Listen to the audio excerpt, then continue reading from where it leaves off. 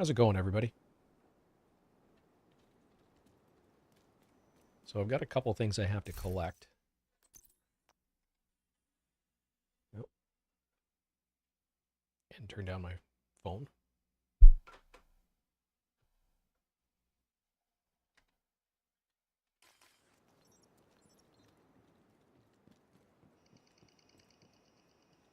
So how's everybody's week going so far?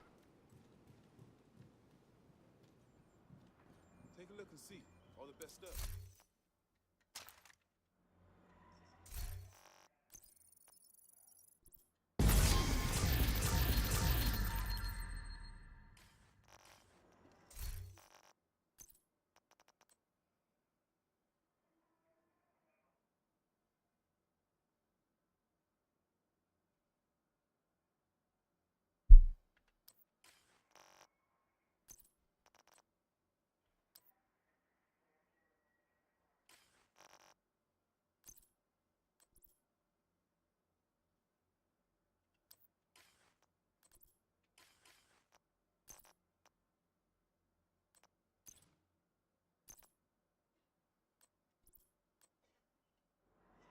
Whoops, wrong button.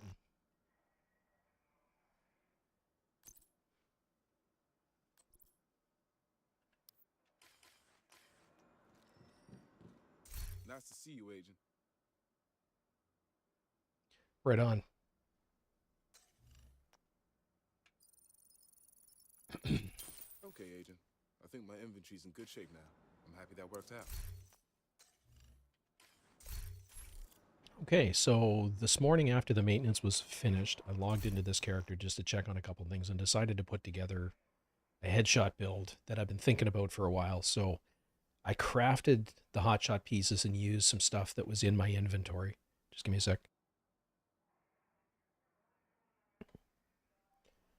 So it's 4 pieces of hotshot. They're all the same. They're not maxed out. Weapon damage, headshot damage, and then headshot damage mods. And I only have, I only have 3 headshot damage mods. They're not max. So one of the things I will be looking for tonight is headshot damage mods. I'm going to check the vendors, which I have not really done this week. But they're all rolled the same. It's whatever I managed to craft for weapon damage and then headshot damage. I am running the backpack, and again, weapon damage mod. The advantage of running the hotshot backpack is it allows you to miss a shot before it resets the headache cycle, which can be very, very beneficial. So, being that I'm not the best sniper in the world, and this agent doesn't have a whole lot of watch levels, so I'm missing the accuracy and stability bonuses that I will eventually have with a maxed out watch. Gloves, weapon damage, headshot damage, and the knee pads, weapon damage and headshot damage. And the pieces that I had, I've got a piece of Providence. I don't remember what it had originally for a talent, but I rolled Headhunter on it because it had headshot damage and weapon handling, which are my 2 favorite attributes for sniper builds. The weapon handling increases your accuracy, stability. Oh, very nice, Max. That's awesome. Accuracy, stability, reload speed. I think there's something else, but I'm not positive. So, and then I rolled on Headhunter. So the only difference between Headhunter and Perfect Headhunter on the Chain Killer is, in the case of Headhunter, this is, I believe it's 150%. So the caps are still the same as long as you're above 150%. The max cap of this additional weapon damage is 1,250%. With this version of Headhunter, you just get there a little slower. But if you're hitting headshot after headshot after headshot, it really doesn't matter how quickly you get there. This will ramp just like the Chain Killer, the perfect version. So if you don't have Chain Killer, this is certainly a viable option. And then the last piece is a piece of Araldi to give me 10% additional marksman rifle damage. And I didn't talk about the brand set bonus for Providence. It's headshot damage.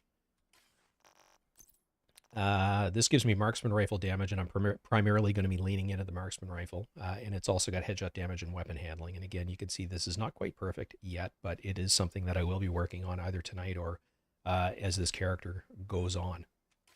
So you're at min armor, but the beauty of running Hotshot is the headache talent.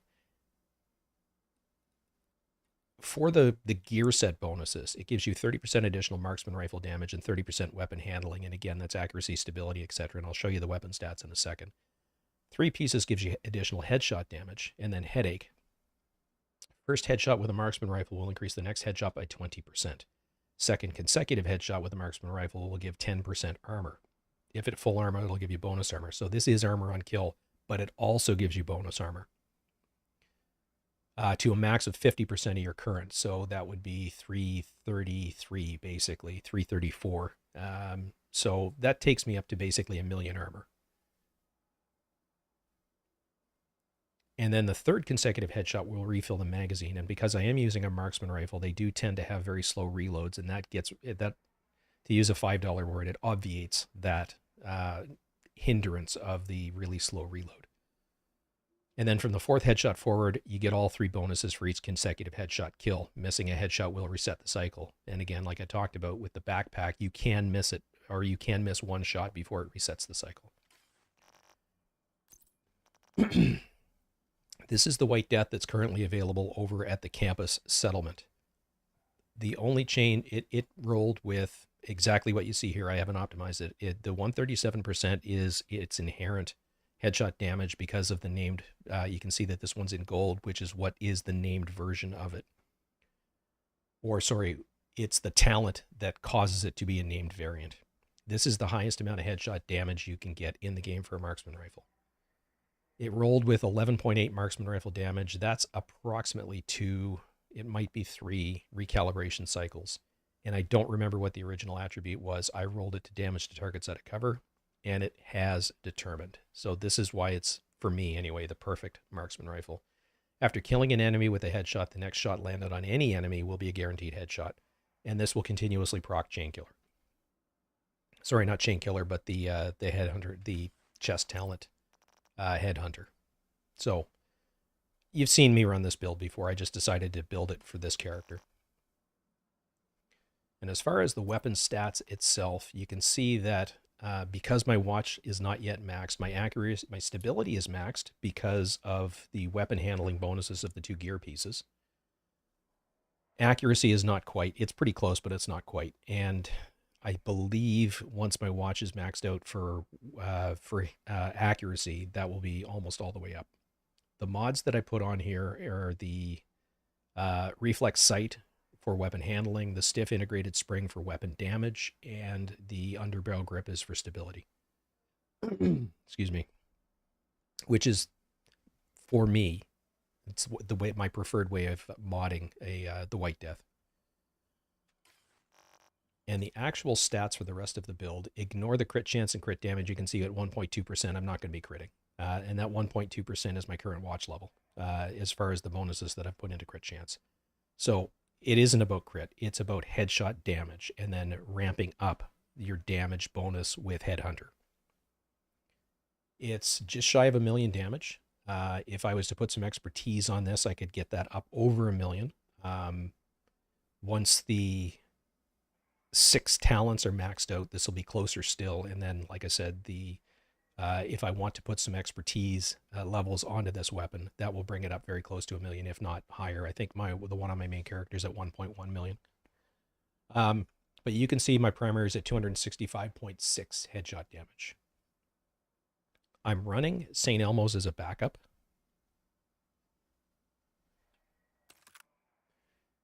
It's at 180% headshot damage. And you can see the crit numbers, which are not fantastic. It's basically the 20% that it has plus the 1.2% for my watch. But if I take headshots with this, it's going to chew into the enemies. I'm running a D50 with Determined.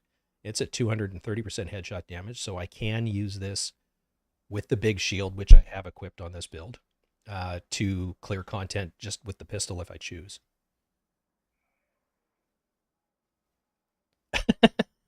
Garrick. I'm just catching up on the chat.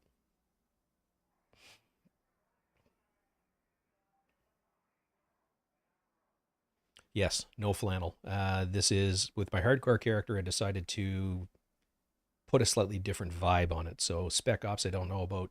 I should probably put the blue flannel on because of the extra armor that the flannel gives. But but that's basically the build in a nutshell. Like I said, you're at min armor, which with no watch levels or very few watch levels applied into the armor, it's at 667k. No, there is actually armor on kill from the Hotshot gear set, and there's no armor regen. So with that in mind, I am running a Revive Hive, and there's two ways to go here.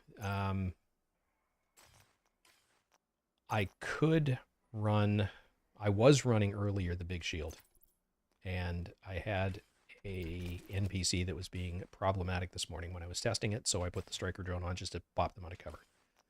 But Big Shield and Revive Hive is basically the skills that I'm running for this. If this was not on a hardcore character, I would be running probably the Fixer drone or the Striker drone, either or. Just because the advantage of the Fixer drone, especially if you start running with directives, the Striker drone, is you can actually, whatever, in my case where I'm on PC, and it usually is on the E side of things, I can see the E over the NPCs, so they're easier to target and find. So, food for thought.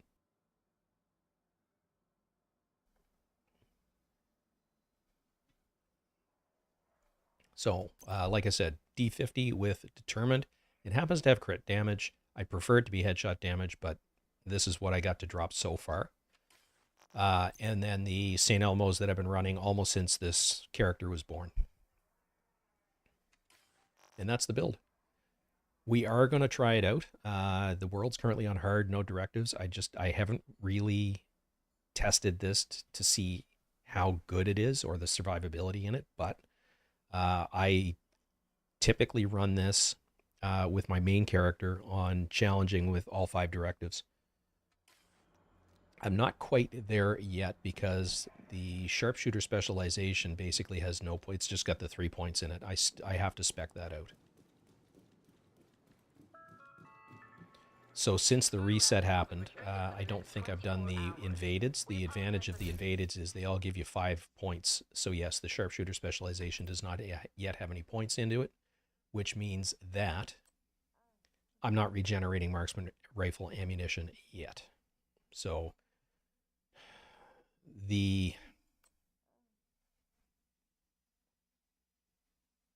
I've only got 3 points, and I could spec in here with 3, but the intent would be to get my marksman rifle damage up and then probably start filling in the bottom.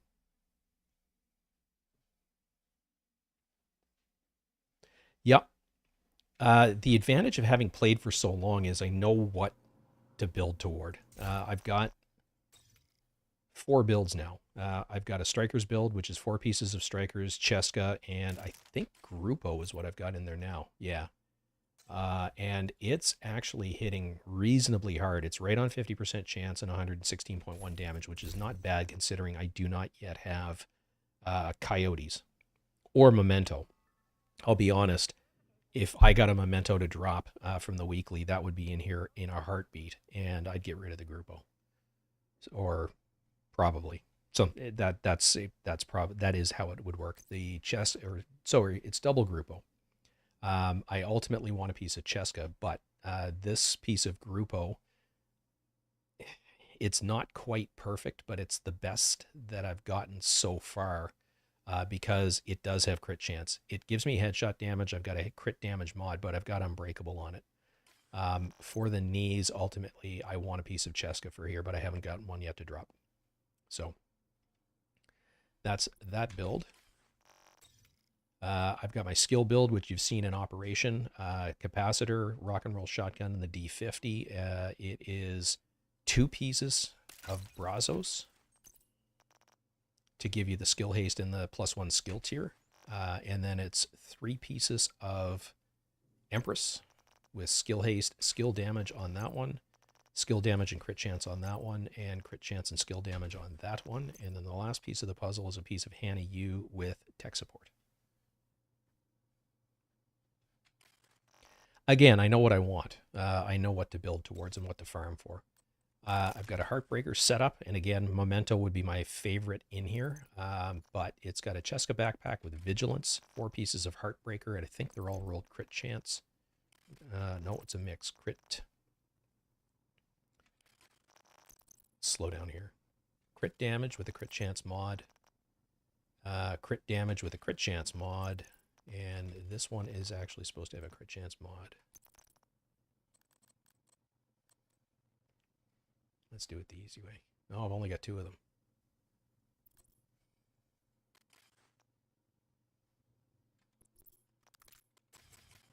So if you're wondering where all the 10.7s came from, they came from the clan vendor. They're currently selling the 10.7s, so I'm going to resave that. And then the last build is the Headhunter build. So those are the 4 I've put together so far, and they'll probably take me a fair way into the game.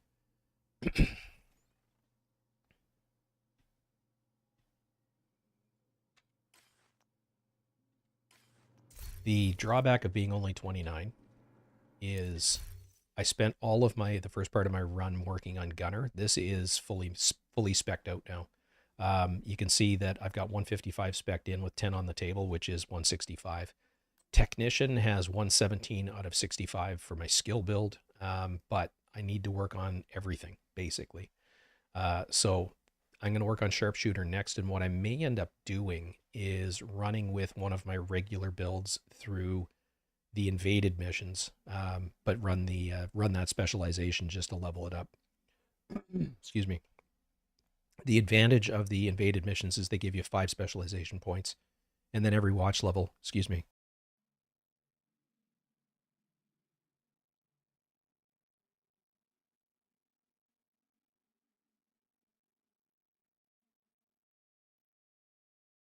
And then every watch level gives you 3 points. So, with that said, let's see what we can do with this. Yeah, I have to do all 3 invadeds, and this one I'm looking forward to on my main character because I believe that's the last mission I need. I have to kill Puck in order to get the blueprint finally for the Nemesis on my main character. If you've got more than one character and you want to get it, it's not easy. It's a long process, but if you want another Nemesis without, RNG involved, put your Nemesis on your other characters so that it's not on your person or in your stash. And then the next time you run Tidal Basin, you'll get an Adrestia in that in the case that you need the key for. Break that down, it gives you the first component, and then it's a random assortment of drops as you go through and kill bosses. And it's a different, I don't remember what they all are off the top of my head, but I do know that the blueprint is actually from Puck in the Grand Washington Hotel. But we'll see how this is performing first. There's some stuff down by DZ South. And we'll see. I may hate it on this character.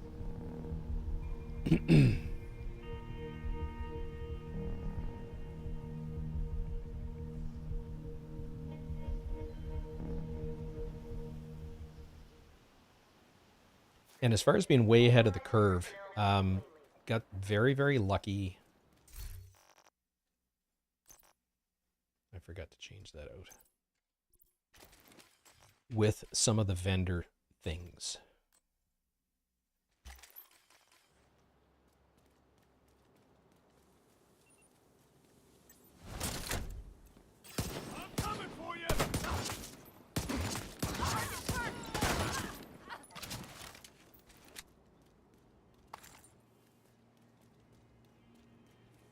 So you can see the 2 icons at the bottom of the screen under the 9 for the ammo count for my D50. The one that looks like a head with an X through it is determined, and the one that's slowly bleeding down is the chest talent of Headhunter. And you can see as soon as I swap weapons, determined went away. And I suck.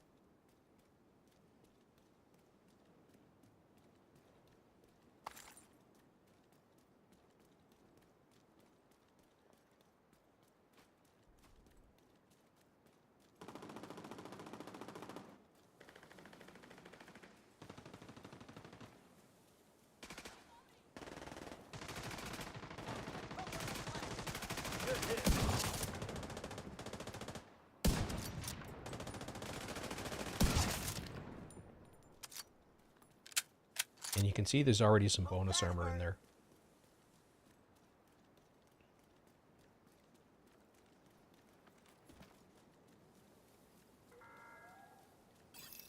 It's time to face reality. Only the true sons are willing to do what needs to be done.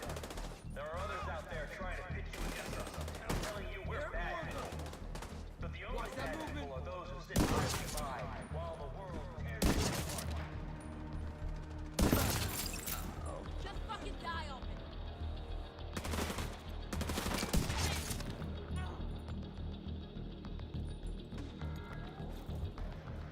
This is a call out to the division. We know you're listening. It's time to pledge your allegiance to the true sons. Hostile control point nearby. We will welcome you with open arms. Wait till tomorrow, and we might not be feeling so kind.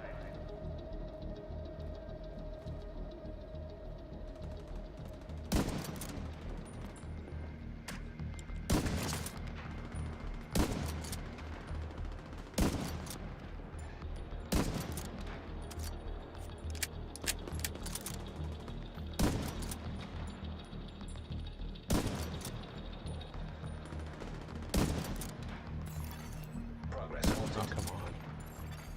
Manual override required. Access key detected.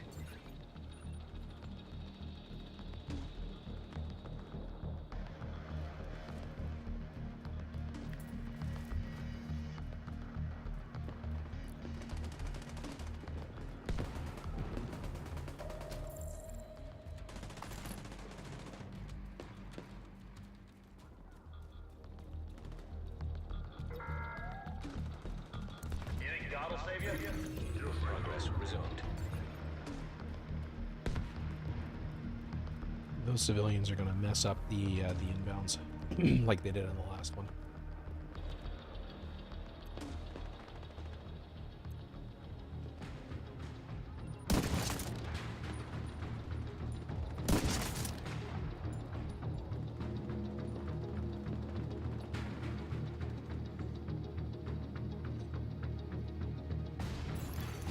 Manual override required.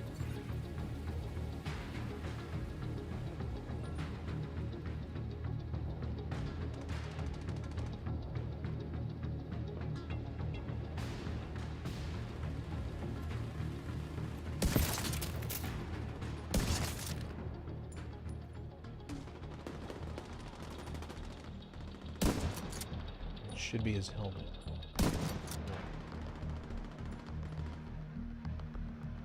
Yep.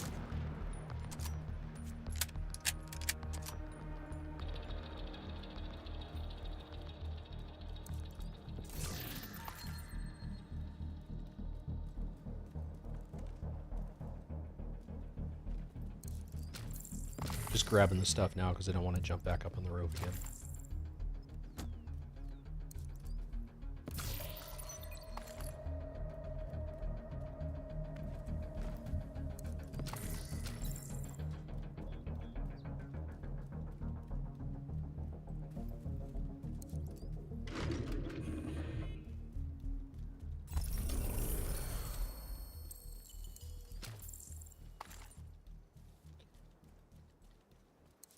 All right.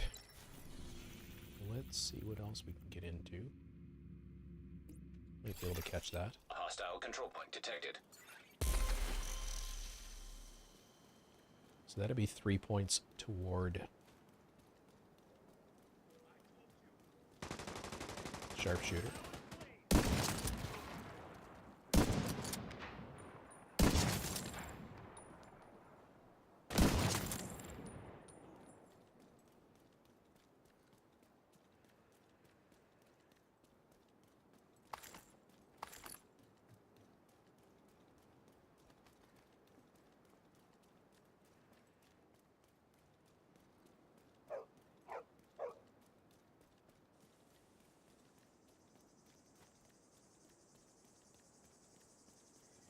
The big thing to understand if you're running determined builds is anytime you weapon switch, you're going to lose determined, and it has to be earned back.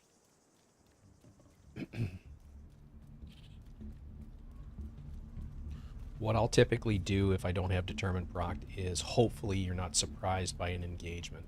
You have the opportunity to pick your first target, pick a red bar, pop them in the head. That usually will, that'll take you where you need to go. And then prioritize your biggest threats and try and take them out first. Drone controllers, grenadiers, especially in the case of our hardcore character, those are the ones that'll mess you up. I should have just done the ones that I'm running past, because I think this is going to get me into trouble here. Yeah, not doing it.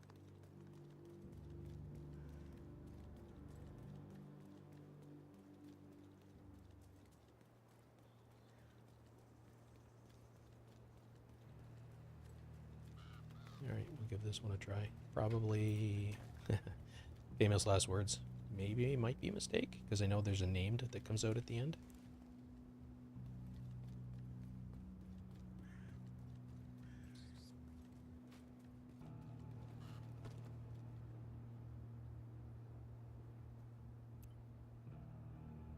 Where'd that guy that was down below go?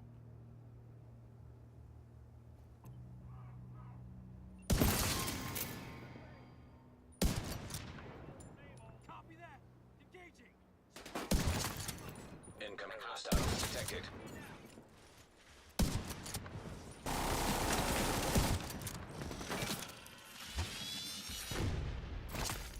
Detecting additional hostile contacts. Determined should be lost.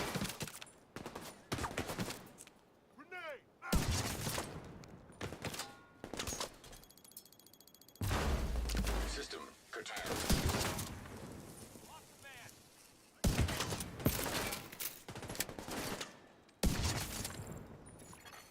System back online.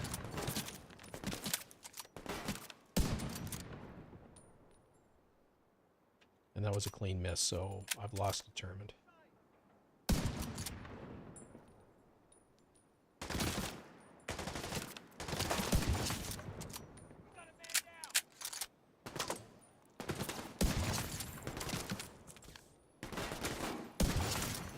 Incoming hostiles detected.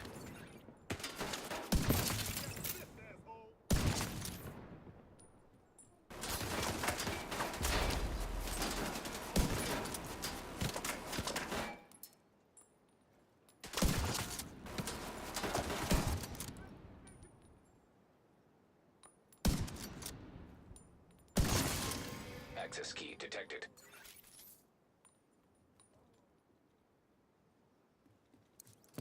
The best advice I can give you if you're going to play with a headshot build is practice. And then don't rush your shots, which I have a tendency to do, especially if I get excited or worried. But if you can be deliberate, take your time, aim your shots, you can keep yourself out of most trouble.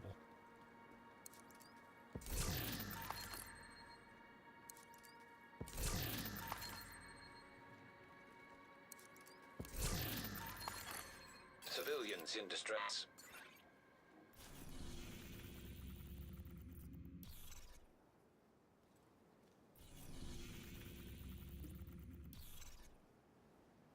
So we'll do this, and then we'll head back to the base of operations and see what we've got for gear, because I haven't really looked at any of it yet.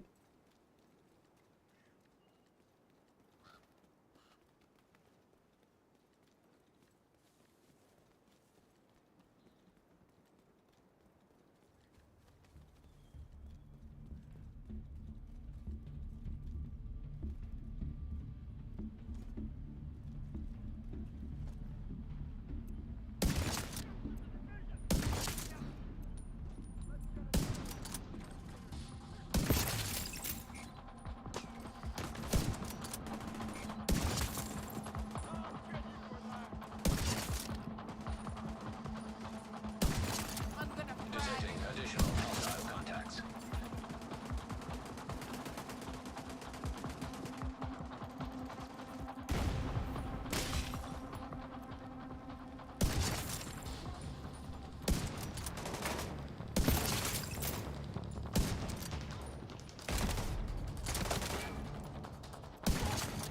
Civilians in danger.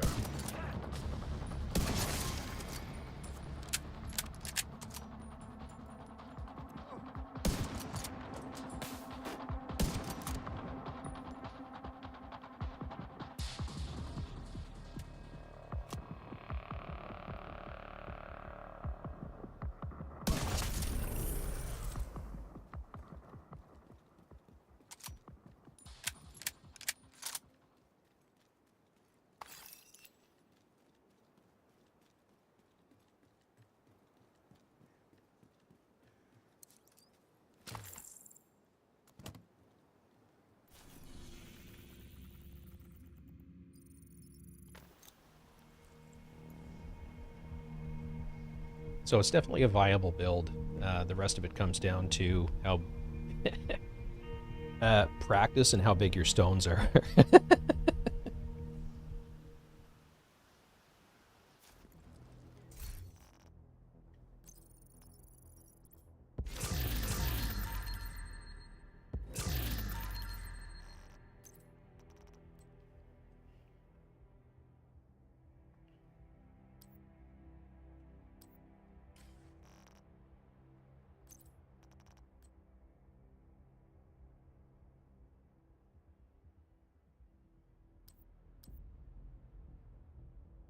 Actually, I'm going to hang on to that for later.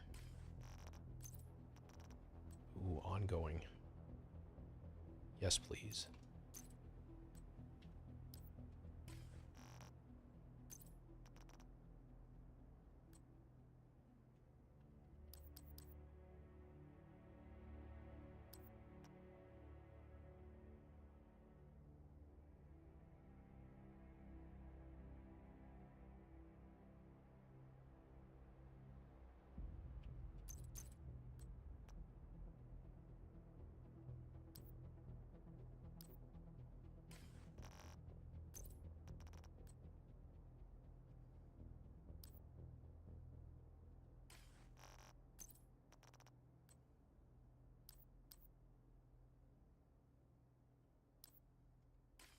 All right, so a couple okay pieces.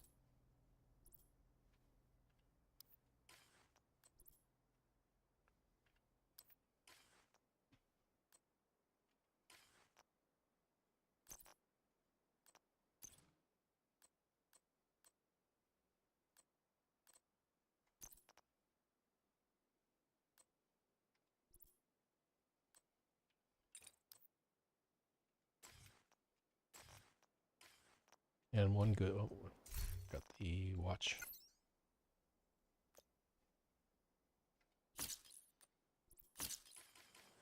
What I'm finding with this character is where I'm sharing resources, I'm not so much worried about resources, I'm worried about Glad to money. see It's you. always coming down to money. Thanks. So This haul is I'm just what I needed. basically keeping everything I possibly can, or I'm selling everything basically. So completely viable build. I think we've only got one piece of ongoing directive so far.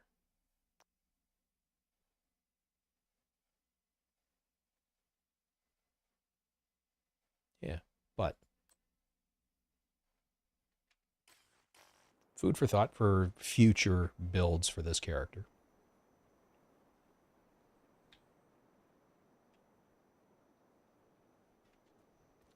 and the specialization itself.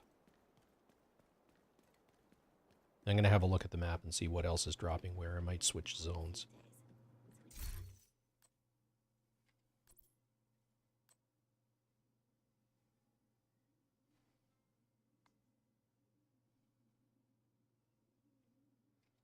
I'm going to build into this for now, because the headshot damage will be helpful.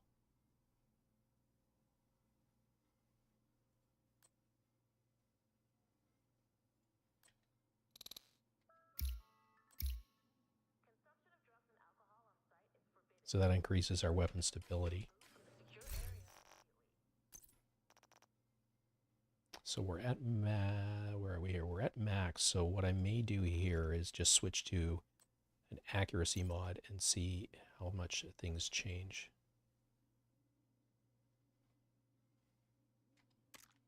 Yeah. So we're max stability and now we're damn near max accuracy. So already better.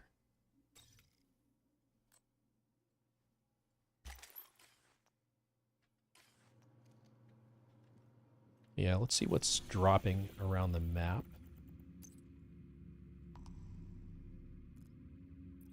So this is hardwired. Not going there.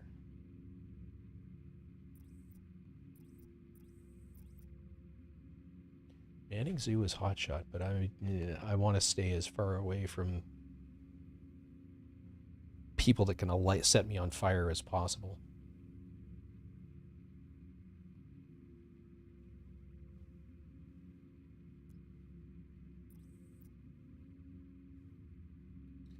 That one is skill attachments, which I definitely need skill attachments.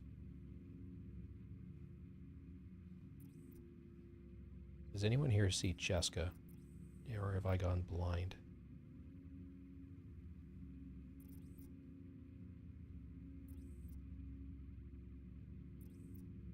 I'm not seeing Cheska.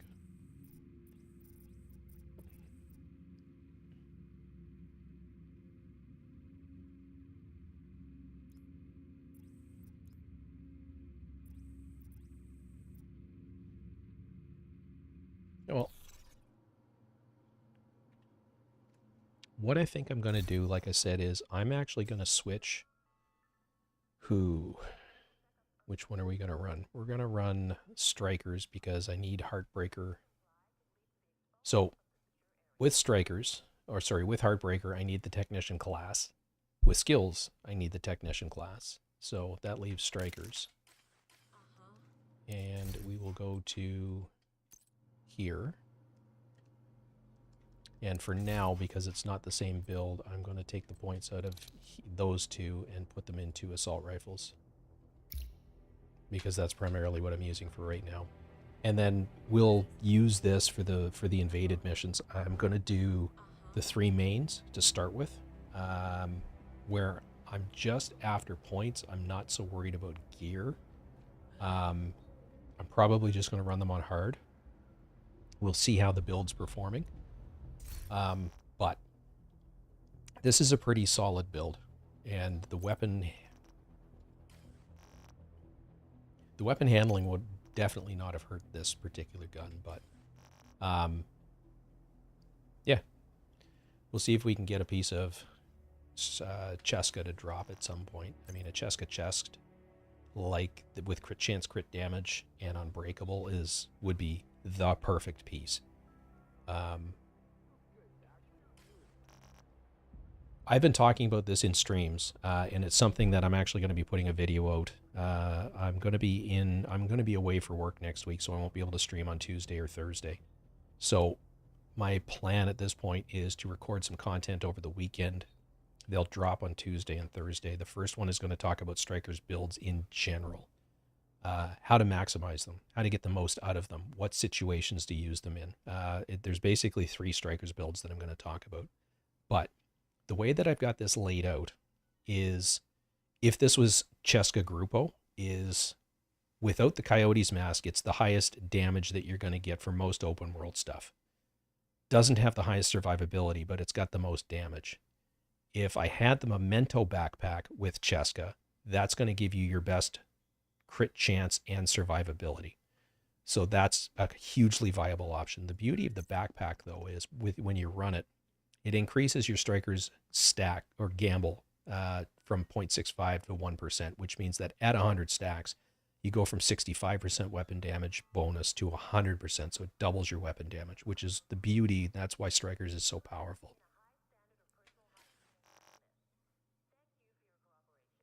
In broadly general terms, unless you're hitting all headshots, your maximum open world damage is going to be accomplished with Coyotes, Cheska, and 4 pieces of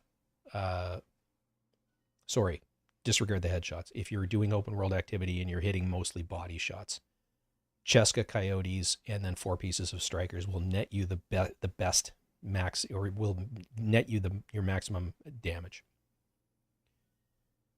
If you're in a situation where you know you're going to get hit headshots, i.e. you're up close, they're big targets like heavies, and you're aiming specifically for the head. If you were to replace, it's a tricky situation because you definitely still, I'm not going to get too far ahead of myself because this is something that I want to cover in depth in a video, but the long and short of it is you're going to end up you're still going to run Coyotes. You're going to move your Strikers piece over to the chest piece, which doubles the amount of Striker stacks you can build. So you can build up to 200% weapon damage. And then you run the Contractors. Contractors will outperform the Fox's Prayer knee pads. Now, we're talking about 1 to 2%. I'm talking about fine points. Are you going to notice them? No, but if you're chasing numbers and you can hit, or the targets have enough health that you can max out your Striker stacks, then switching over to Contractor's gloves and switching in the Striker's chest piece will give you the maximum amount of damage Strikers can do. But again, now we're talking about you have to know in advance that you're going to be able to max out your Striker stacks, and you have to know in advance that you're going to be able to hit headshots. So that build is basically aimed at incursion bosses or raid bosses. Basically, that's it. That's its major utility, because in the open world, things die before you get enough shots on target to max out your Striker stacks. So that would be the build that I would recommend going up against the Lovebirds or Right. But running it in a configuration where you've got Coyotes and Cheska and then 4 pieces of Strikers, that's everything else if we're talking about the incursion or for open world. And then if you want a relaxed experience, you want some additional armor, you want the 3% armor regen, then it would be Memento, Cheska, and 4 pieces of Strikers. That's going to give you, when Memento is fully stacked, you get 30% weapon damage from it. So you're only losing 5% weapon damage, which again, in game, you're not going to notice it. In the range, you'll be able to see it. But as far as how it performs, how it feels, how it plays, 5% is not a big amount. And the 1 or 2% difference between Contractors or Cheska or Grupo or Fox's Prayer, it's not really worth speaking about. So any of those options definitely work, but if you're chasing numbers and you want to min-max absolutely everything, Contractors edges out everything else as long as you're hitting headshots and as long as you can get your Striker stacks all the way up to max. So that's sort of what the video is going to talk toward. But this one is the best I've been able to come up with thus far because I don't have the Memento backpack. I don't have Coyotes mask yet, so Cheska Grupo is going to be my best option, and unfortunately I don't have a Cheska piece. At least I don't think I do, because I'm missing the Strikers. Let's see if we can put it together before we go out, because I'm pretty sure I do have another Cheska piece here somewhere. Maybe not. Yeah, I do here, but I'm not willing to sacrifice the backpack, so no, I do not. So we have to work toward it. The other question people ask is, what about Fenrisk, because it's an assault rifle? just because of the way the math works under the hood and the way it buckets things and then multiplies it together, it's diminishing returns for that extra 15% or 10% weapon or AR damage because it gets added in amongst some other things. It's only 10% assault rifle damage. You're actually going to net, and I can't remember the math. I watched a video where someone talked about it. It's like 6.5 or 8%. I can't remember which it was, is what it works out to in terms of by the time it's spread all, into the different buckets and the multipliers. It's only netting you 8% additional damage, whereas crit chance crit damage is in a different bucket and it's a multiplier. It will actually net you a better result. So that's why Cheska Grupo, those sorts of things usually make a bigger difference. But we've been talking very nerdy stuff under the hood instead of shooty stuff. So let's go do shooty.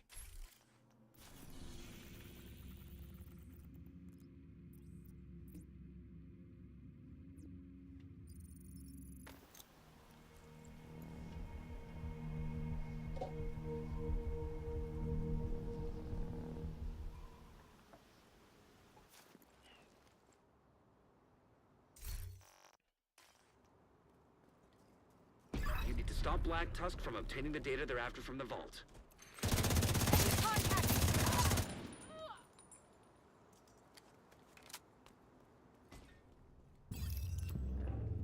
And Strikers is going to be overkill, just because you're never going to see Strikers stacked up, I don't think.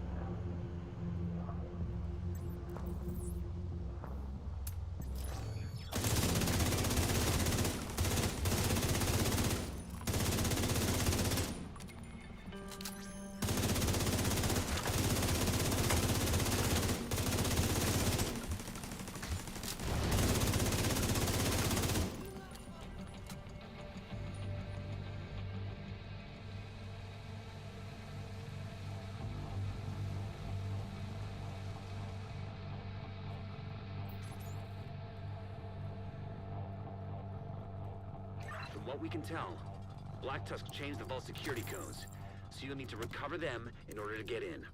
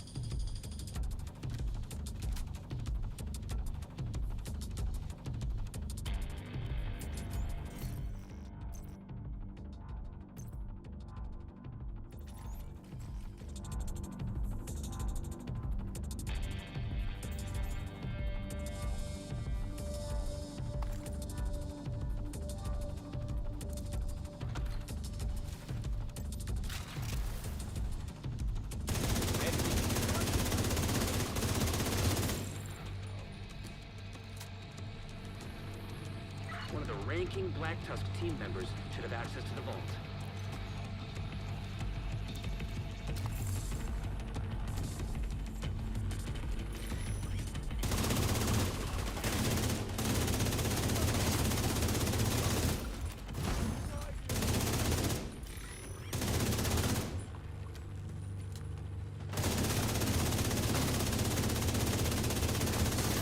Compatible RFID module detected.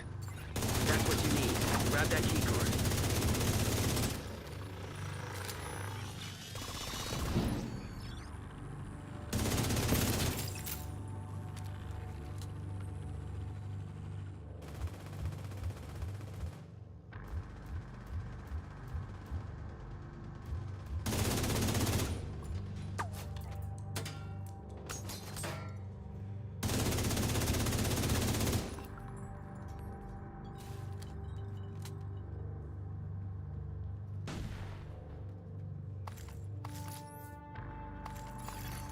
Data vault access codes secured. Head down and get into that vault.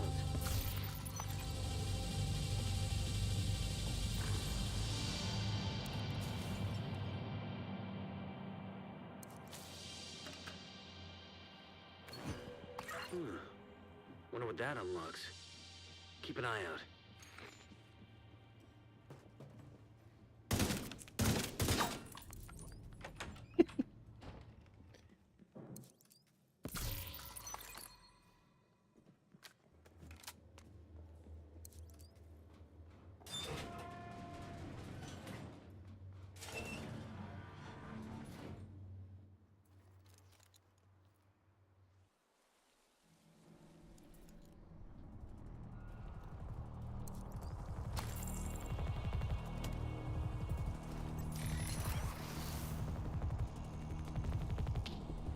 It's starting to annoy me.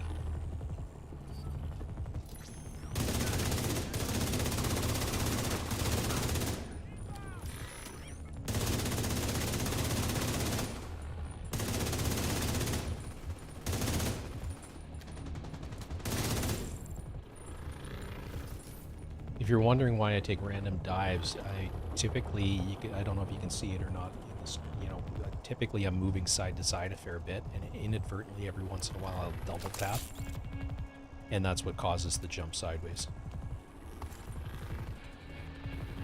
Get in there and stop Black Tusk. I prefer a controller for that particular movement, because with a controller I have to double click the A key on my setup in order to be able to do that.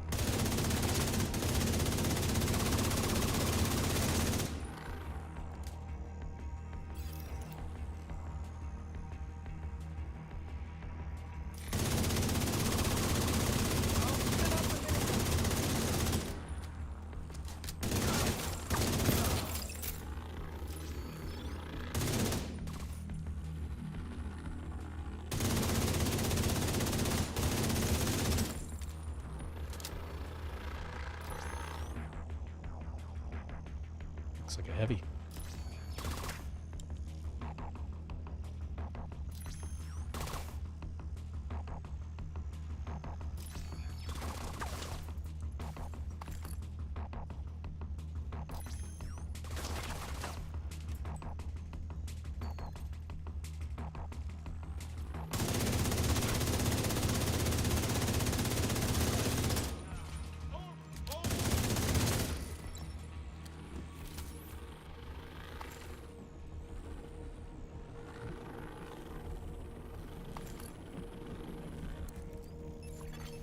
Authentication successful. Access granted. Data stream detected. They're already downloading the data. They'll wipe it if they grab it first. Access granted.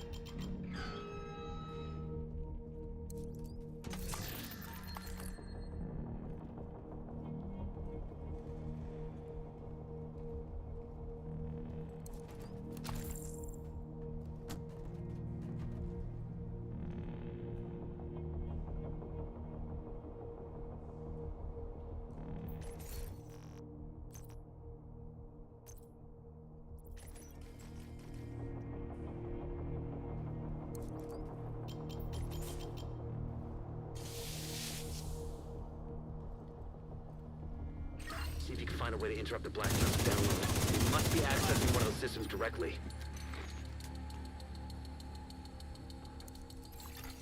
Black Tusk download halted.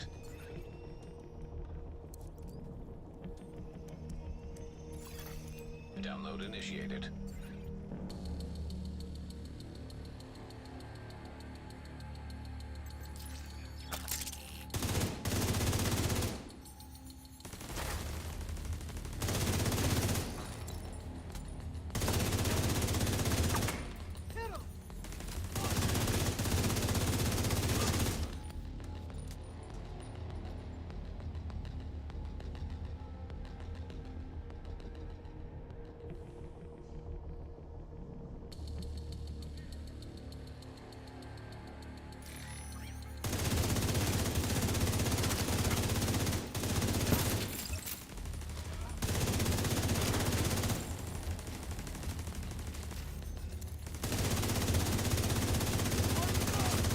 Percent complete.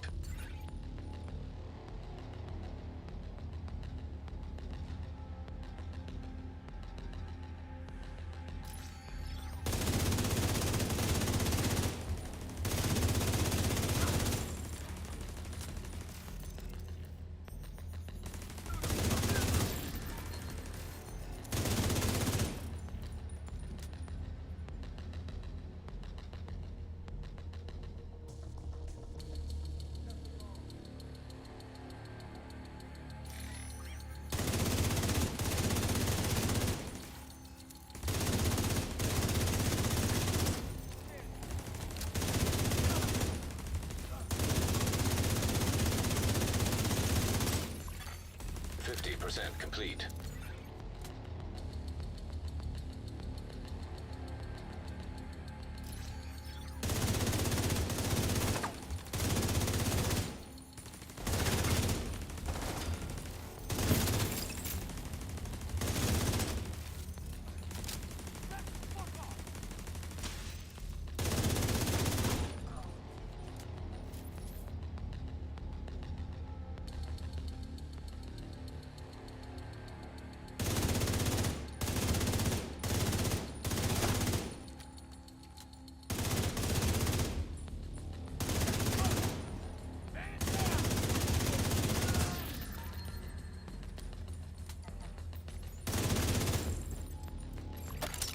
%75 complete.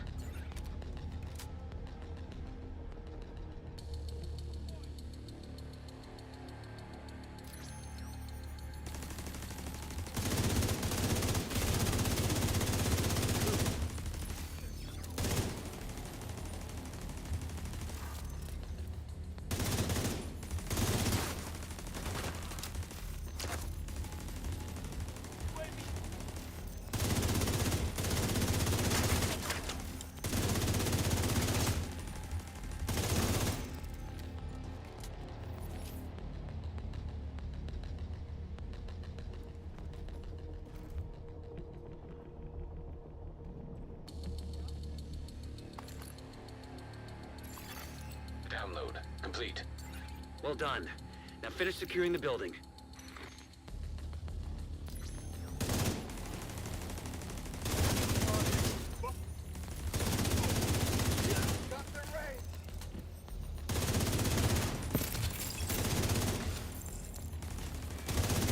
Isaac can't transfer the data.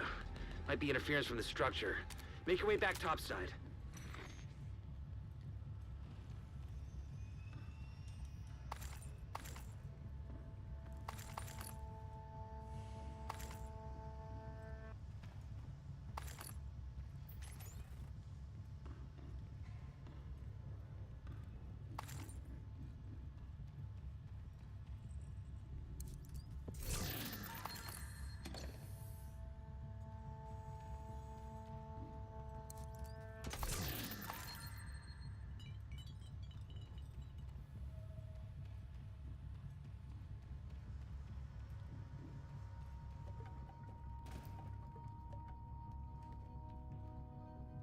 I do.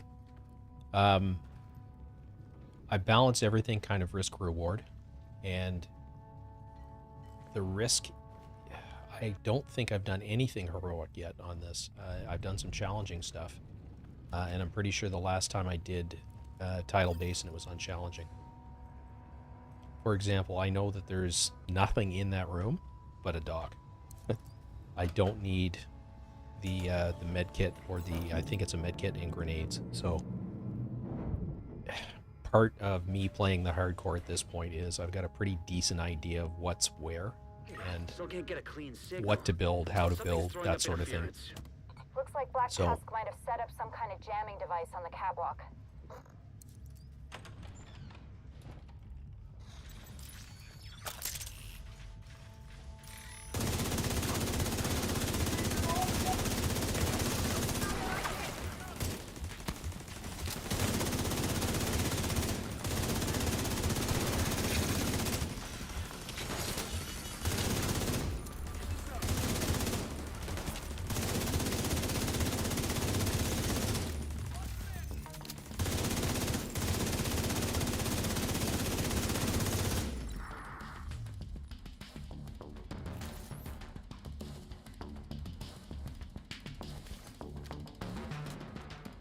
I tend to use more health packs as well. I try not to put myself in too much risk. I don't play a lot out of cover. Having said that, I mean, there are risks that you can't avoid. For example, in the next room, I'm not going to be able to use any of my skills until I get rid of those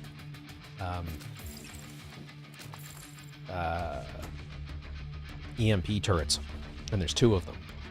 And I need to take both of them down, which is why I'm running Unbreakable. is to give myself another. Basically, it's a deeper pool of armor for one engagement, because I'm currently at 667. It effectively doubles that to 1.2 million, which is still not very much, but it's better than not having it. System malfunctioning.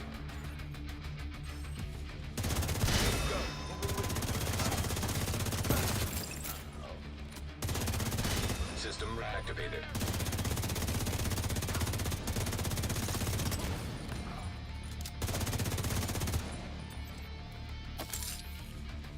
That's not what I wanted in.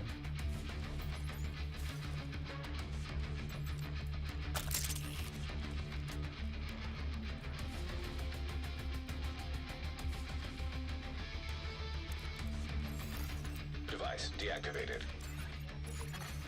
Data transfer stream opened. Handshake authenticated. Transfer initiated. 25% complete.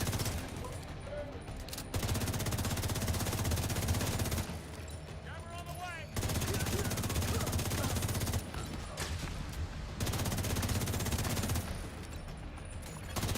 50% complete.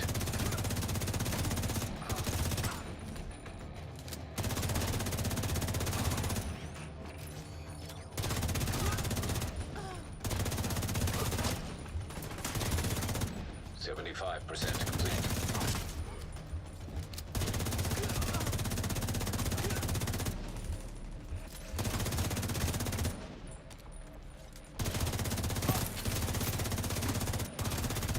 Upload complete. Data transfer stream closed. Slick. Now clean up the rest of the Black Tusk and we can call today a win.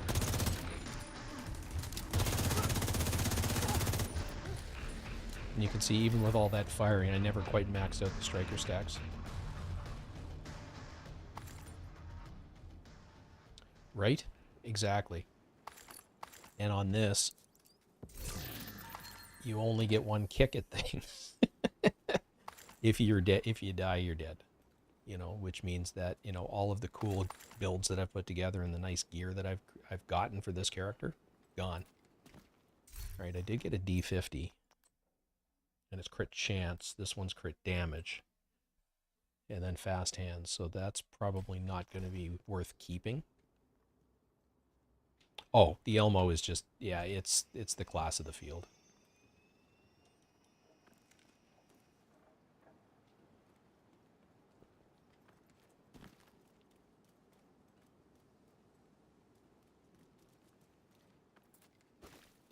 Probably wasn't worth running over there where it was just about done.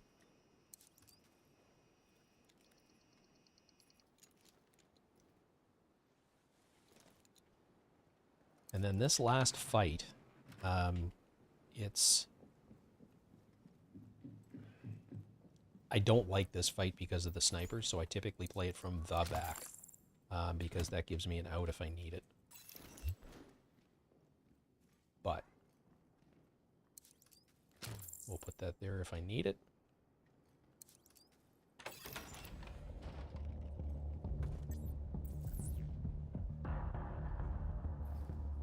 Get that a little bit away from me.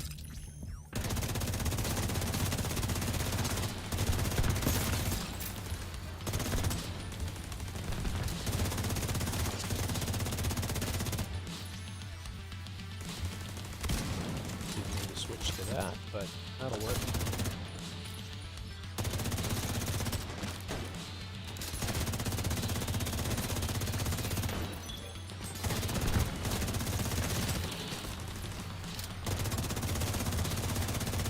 Believe it or not, on this one, I'm more concerned about... Yeah. They're both bad. If I can get the snipers down quickly.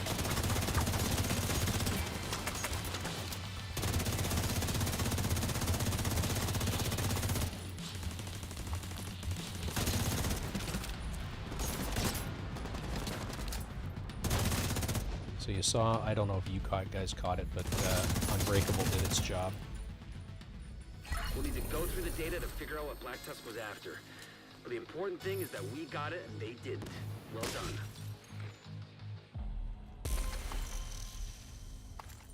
Ooh. That was a little hairier than I would like. But we'll see what kind of... This should be fairly comparable to, you know, other than the fact that it was on hard instead of challenging.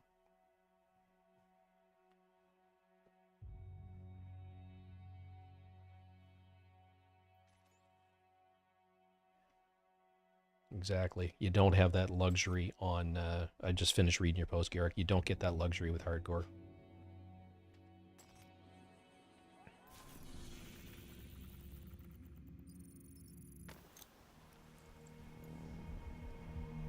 It becomes such a habit to go over here. I keep forgetting to... I actually want to go to the White House main entrance because I got to run inside.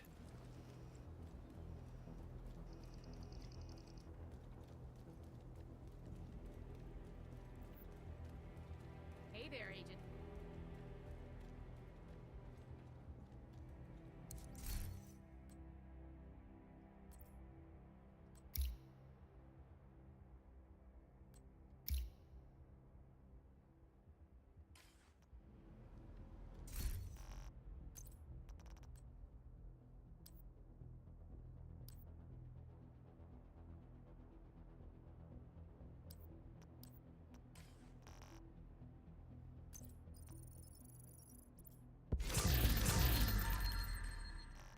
Now it's interesting. The 1928 is actually a pretty decent SMG with strikers if you put Outsider on it. It's, I think it was, I don't remember if it was Rogue Gold or, I think it was Tuxedo Bandito did a build on it. It's actually a fairly cool gun.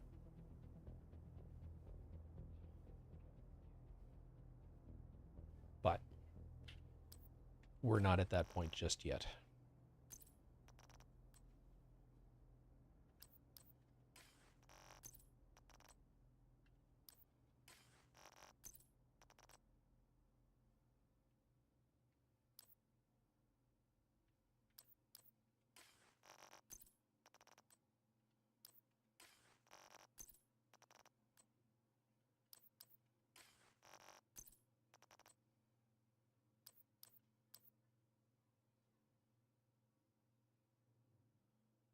Yeah. Exactly.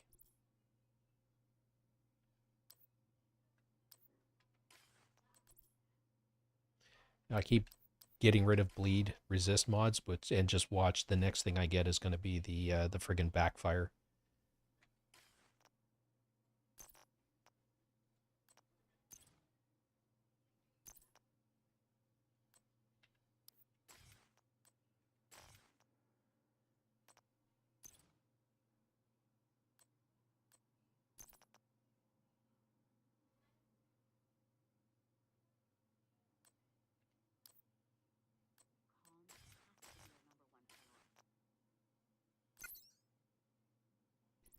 And I'm electing to go into crit chance first. I tend to, when I did this the first time, is I focused on one aspect of the tree and then another and then another. I didn't sort of spread it around.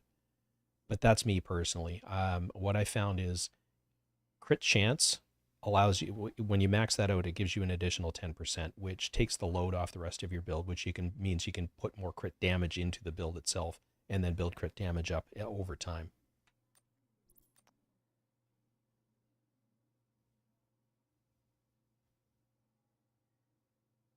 Nope, he will not max. The Nexus event is only active while those caches are only drop when the event is live. So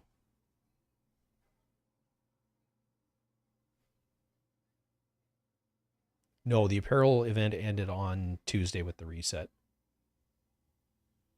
Oh, still valid for 4 days. Hang on, maybe you're right. I thought it ended.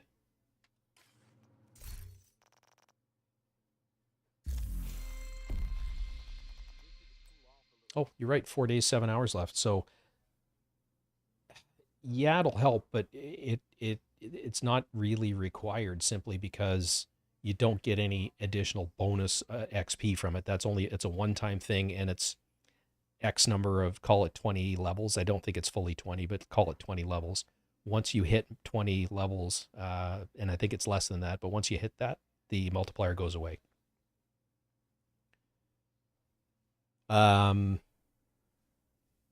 So you're better off running not control points, but open world, challenging, heroic if you can manage it, in as many directives as you can run. That's going to be your fastest way to level up and your fastest way to get the cache keys.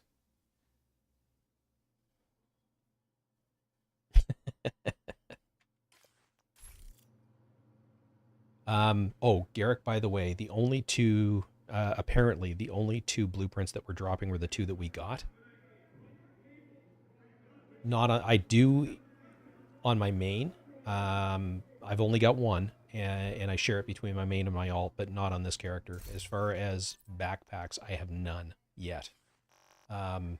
For exotic pieces, I've got tardigrade and ridgeways. That's it. And then for weapons, I'm doing better because I managed to craft the chatterbox. I've got the capacitor and the Elmos. So on that side, I'm doing all right. So 2 assault rifles and an SMG.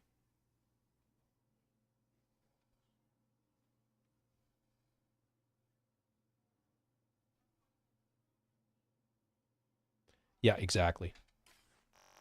I typically go crit chance, and you can see the way I'm doing this. It's crit chance and armor. I think I'm going into accuracy here. Ammo capacity can be argued is as beneficial, but I wanted that 10% accuracy, and then I'm going to want stability. And then for skills, I'm going in for skill damage, and then it's probably going to be skill haste next, then skill duration, and then the skill repair to last, because I don't plan on ever building a medic build for this character. As far as in here, crit chance, crit damage, weapon damage, and then headshot damage last. Although with a headshot build, I might spec into that sooner rather than later. But at the end of the day, you can see you're able to build past the cap. It's just, it's icing on the cake. It's not required.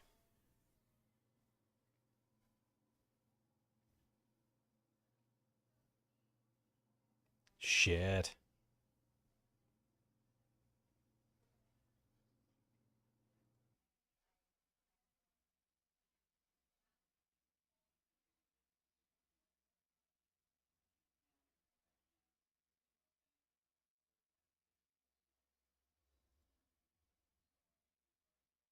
Just went back and read through Discord. Yeah, I got my keys early in the season, so I don't know what to tell you, Lano.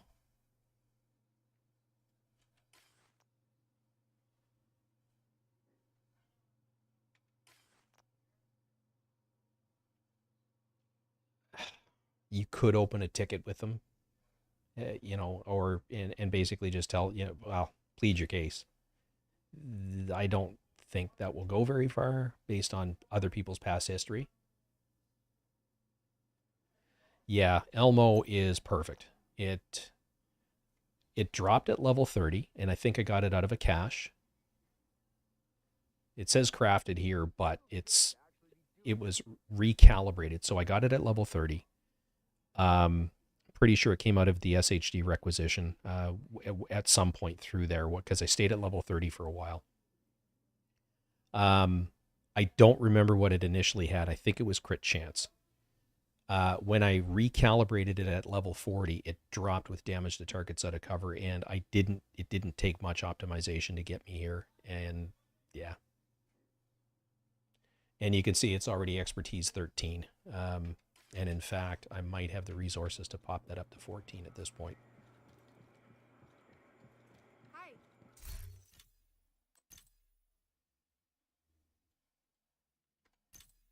I do.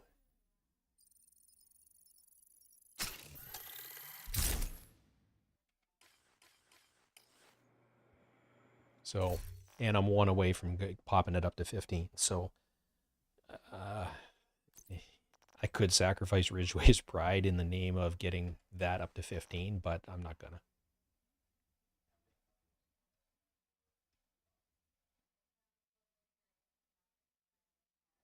Nice to see you. All right, so where was we?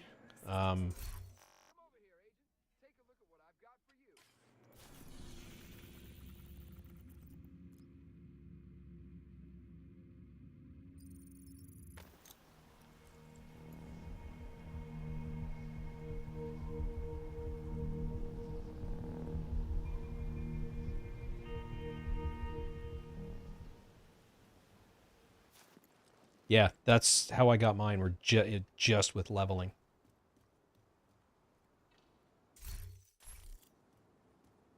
I'm gonna see if I can get the loot goblin to spawn. I did. These guys have got.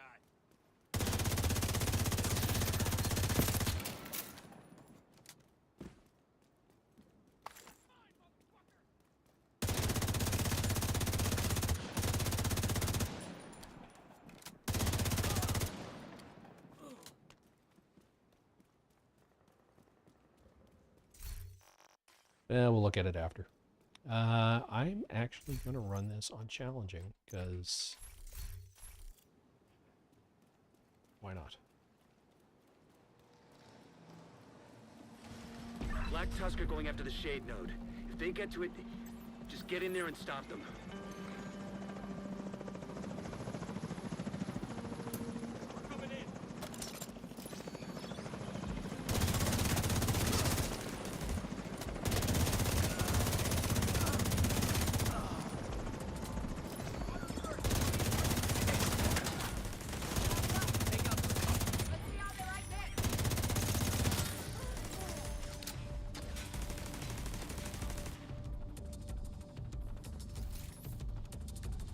Yeah, like I said, you know, the highest level you can comfortably play without getting dropped, and as many directives as possible.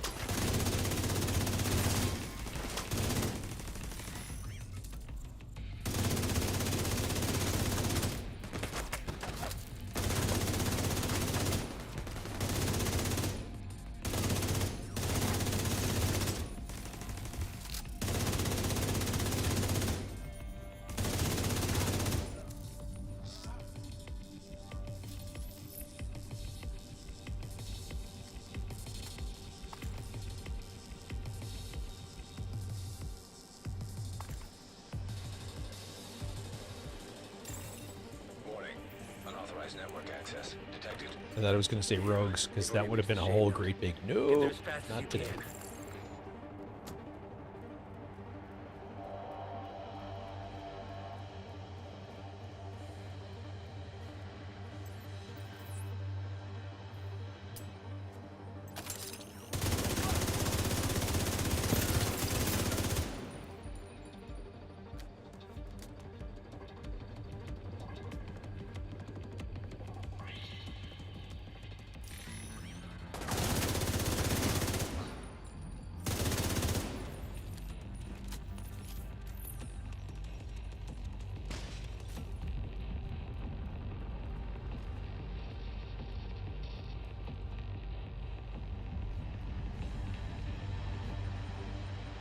Just waiting for the turret.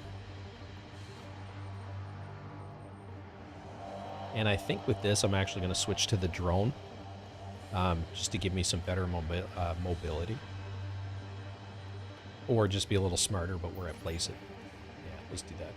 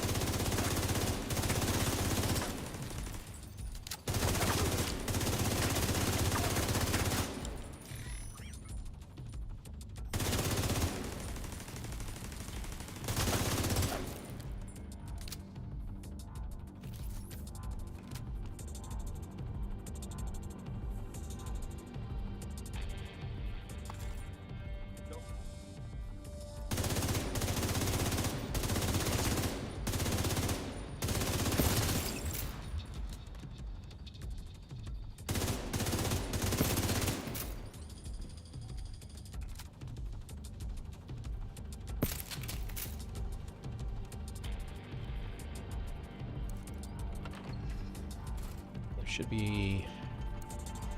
Oh, you gotta get through the garage first. Not the garage. Yeah, the garage. No, well, sort of the garage.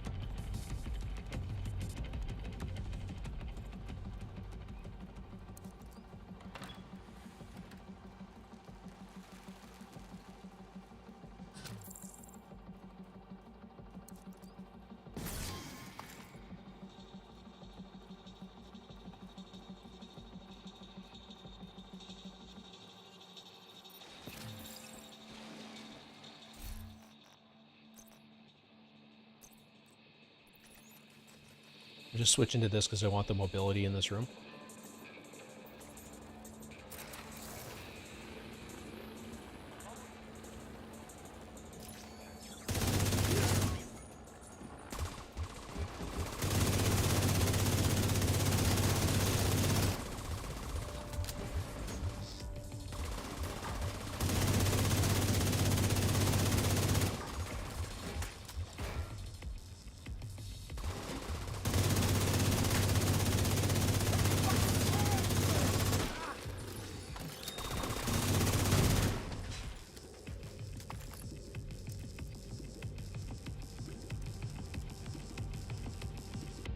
They were trying to access the Shade database. Let's hope you stopped them in time. Hate to interrupt, but there's another helicopter inbound. Looks like Black Tusk reinforcements. Good luck, Max and Lano.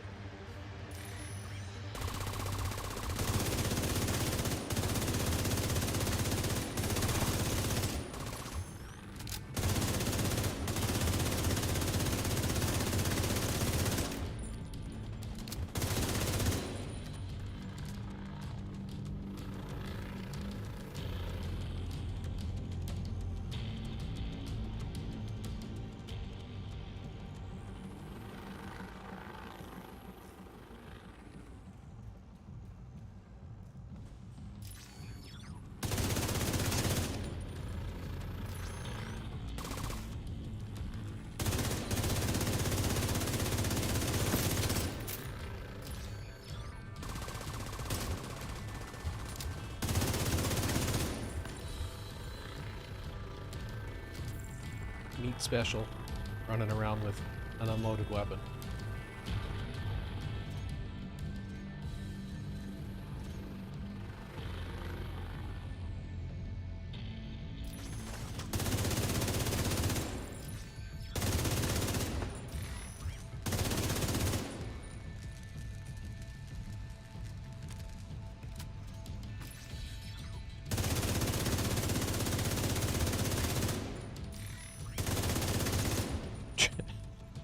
Drone hasn't moved.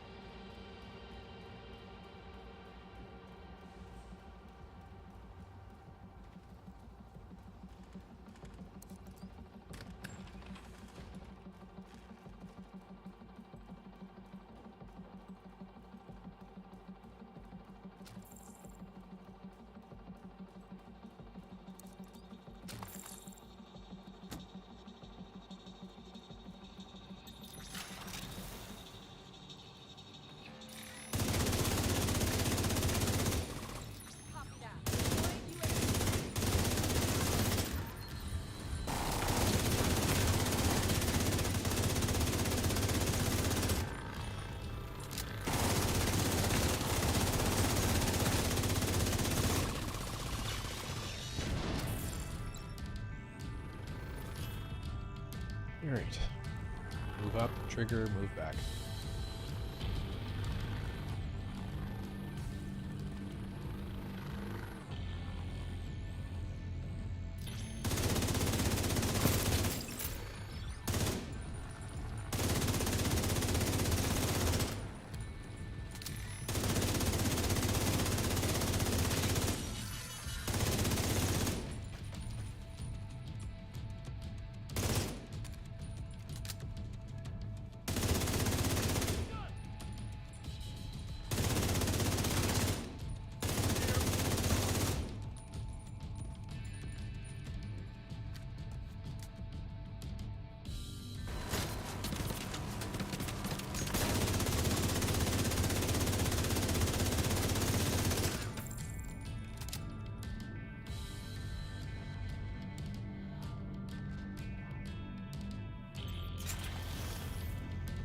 Didn't mean to do that.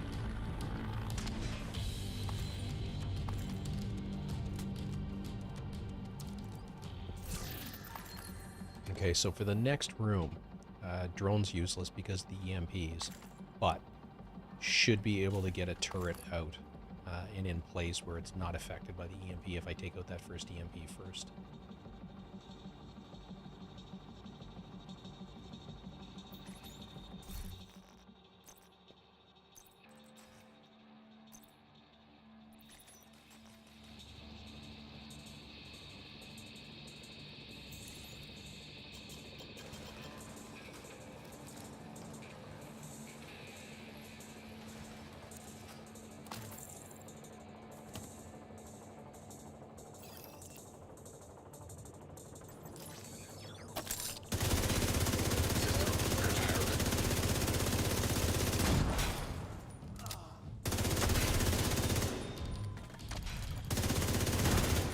System back online.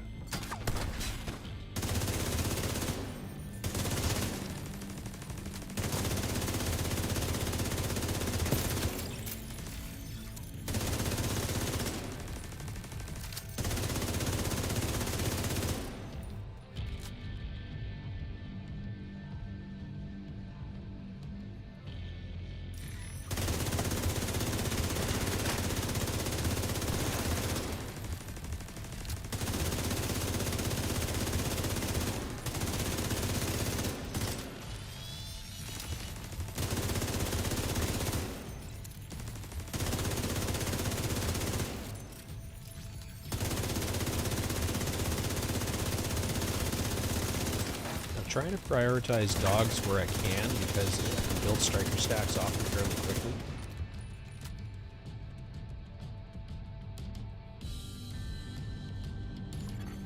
System disrupted. Always forget this. So worth going for. System malfunctioning.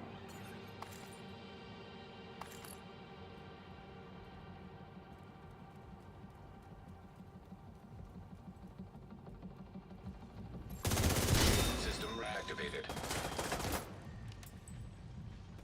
No, no, no, no. Get off the wall. Get off the wall. The hell is it?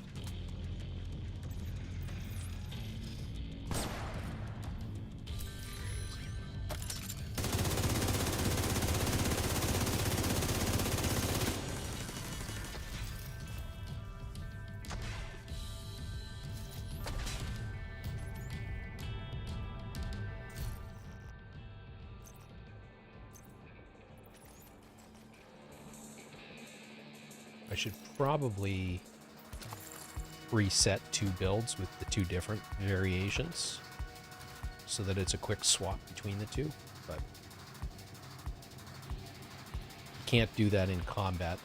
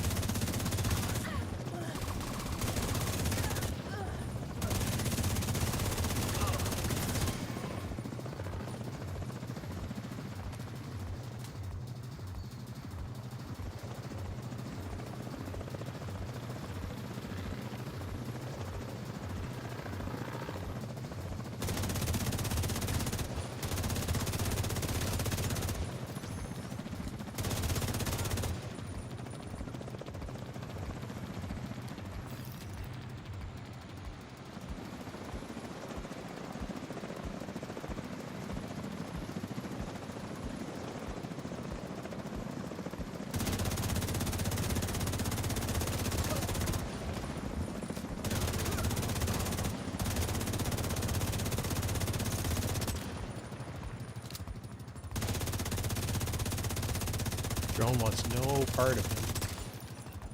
We'll have to check the logs to see if they accessed any sensitive data. But I think we're okay. I don't think the skill fired a single shot that whole engagement.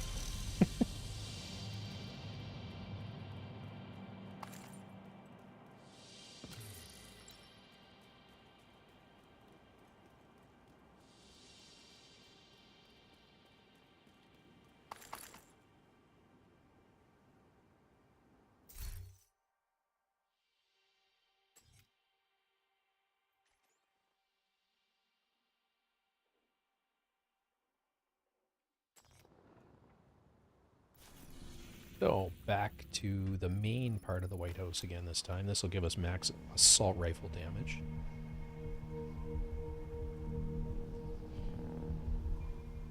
And hopefully some slightly better gear.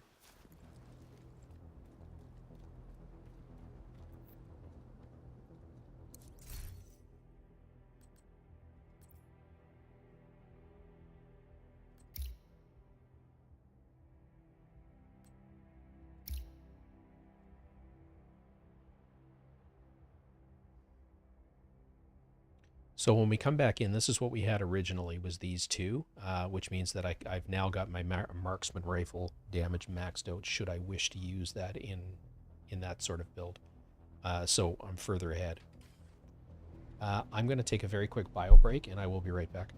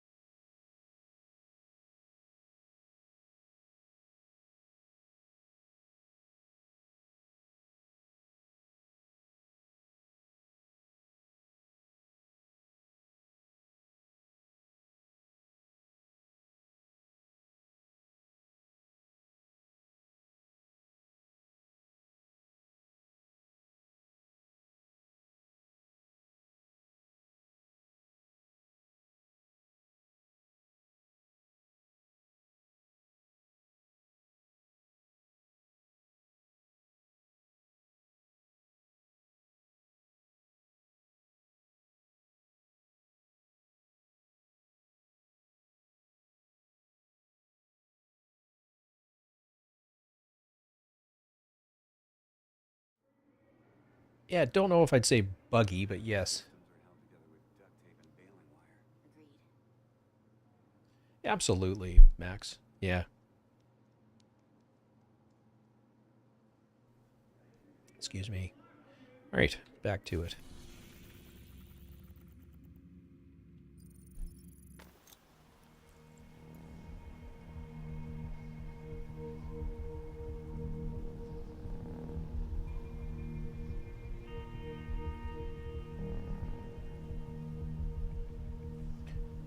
So the strategy that I'm employing here to get my sharpshooter specialization up is to use a build that I'm very comfortable with, rather than a build that I'm not comfortable with and is kind of weak because the sharpshooter specialization needs to be higher. So that's, I mean, I play strikers on all of my characters, so I'm a lot more comfortable with it than I am with basically anything else. It's a known quantity. I know what I can get out of it. Whereas the sharpshooter build is a little less known. Getting that Black Tusk assault team out of there is your main objective. But there are a few high priority targets we want you to neutralize. Their codenames are Puck, Roadblock, and Carver.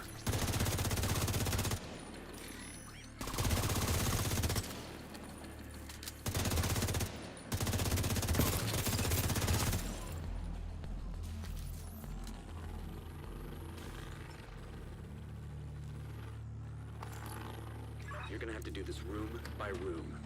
We have zero intel on how they're set up on site.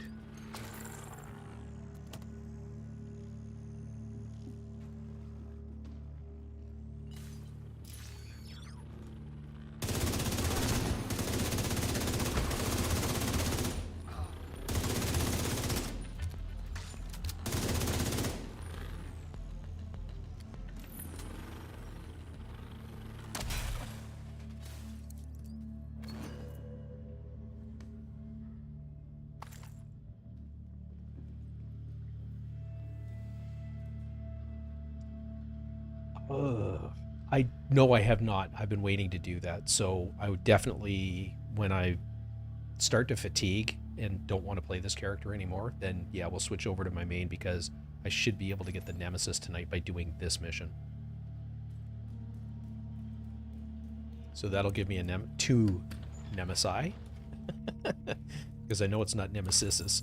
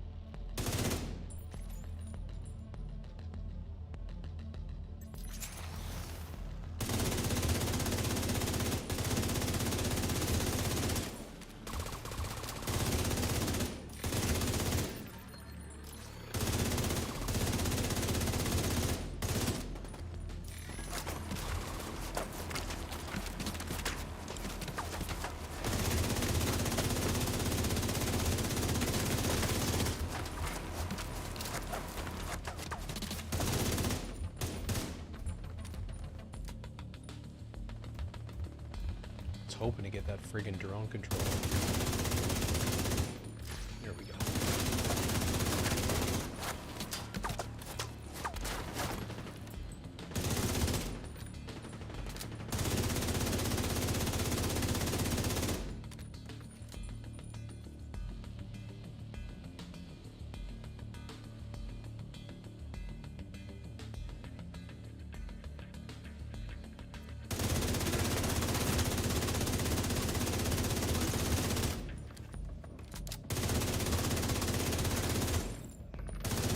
Confirming that Puck is down. Good work. Continue clearing the building.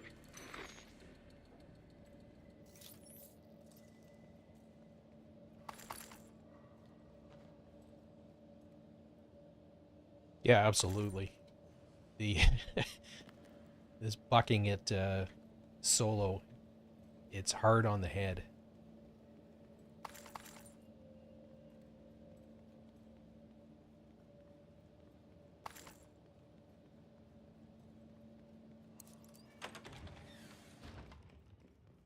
And I think I've got one Black Tusk Picking key up some left. encrypted chatter in your vicinity.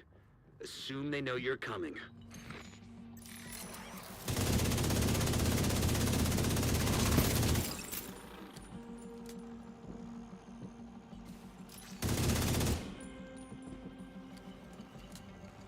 And I know there's not a Black Tusk box here.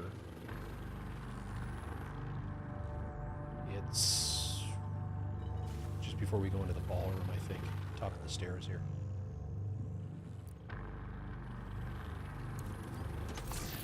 One more. Can't remember what the second box is here.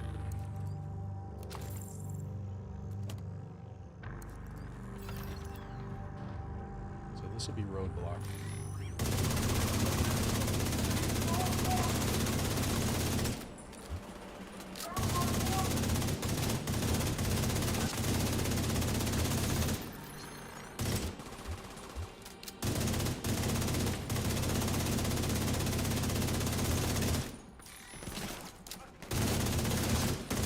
Roadblock has been neutralized. One priority target remaining.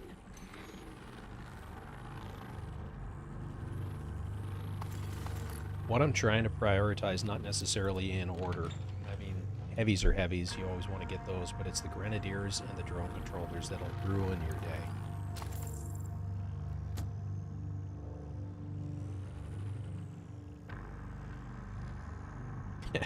It is the best part of the day.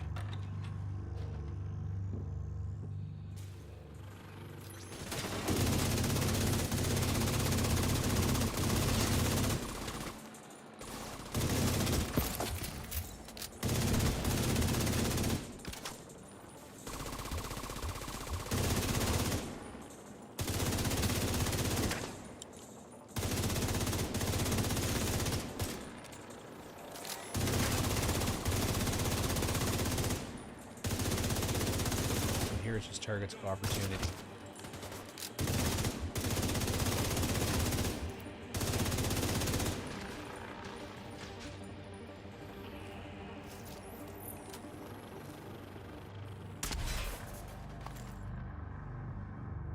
Heads up. There's movement on the roof. They just sent multiple squads back down into the building.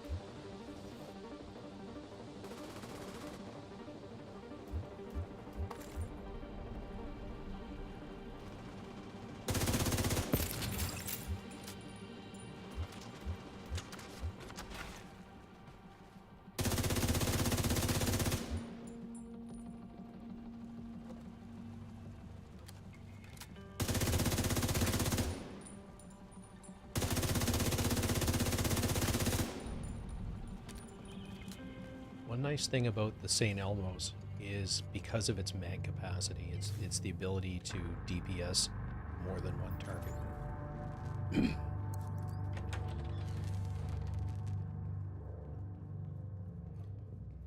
Another batch of reinforcements just headed down from the roof.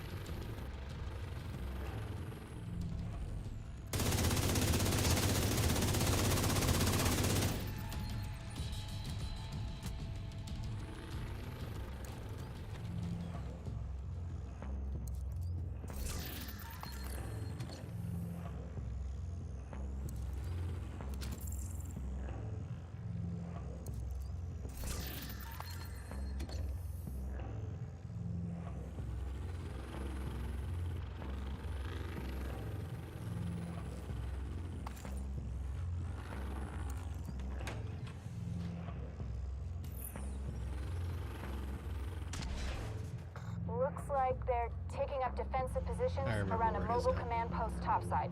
If they've got a command station, you should pull data from it.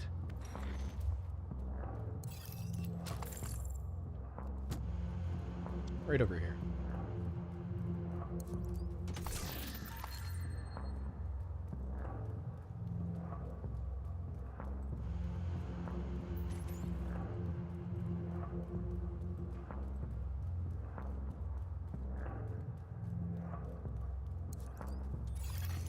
Download initiated.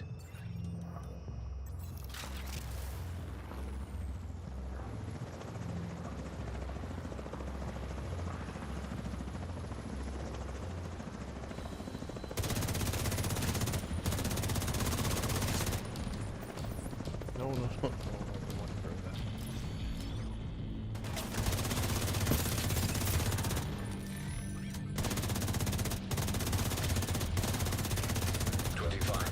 Complete.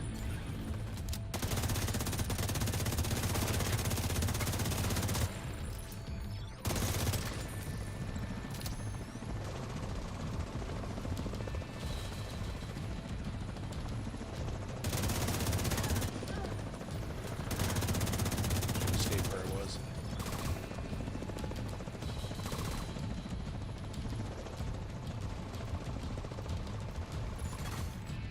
Project complete.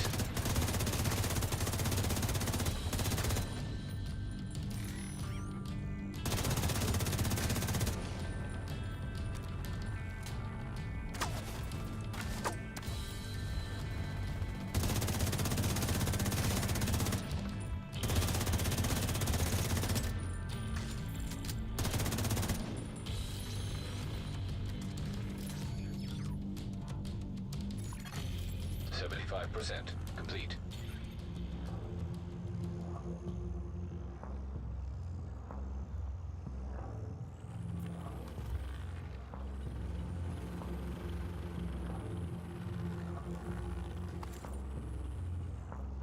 And I'm just grabbing some ammo while I can. Because when that timer counts down, that's when the boss pops out.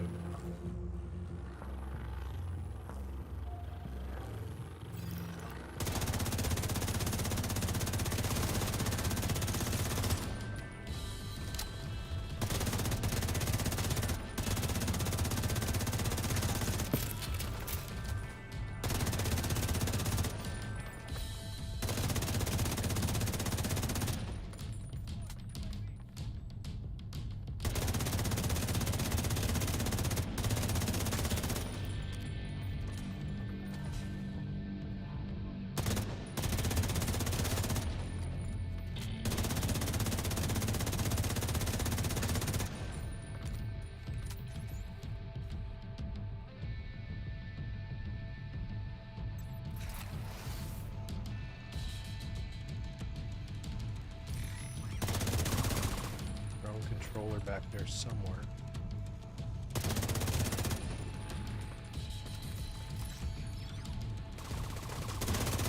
It's all 3 priority targets, down to the count.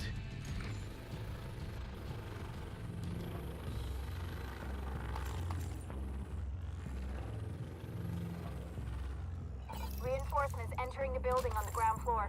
Roger that. Agent, you're gonna have your hands full.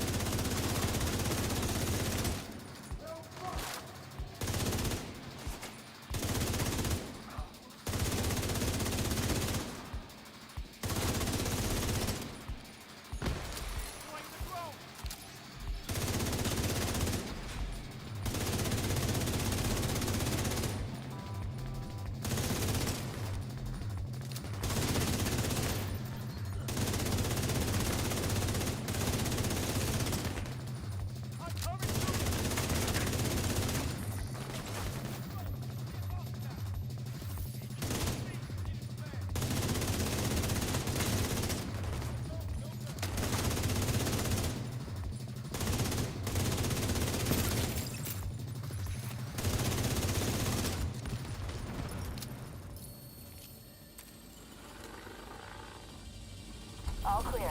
Black Tusk appears to have abandoned the location.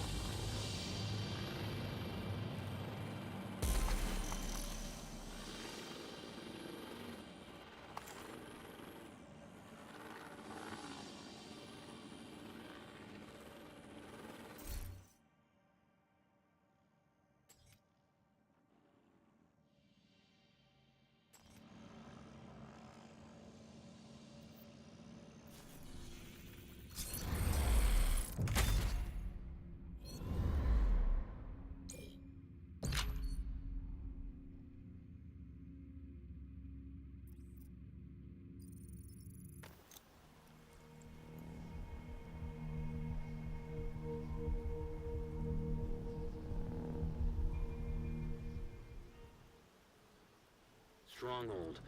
We can't let them get too comfortable in there. Ready when you are.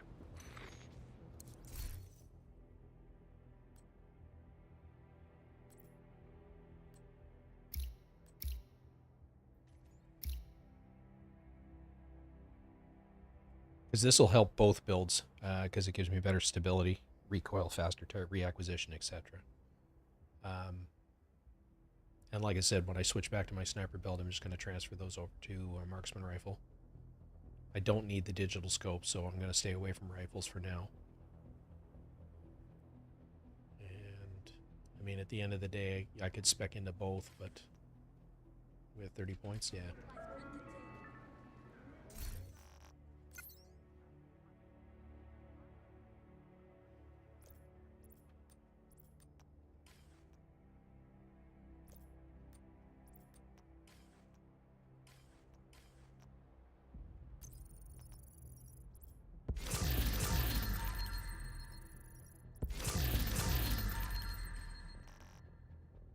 I think what we might try doing is, if we don't have any Cheska this time, I may try crafting one. Arsehole.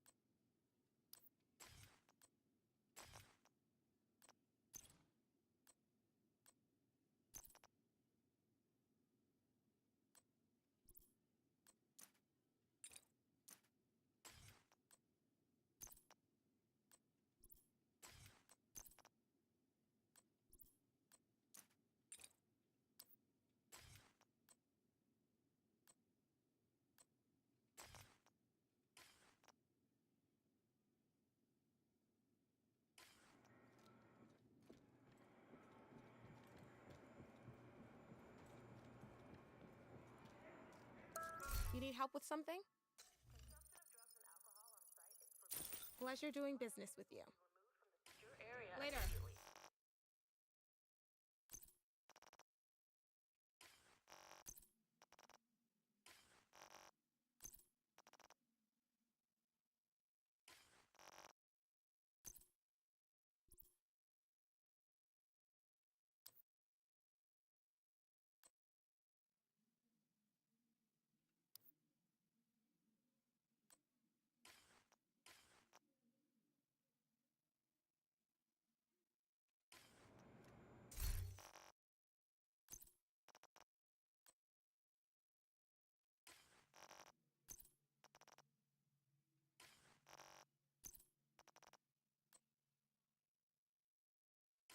17.2 and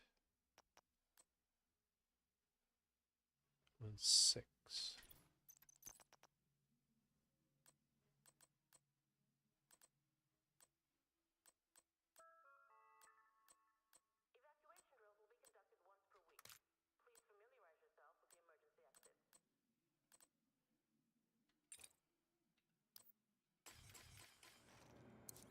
Good to see you.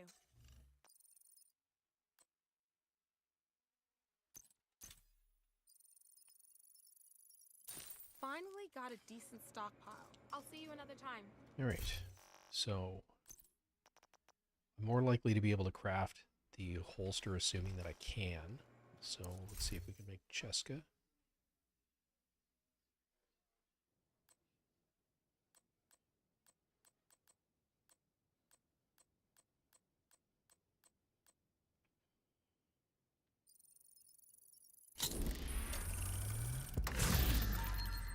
And there it is.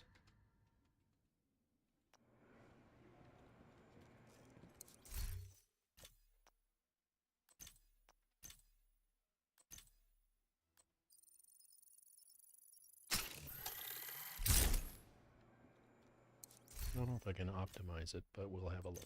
Nope.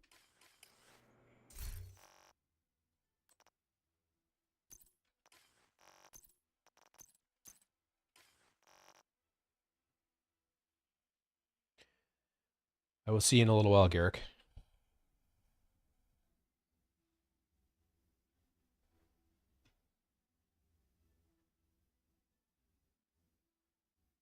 Yeah, I understand, Max.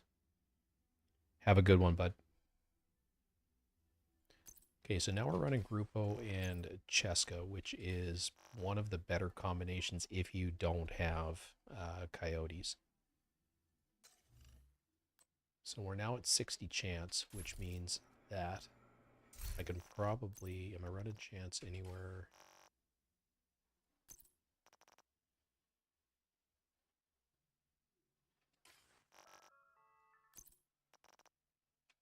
That I can get rid of it.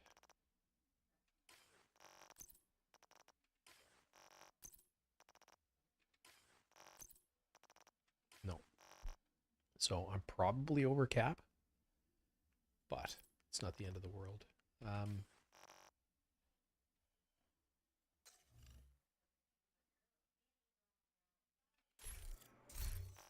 With it being over cap, it will help your secondary. You can see my secondary is at 40. Not that we're using the secondary much, but bear that in mind, especially with Elmos. If you're at or over cap slightly, it's going to help your secondary. Obviously, it's a waste if you can avoid it, but in this particular case, I'm really not certain. Hang on, one way to check. So Elmos gives you 20% crit chance. So if I put in Police M4,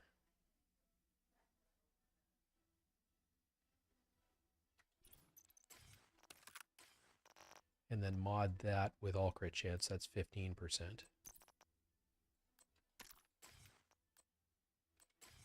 And we can see where we end up. Yeah, we're at exactly cap.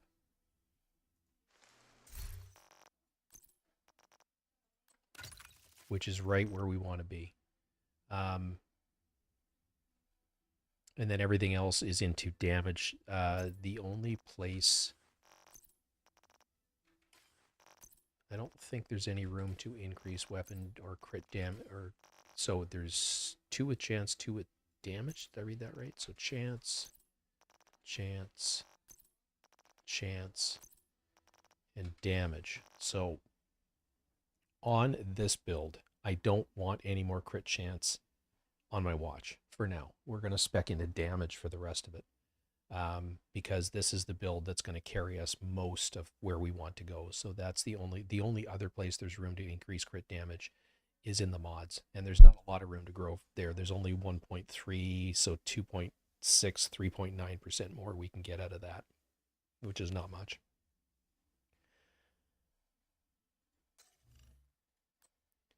So this build is actually in a pretty decent place. We need more weapon damage, and again, that just comes down to optimization, basically, and I don't think I have a whole lot of... What are we missing? We need masks. Really wish I had a complete set of socket wrenches. Can never find the 5/16 when you need That it. one's easily done. We've got... Okay. So with 164, we can do 2 cycles. All right. So that's Black Tusk. Always good to see you, Agent.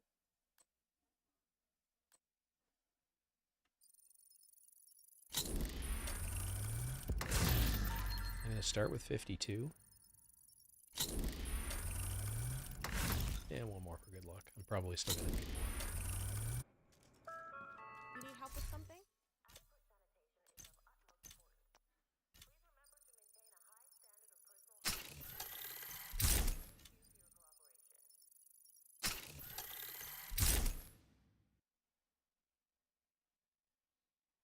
And this is where it starts to get expensive. We need 145 chests total to do the 2 cycles. And this is 23 and then 24. So I think it's 23 and 24. Bear in mind that I'm going off the top of my head. What do we need for this one? Backpacks, which we have 0.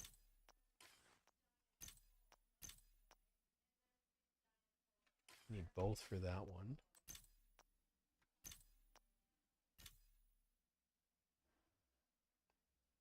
That's relatively cheap.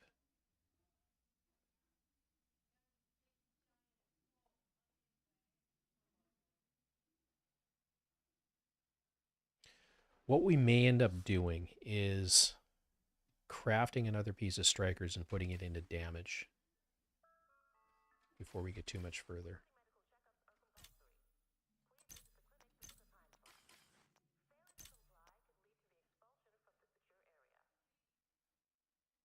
So those are fully researched, so I'm not going to touch the holster. That's already crit damage, and the mask is crit chance. So let's craft a new mask. Hey, you looking for something special?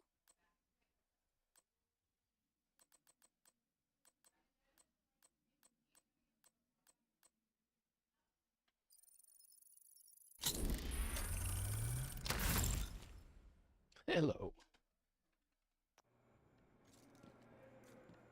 And we want that crit damage.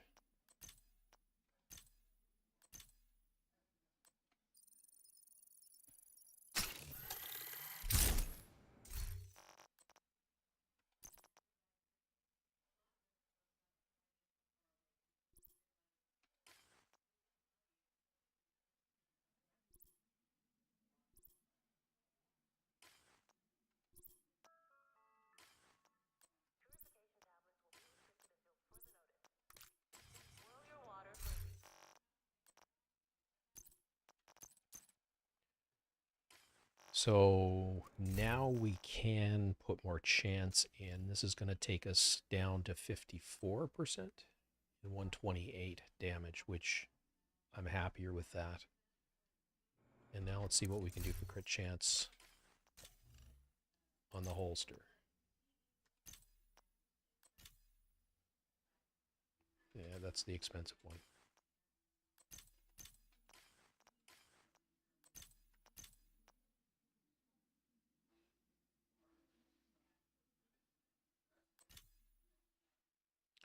Let's see how much we have in protective fabric, because that's going to be the limiting factor.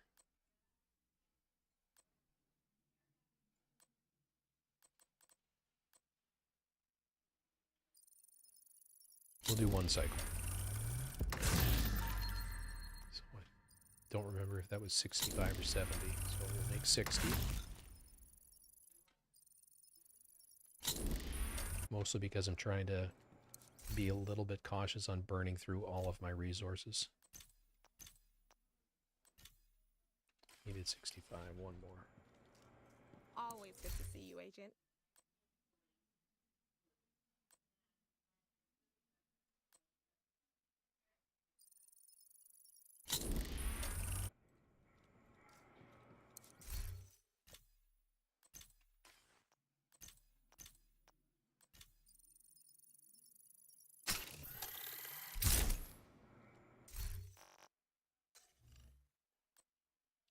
So 54.4% crit hits and 128.1 damage. So this is hitting pretty hard.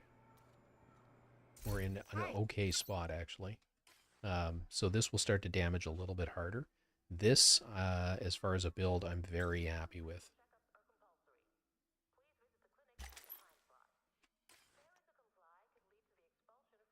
And to have a build like this at level 33, I mean, the only reason I can do that is, and have it optimized, is because I've got my other characters. So my advice, if you're going to run a hardcore, is get your main up over 1,000 so that you have the ability to get resources from doing warlords.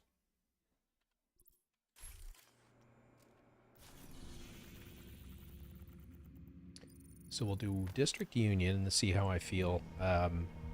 I probably won't do Tidal Basin tonight. It's still relatively early, but I find taking on Wyvern hectic, shall we say.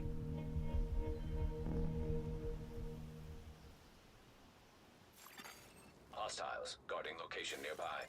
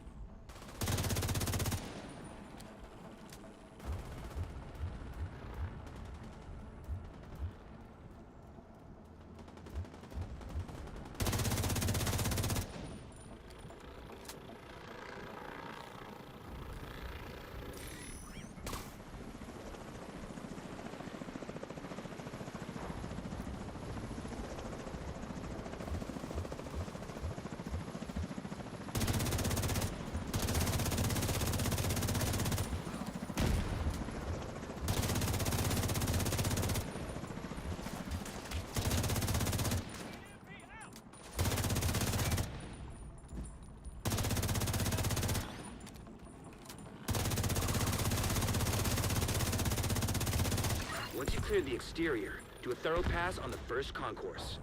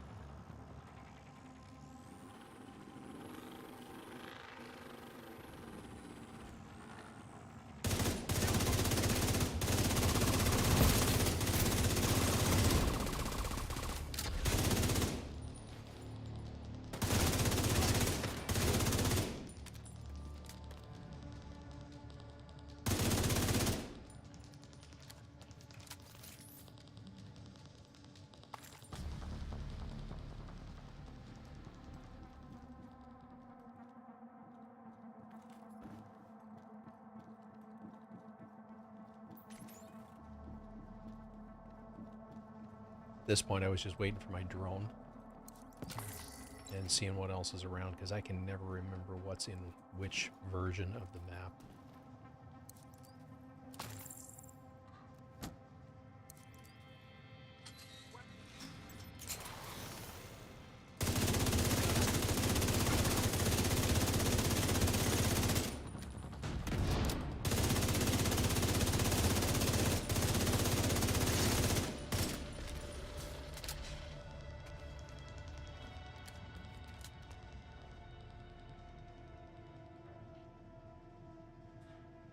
While I wait for my drone, grab some ammo.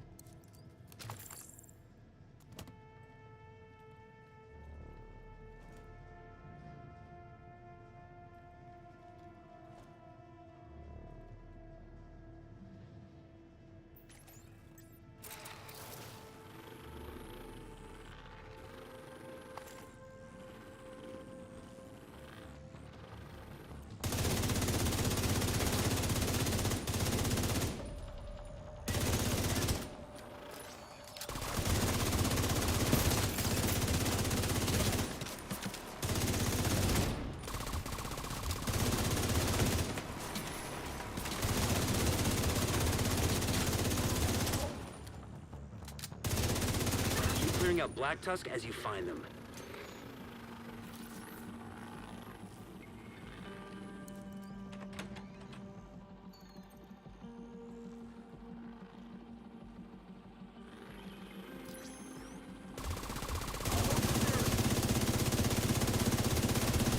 Take him out, Agent.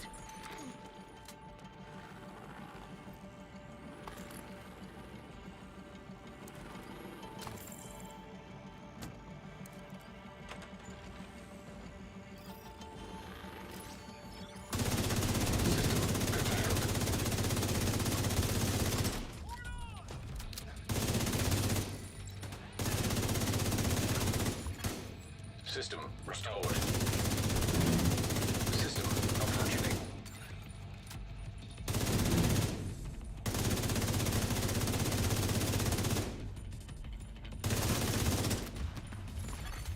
System reactivated. System disrupted.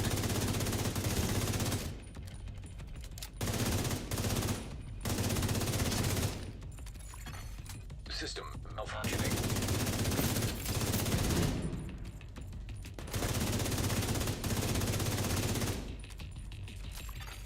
System restored. System curtailed.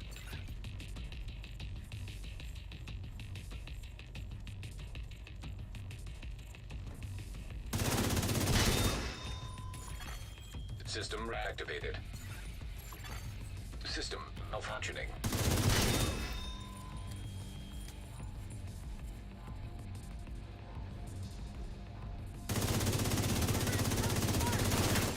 Electronic device detected. Probably a computer. Check to see if there's anything useful on there.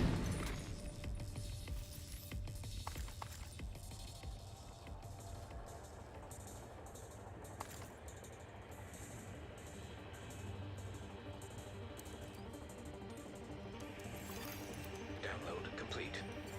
According to this report, Black Tusk was covertly supplying the hyenas with tech and weapons for months, just to keep the city at a constant boil. They aren't just stealing hyena supplies, they're taking back their property. I can't believe the Black Tusk were supplying the hyenas this whole time. Explains a few things, though. A hell of a lot better than...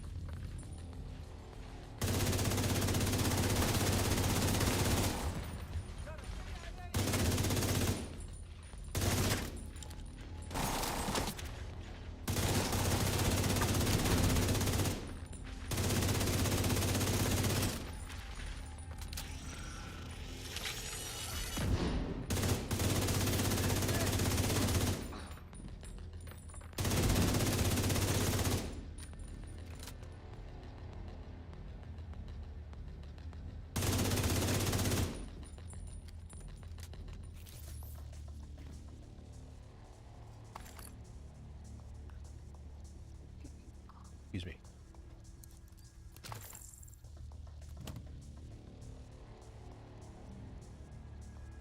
Awesome.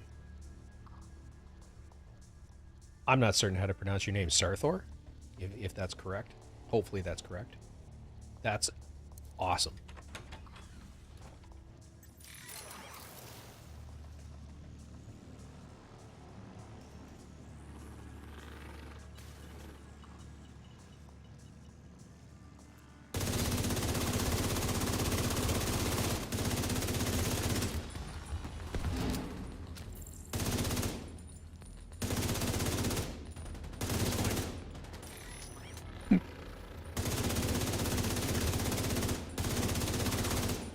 The Elmos is awesome.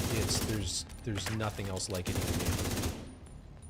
It is the class of the field when it comes to assault rifles.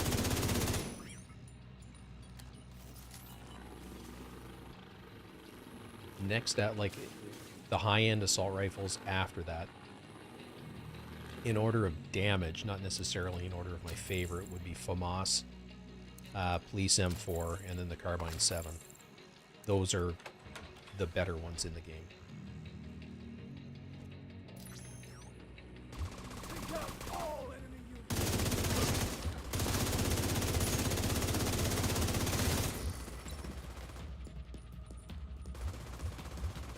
The FAMAS suffers from accuracy, stability. Well, it's the recoil pattern itself. If you're firing it basically does that. It's that kind of a pattern that you have to manage, so it's not just straight up and down. Police M4 is more forgiving. Carbine 7 is the most forgiving, but the least total damage. But even without a damage talent, because of the magazine size and the amount of damage that it does and its fire rate and Elmos is... You're ranking against Elmos. Elmos is here and everything else slots in underneath that. And on a striker's build like this, it's just... It's the gun.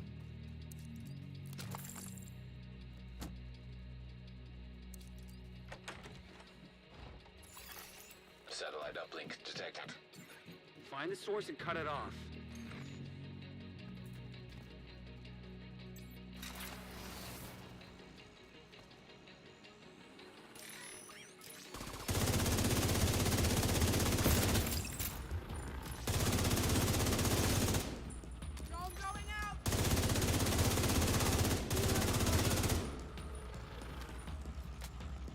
Now, if I was playing not a hardcore character, I would be down in that room shooting them as they can't come out. Bypass encryption.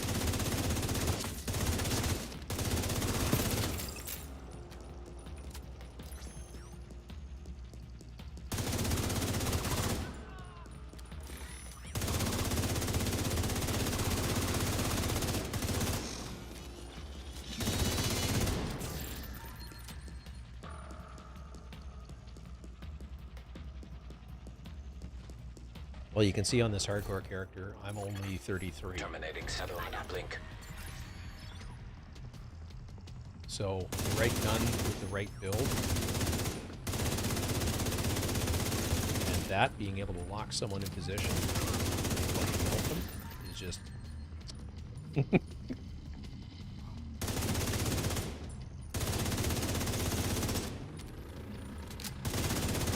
The uplink has been disconnected. Good work. I'll get our tech guys to try and analyze the data they were pushing, but it looks heavily encrypted. For now, just keep moving. Yeah, when I play a non-hardcore character, I play quite aggressively and basically either play it from right here with a shield or from right here without a shield and just shoot. They all come out of right there. So this thing right here is where they all pop out. So it's one of, if not the best places to hang.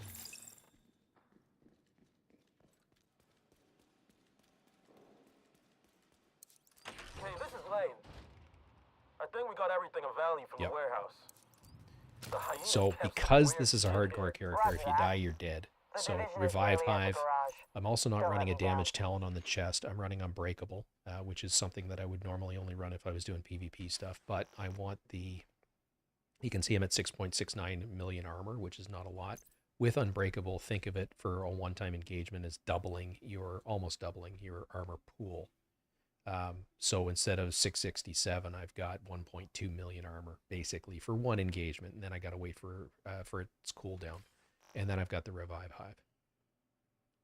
And if I'm already into Unbreakable and I'm worried about it, I'll actually leave. I'll withdraw and then fast travel out of there. Simply, when you're playing a hardcore character, it's better to escape than it is to press a bad tactical situation, basically. We talked earlier with a couple of the guys about risk versus reward. There are times when the risk is too high. Target has been spotted.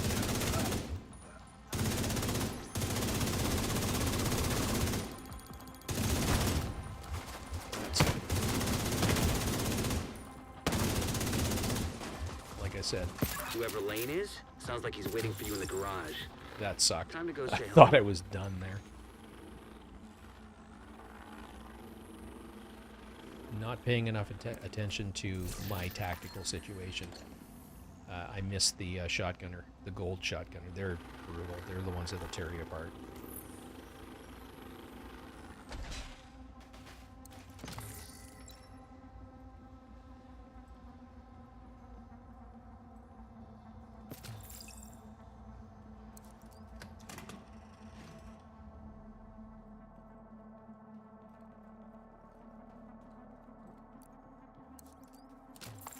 So if you're wondering how a level 33 character ended up with an Elmos, this dropped for me at, so with hardcore I started at level 1, and I got this to drop out of an SHD, the weekly SHD requisition.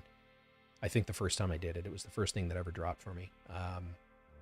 It originally had, I think it was crit chance, and that actually carried me a long way through Warlords, and then I put it away. When you're going through Warlords, you can't recalibrate it because the bench itself is not a high enough level. And then once I hit 40, I, not recalibrated, but, or is it a recalibration? Reconfigured. It reconfigured it to a level 40, and it dropped with damage to targets out of cover. And these were both perfect, and this one I think took one optimization cycle. So it's the just massive RNG luck. So, and then I've since, because I've got, the interesting thing, and I'll show you this when I get back to the boo, you don't have a stash. You can't take gear from your main characters. So, but you can still share resources. So if you buy the share resources blueprints, I can dip into the resource pool that I have from my main characters. But I can't use the weapons and gear that I've collected over the years that I've been playing the game. My non-hardcore watch level is 5,400, 5,500, somewhere around there. So, as an example, this weekend, or sorry, Tuesday night? Anyway, earlier this week, I ran a new character through Warlords of New York. So, I've got 4,800 scavenging points anytime I run a character through to play with, which is why the resources that I've got currently are all fairly high. So, food for thought. I'm not saying that to brag. It's more a case of before I started running. This is my first hardcore character, and before I started running hardcore, I wanted to have my watch level high enough that I could take advantage of the resources from my main characters.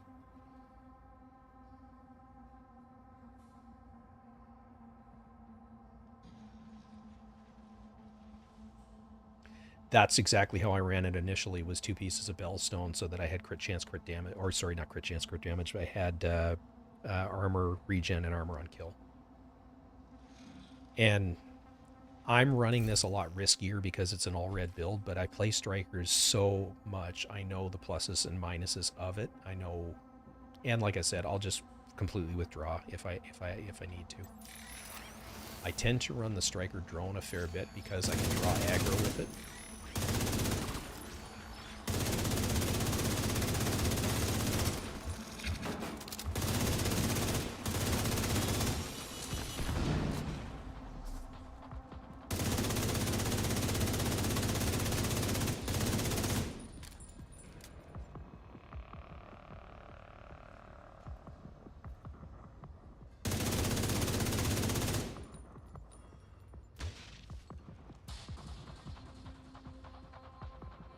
And I know this is not the most enthralling content with me hiding back here, but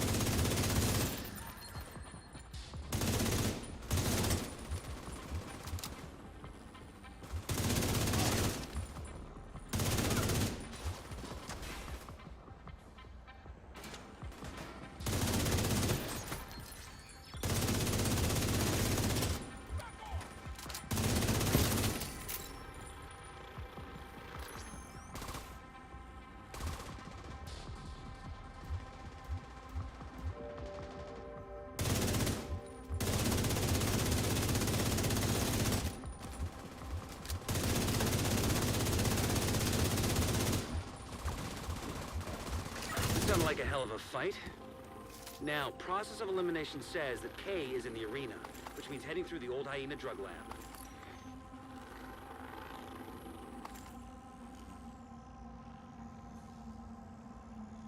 Yep, that was always my reason for not.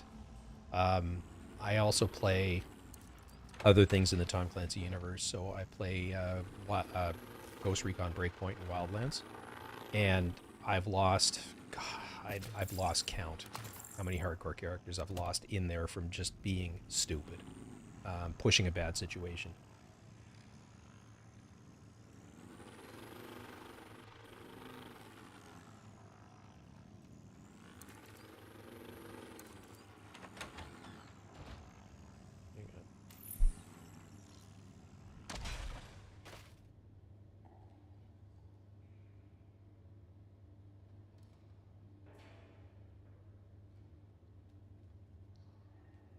The Keener fight, it's on a previous stream if you care to go back and watch it. It's at the tail end of it's Warlords and it's Keener ? I actually took him out right at the end of it. And that did not go the way I wanted it. There was a whole lot of... I don't remember all of what I was saying, but there was a lot of cursing and swearing, and not good, not good. Because it didn't go according to plan, basically.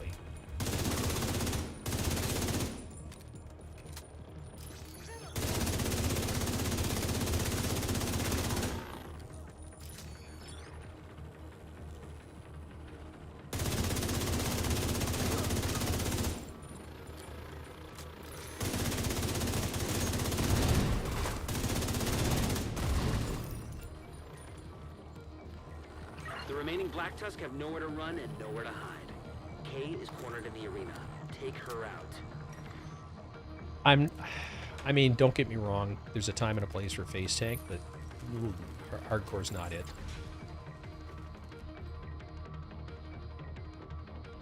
It wasn't so much a bad choice. It just didn't go... I didn't melt him immediately because I had shit gear. I should have waited and built some gear up, but I said, it's close enough. It should be fine. And then he just... the cool thing about Keener when you're solo is if you can melt him in the first 2 or 3 mags, he doesn't ever disable your skills.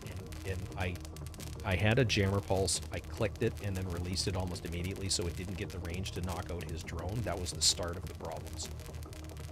And it just kind of went from there.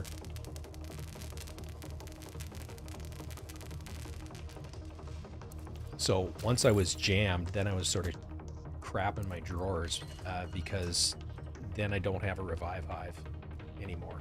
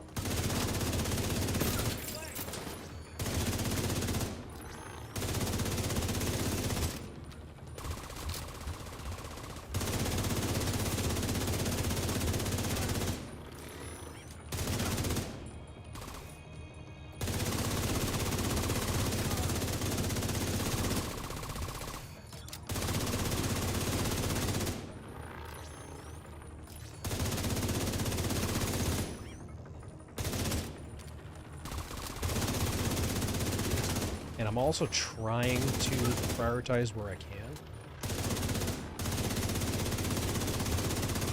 Like I just saw a drone controller in there. That's one of the ones that I'm going to want to take out quicker or sooner rather than later.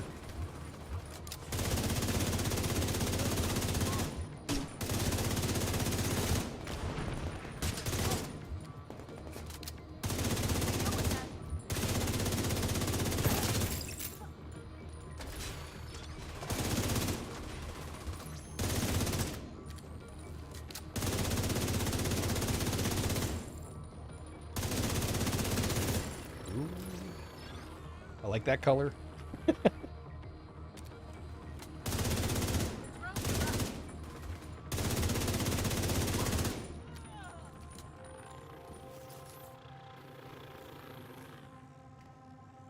Now that All might hostiles just be neutralized. The arena's the back part under from our Nemesis. control. Good work.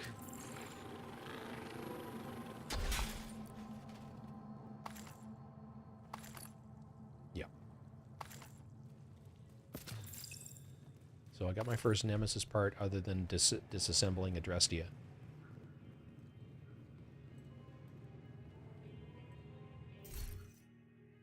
So not too bad in overall damage. 48 I think was the last time, but my crit damage, real crit damage numbers are coming up because of the pieces that I've been swapping out. So Sarthor, basically where I'm at.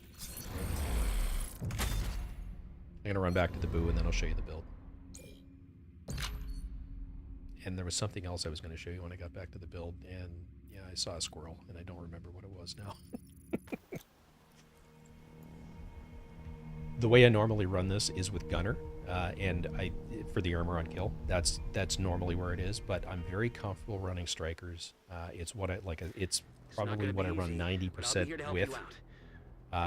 So I put together a hotshot determined sniper build for this character, but I needed sharpshooter points, and so I've been getting the +5s all the way through by doing these invaded missions.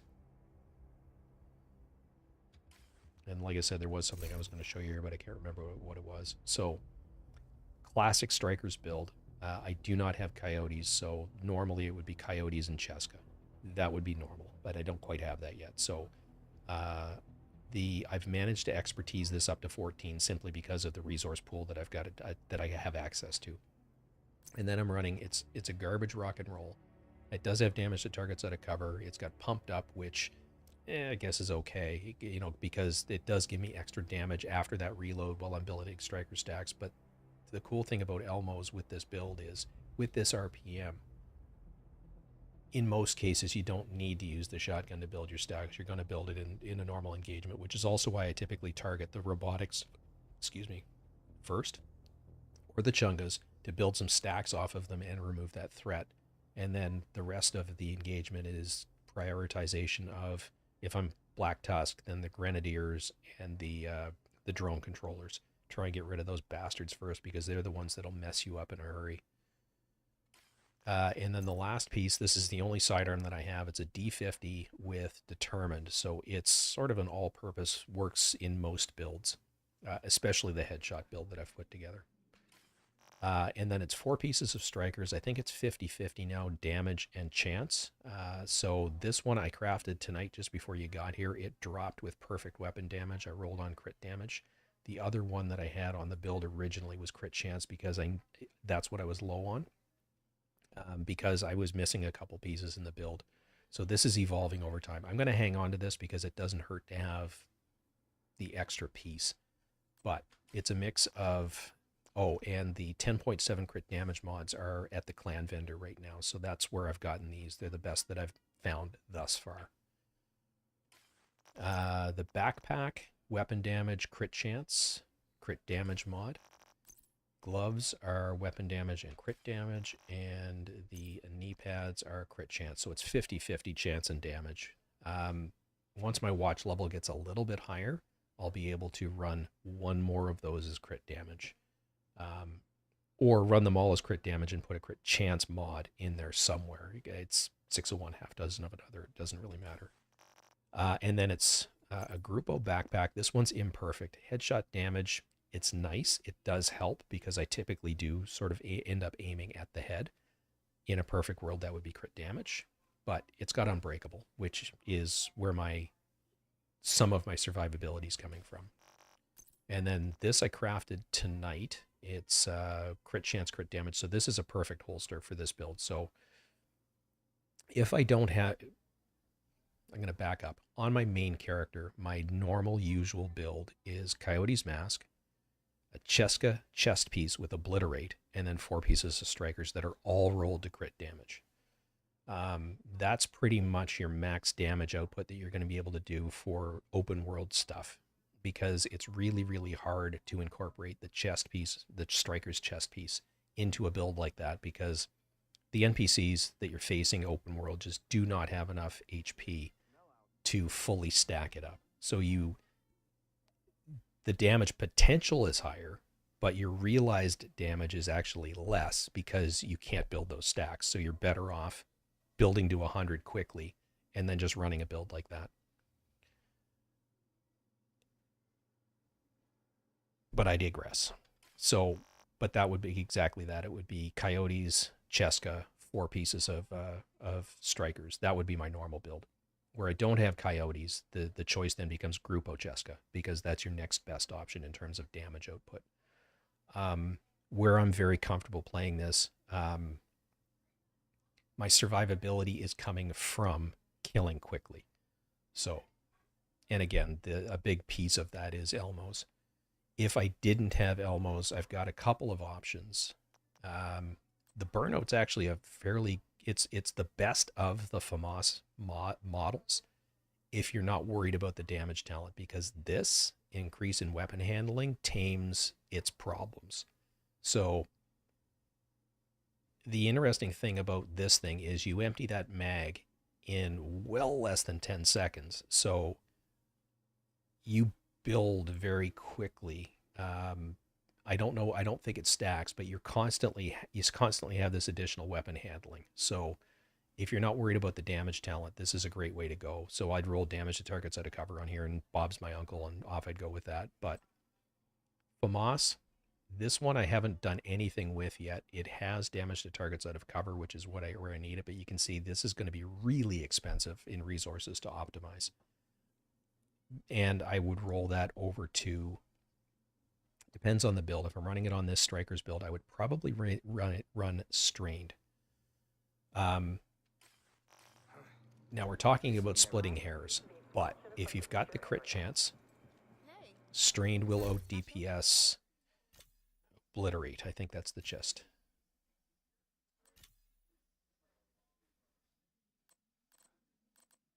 Yeah, Obliterate. So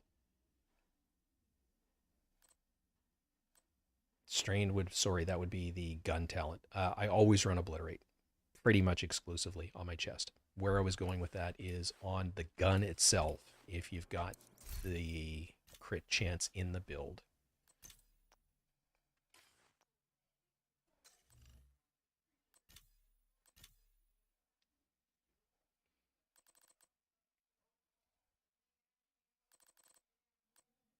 Optimist. So the two best choices are Optimist or Strained. And again, Optimist is great if you don't have a lot of crit chance in your build. This will give you your maximum performance. If you've got crit chance, this ramps up your crit damage. And even though it's a fast-firing gun, once you're at 5 stacks, it just keeps refreshing. So, sorry, I don't know that actually does refresh when you reload. That I'm not certain. But I do know that this will, if you've got the crit chance in your build, this will out DPS Optimist. We're talking about fine hairs. But Anything I can do for you? I'm going to stay out of this area, just so I don't get walked into.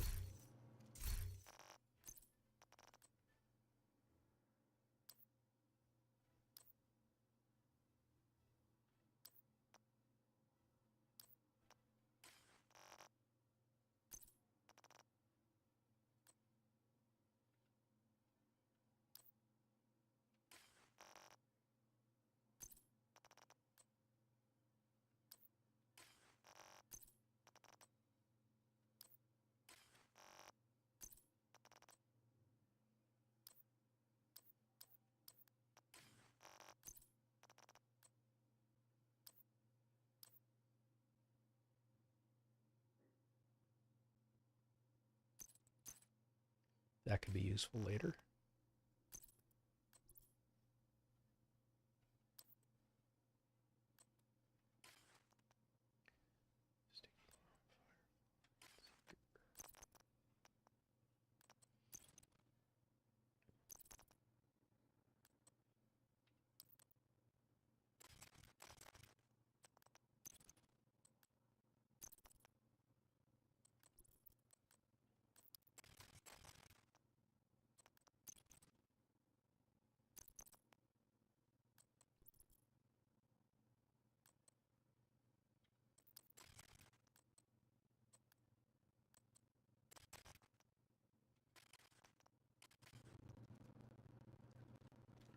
Now, at this point, like I was saying earlier, I've got a lot of resources on my other characters, so the limiting factors typically on this character Pleasure is doing business with you. cash or credits.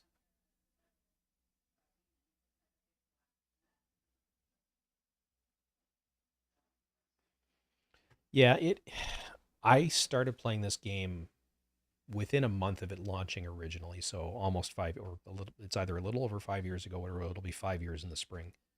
Um, Now, having said that, I have taken two fairly lengthy breaks from the game. So I played it pretty hard for 6, 8 months and then took a year off. And then played it really hard for a year plus and then took another year off. I've been playing again since November of last year. So I've been back into it for a year.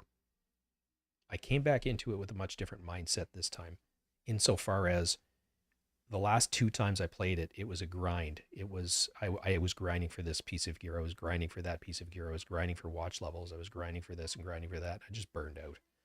When I came back to it this time, it was I'm just going to play the game and have fun, and the stuff will come. And it's been a lot more enjoyable doing it that way. And it was just an easy mindset shift. Say that 5 times fast. But it's allowed me greater longevity in the game. And I still take, not by choice, I get, week off at a stretch because of work, basically real work. But the other thing that's kept me engaged in it is actually this YouTube stuff. And this was complete accident. It was when I came back into the game in November, the clan I was in had ceased to exist. So it was a level 30 clan. So the old one. So I was missing all of that sort of stuff. Yeah. So I got together 3 friends. We needed one more in order to progress the clan. So literally, I'm in an open space, the central courtyard here or in Haven or something like that. And I was just walking up to people, hitting the Z key. If they weren't in a clan, I was inviting them. And from that, like Lano, he's not in right now, but Lano the Sage is one of the clan members. He's a phenomenal human being. Met Cypher that way, etc., etc. There was a whole influx of new people, got them on Discord, started chit-chatting, and I'm getting bombarded. It's not the right word, but I'm getting a lot of questions. How do I do this? How does this build work? How does this game mechanic work and stuff like that? And it's like, well, I can spend all of my time talking instead of playing. Or how about I've got a YouTube channel, because most people do. I'm not doing anything with it. How about I just make a video? That way you can watch it at your leisure and then we can just play. And it friggin' blew up. Not the first one, but within, I'll put it to you this way. My first video was published, I think it was the 27th or 28th of January last year. And 4 months later, I was monetized. So it happened very quickly. I was doing a lot of video content then and not much streaming. But what's going on, or what has been happening, and I've fallen into a bit of a habit of doing the streaming over the video content simply because we moved house late spring, early summer, and I didn't have time to record, edit, and then upload. So I started streaming because I'm going to play anyway. I may as well stream what I'm playing. And that's kind of how things have evolved. And like next week, I'm going to be away for work. So I'm going to, over the weekend, record some content so I can release it, staggered release it next week. So probably way more information than you needed, but that's kind of how this has all happened. And part of the reason that I'm still enjoying the game is there's the mindset shift and then the YouTube interest and getting to interact with people. This is as fun, as enjoyable as being on Discord with the clan, just chit chat and shooting the shit. And it also affords me the opportunity to, like, I've been playing this game a long time, basically, not as long as some, but long enough, and I am a massive consumer of other YouTube creators' information about this game. So I've got I wouldn't say a wealth of knowledge because that's arrogant to say, but I've got a lot of information that I've gleaned over the years about how it all works. Very cool. Well, I'm glad you came in and started chit-chatting because this is what I find the most fun. is getting the opportunity to talk with people and interact with them. So I am going to do Tidal Basin. Hey, Black, how's it going? Perfect timing on your part. I'm just about to take a 1 or 2 minute bio break just to before I do Tidal Basin, and then we'll do Tidal and carry on from there. So I will be back in just one moment.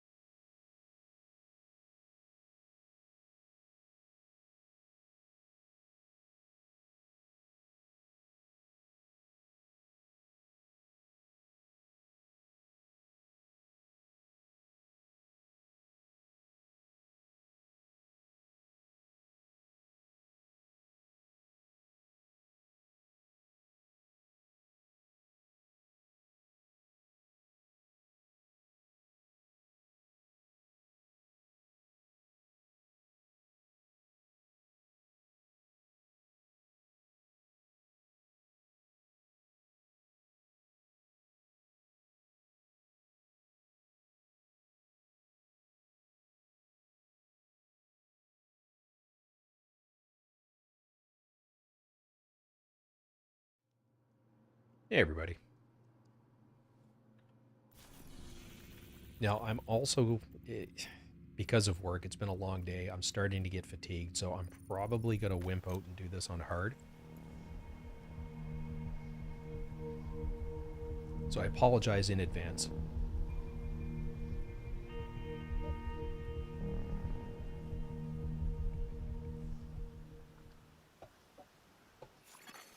Detected. Nearby location. Guarded by hostiles.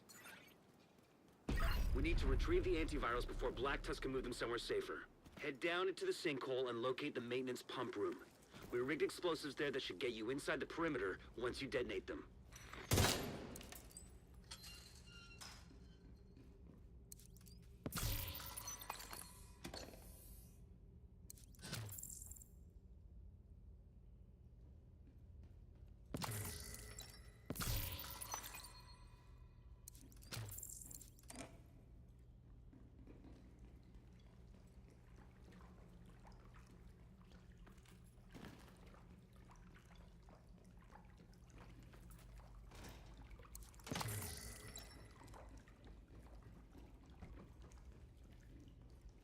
Okay, now find the detonator. The explosion should cause a cave-in that'll put you just inside the wall of the base.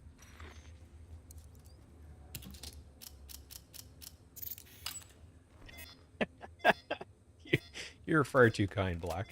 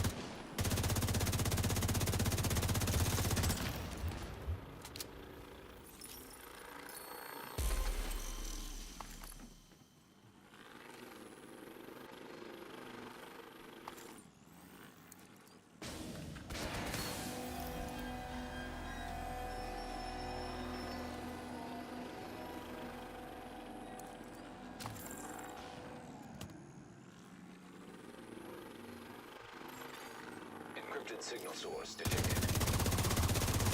That sounds promising. Could be a way to intercept Black Tusk comms.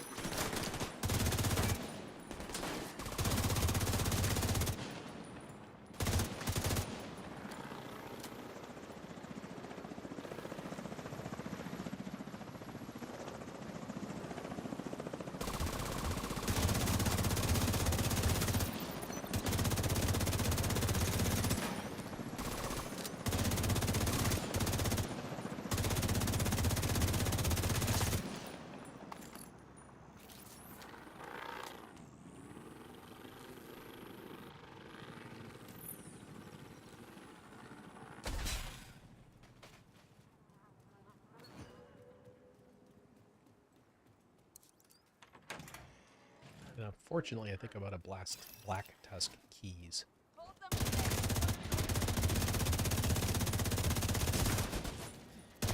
Look for a terminal that you can patch Isaac But into. we'll have a look anyway.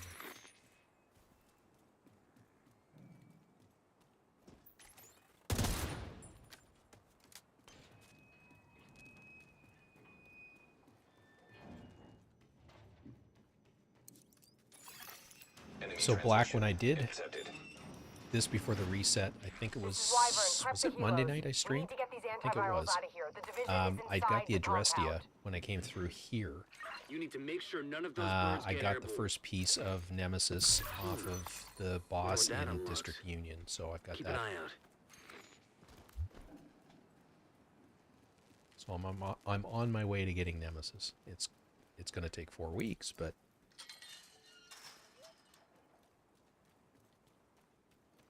The containers are ready for pickup. What's the status on those helos? Gonna be a few more minutes. We're working on it. Shit, copy that.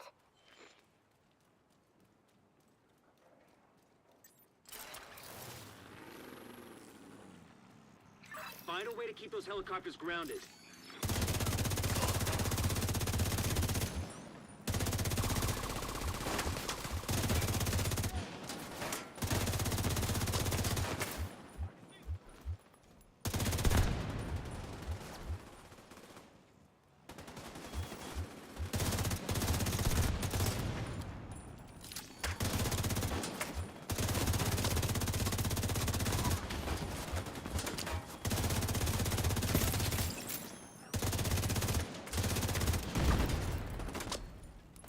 Wyvern, the helo's out of commission.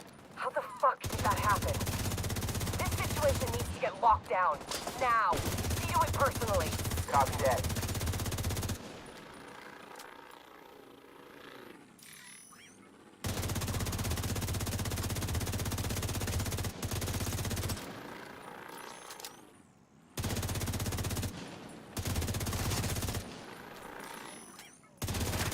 Sounds like you're gonna need all the help you can get.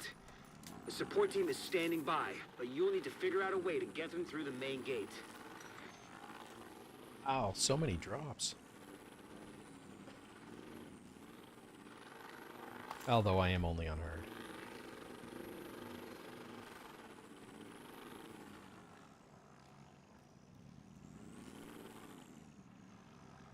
Very cool. I got mine originally from crafting. And actually what I'm going to do after this is switch back to my... after I do this mission, I'm going to call it a night for the hardcore.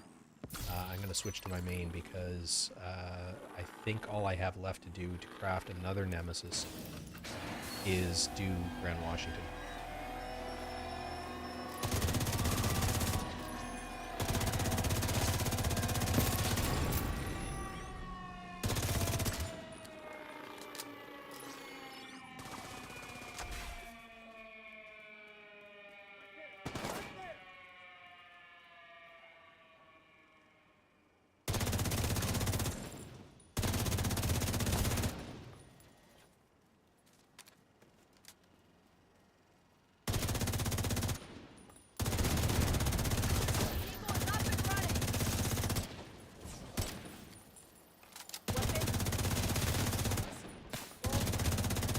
We're pinned down by turrets at the main gate! Find a way to disable them.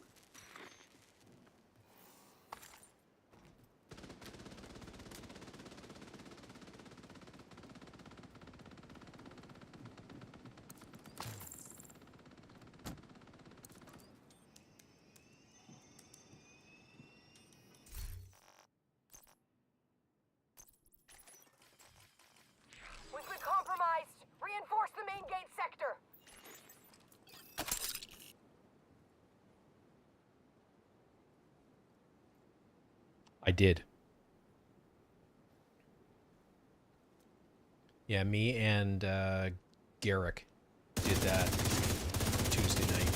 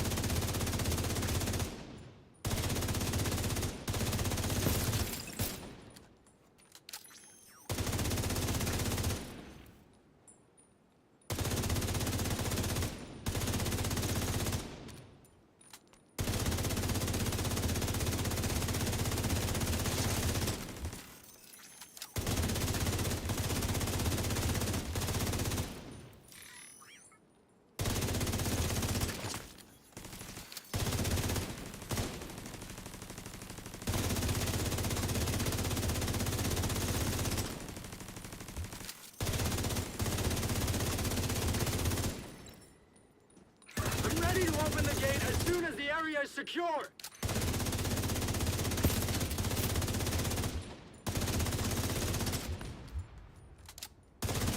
Now locate those antivirals. As soon as you retrieve them, send up a flare to signal the support team. We'll stand by here and cover your ass.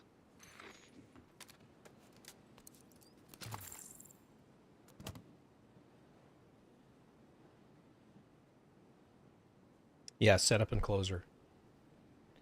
I don't know if that was one of the things they patched this morning when they had the servers down for maintenance. But apparently those are the only two blueprints that will drop in that fashion. So yeah, got them both.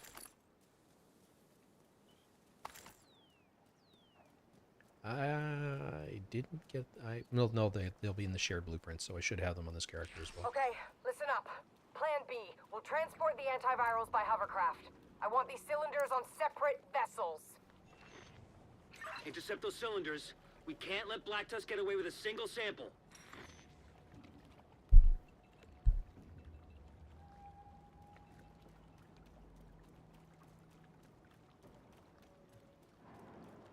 By the way, in case you were wondering why I was turned around there, I was just chewing out my dog.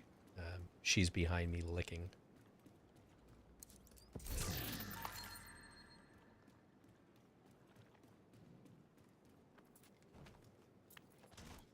And I don't know if you can see her or not. Just give me 1 second.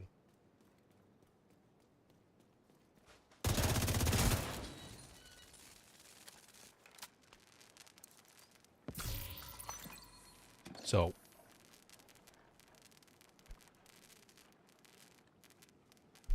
I don't know if the camera's down far enough that you can see her, but she's right here. No, camera's not down far enough.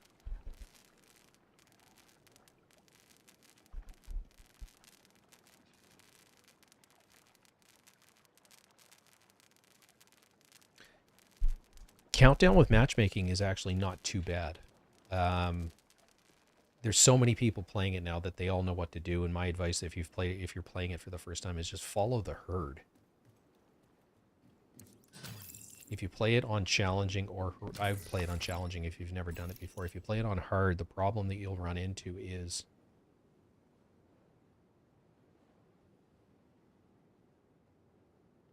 hang on for 1 sec.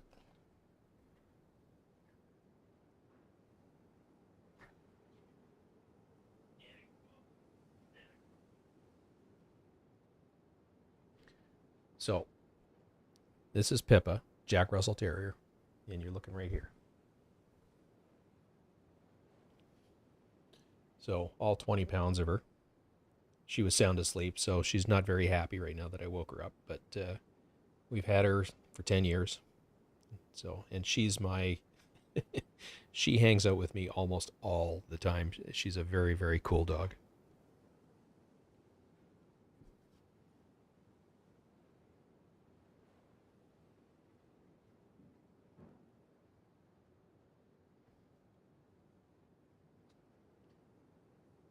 Yeah, she's groggy. But I don't want to do that. Cold storage device. Where I was detected. going with that is if That's gotta be the antivirals.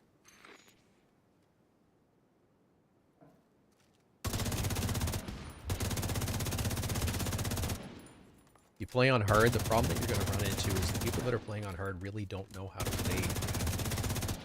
They tend not to stick together. They go 5 different directions simultaneously, and everybody ends up wiping. Versus you play it on challenging, where everybody really knows what they're doing. You follow the herd, and you'll be fine. If you don't have a protection from elites build, run Heartbreaker. Would be my recommendation. And having said that, listen to Black.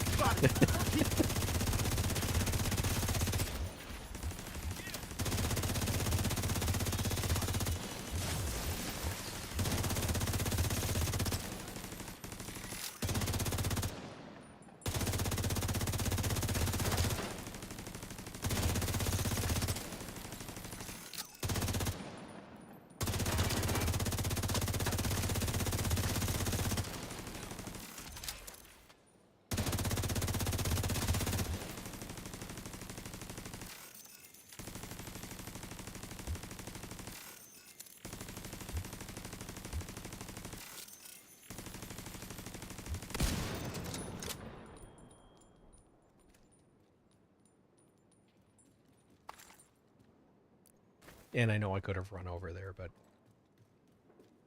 who likes to exercise?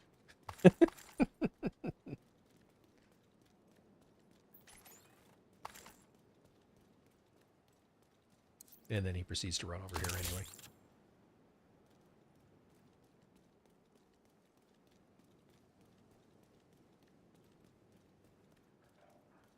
Nope. Additional cold storage device detected nearby. Get that second antiviral cylinder. The support team will secure the first cylinder in the meantime.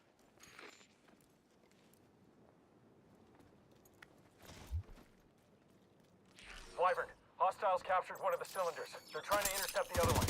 Hold the bridge and protect that cylinder.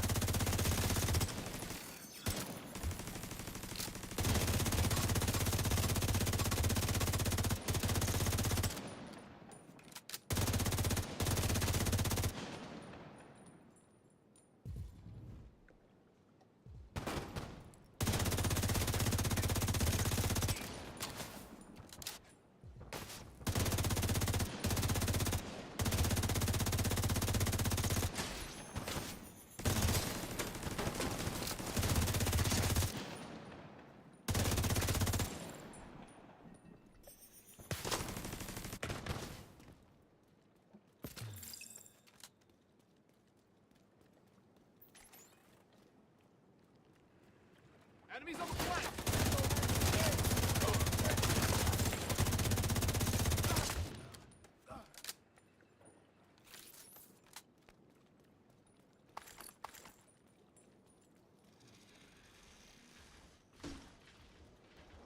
Requesting support fire. We've got hostiles on the bridge.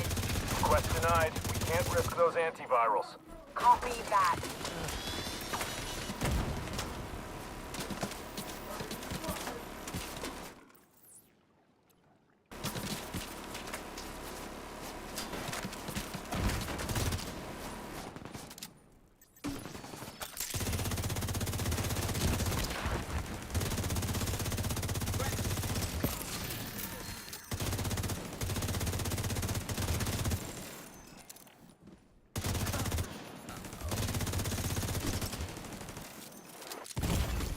Serious trauma detected.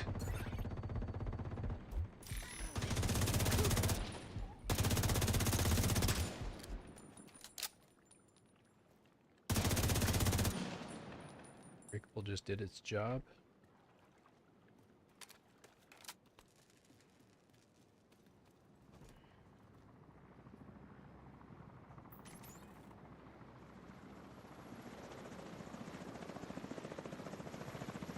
Yeah, playing hardcore tonight. Thunderbird! I'm making an attack run on that hovercraft! Yeah. Negative, Thunderbird. They'll tear you to pieces. Unbreakable to the rescue indeed.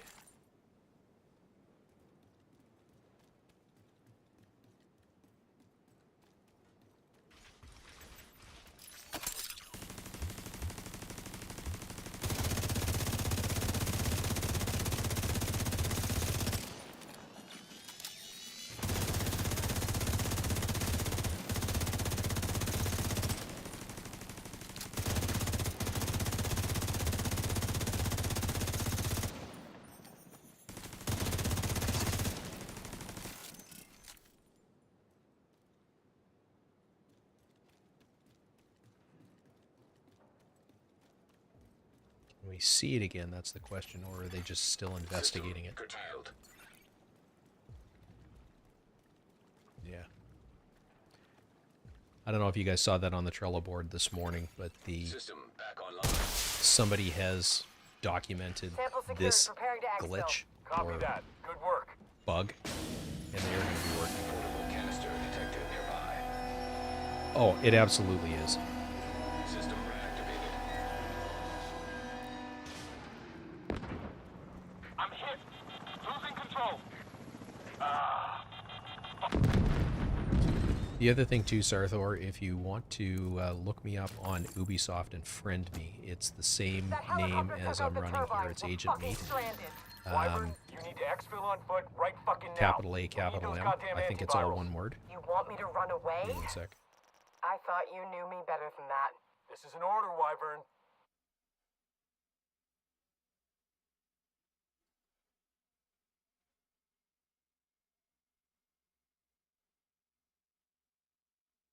Yeah, Agent Meat, all one word, capital A, capital M. If you want to shoot me a friend request, I'll run with you anytime, man.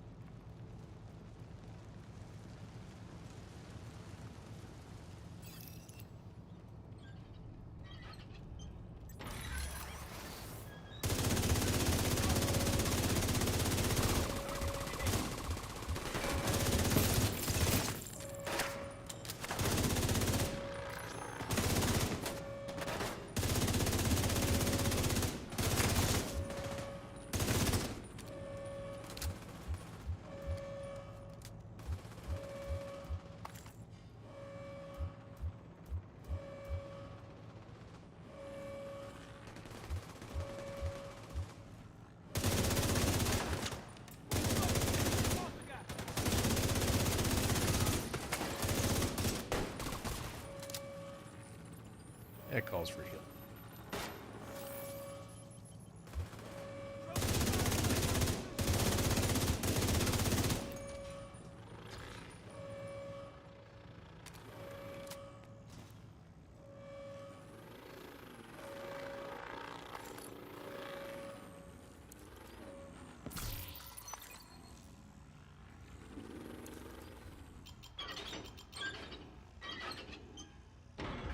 Prego.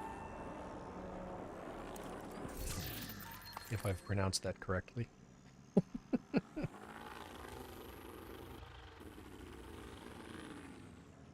Get those rocket launchers prepped. Talk to me, Wyvern. What are you doing? I'm gonna blow up the motherfucking White House. Are you out of your goddamn mind? We need to cripple these assholes. So that's what I'm gonna do. Christ, she's insane! Agent, do whatever you can to prevent the launch of those rockets.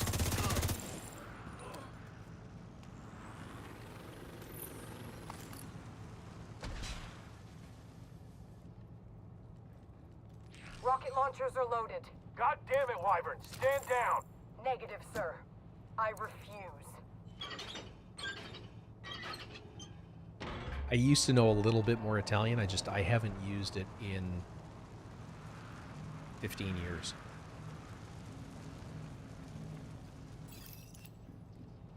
But I mean, at the end of the day, it was mostly pleasantries. Nothing. I couldn't have a prolonged discussion with somebody, or conversation with somebody, I guess. All right. Take a bio break before I do this, just so I can concentrate completely, and I will be right back.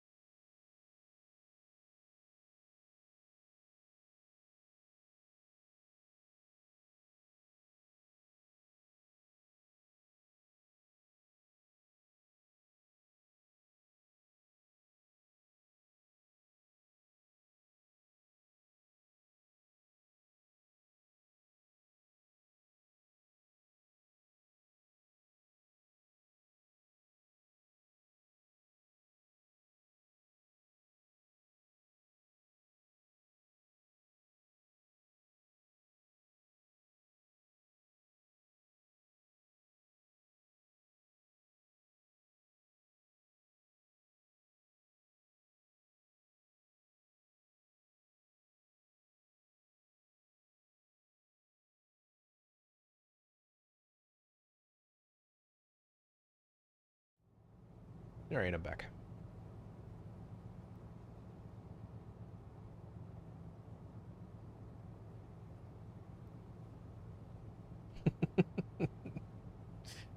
Yeah. I mean, I'm from Canada, so I do speak some French, not as much as I used to. You won't be disappointed. But that's the one that I do the best with. Target locked. Initiating launch sequence. Jesus Christ. Everyone, this is not a drill! We need to evacuate the building right now! Repeat, this is not a drill! That's it.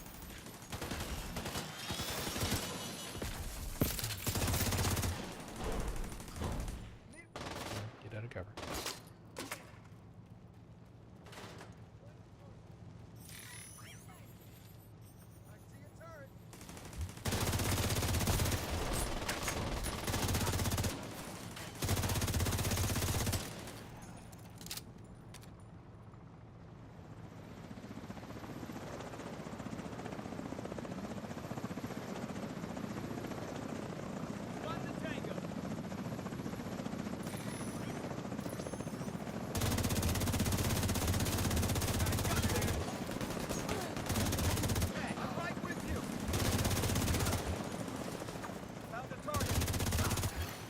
Rocket launch backup power activated. Launch sequence initiated.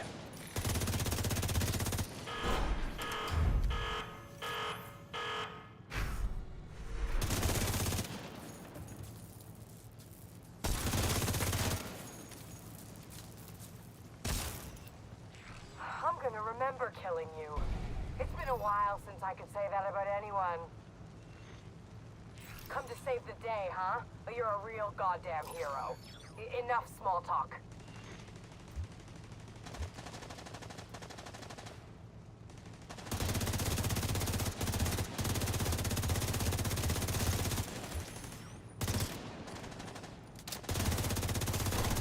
Rocket launch backup power activated. Launch sequence initiated.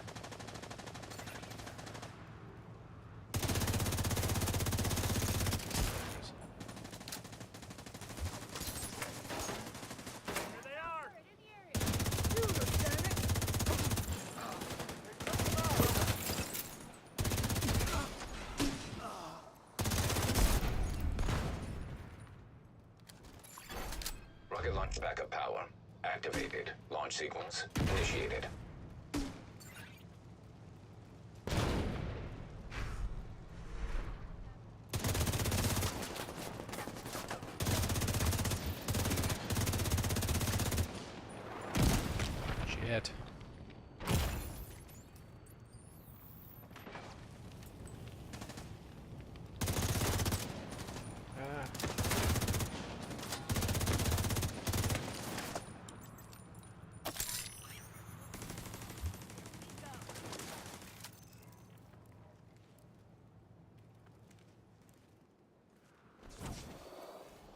see them.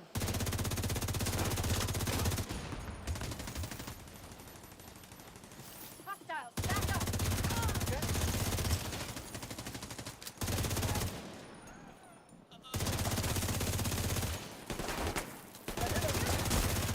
You're starting to piss me off. Wyvern, what's your status? Wyvern, come in. Wyvern. Fuck.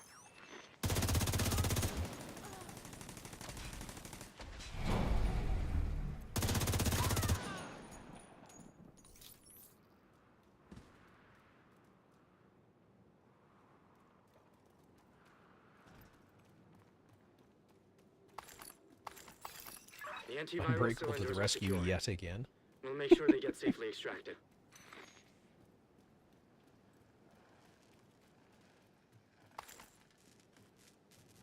But that's why I didn't want to play this unchallenging. I'm tired and or starting to get tired, so I'm getting careless. Sir, we've got enemy helicopters on approach. Should we knock them down? Negative. Can't remember Hold if I your ever fire. grabbed the phone from Can't down here. chance those cylinders getting destroyed. No, she's not. Well, that's a bit of luck. Agent, you managed to secure the antivirals and shut down a key Black Tusk stronghold. Not to mention preventing a rocket attack on the base of operations. Incredible work, Agent. Truly incredible. But there's still more to do.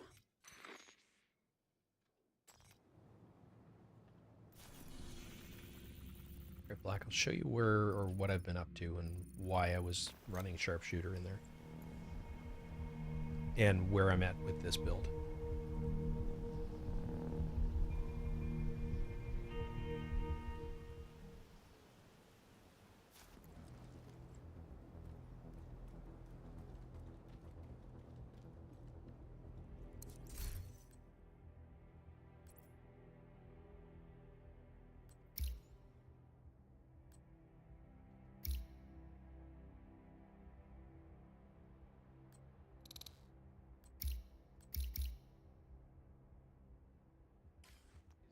So,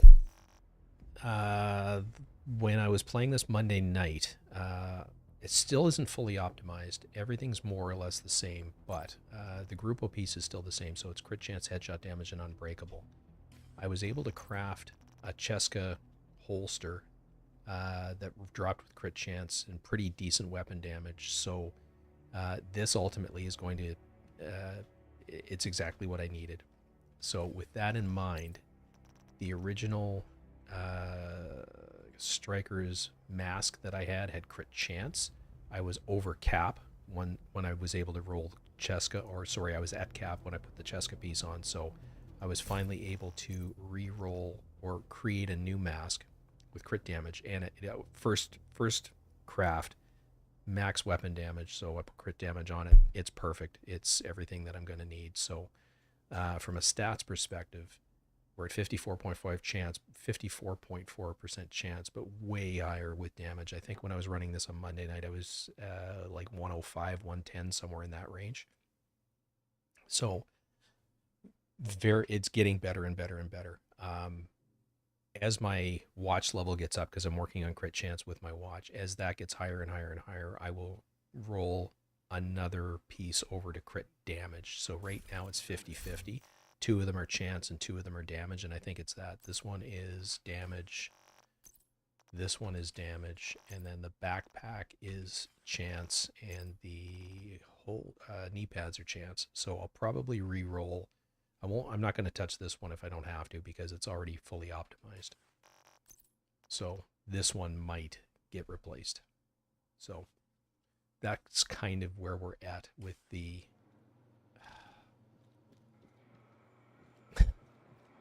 these NPCs are such a massive annoyance since last season, season 4. So we'll just come down the hall here. So that's this build. So it's still 4 pieces of strikers, but now I'm Cheska Grupo. So, hey, Garrick.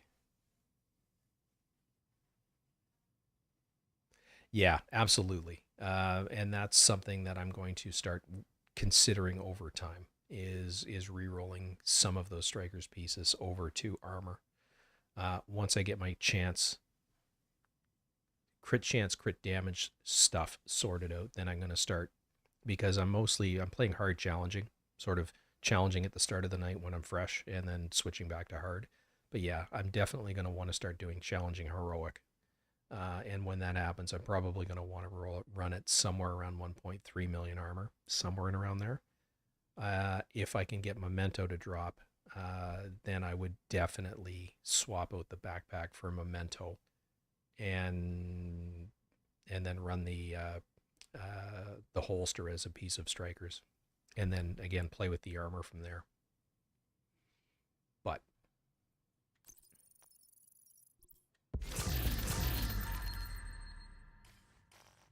at the end of the day, the piece that I really want here is a Cheska piece, because that gives me the most options for moving stuff around. Yeah, absolutely it can. My only options at this point are evade and escape, basically. And sometimes some missions that's not possible. I've had a couple of when I was farming for the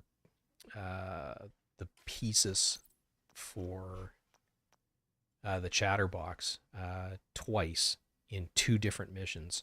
As I'm about to enter a room, the rogue agent music starts, and it's just like, nope, not doing that. So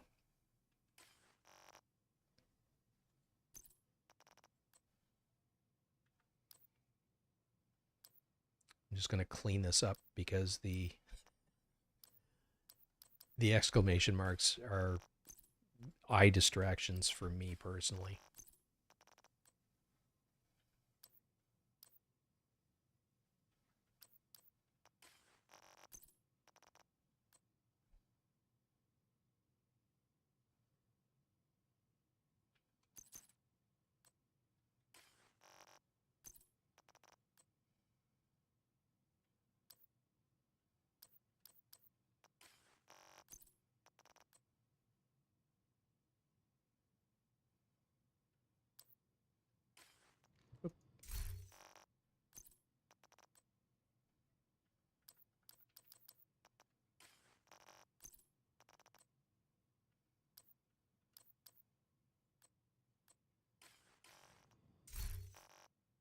Keep double pressing it.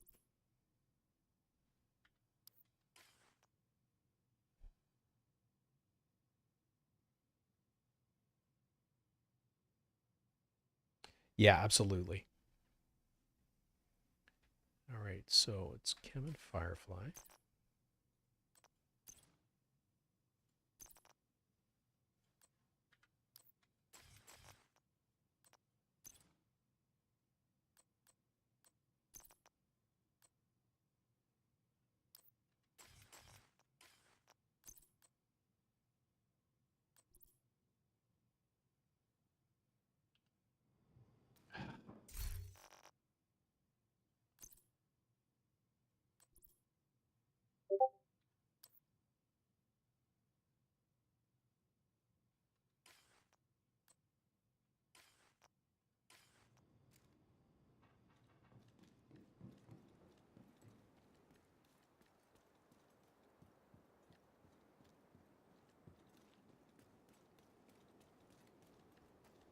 Glad to see you, Agent. This will load up my inventory. Thanks.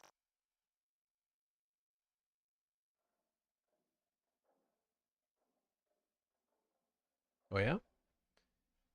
I didn't play the original game, so I don't... Oh, come on. I don't know what the attributes on the original would have been like.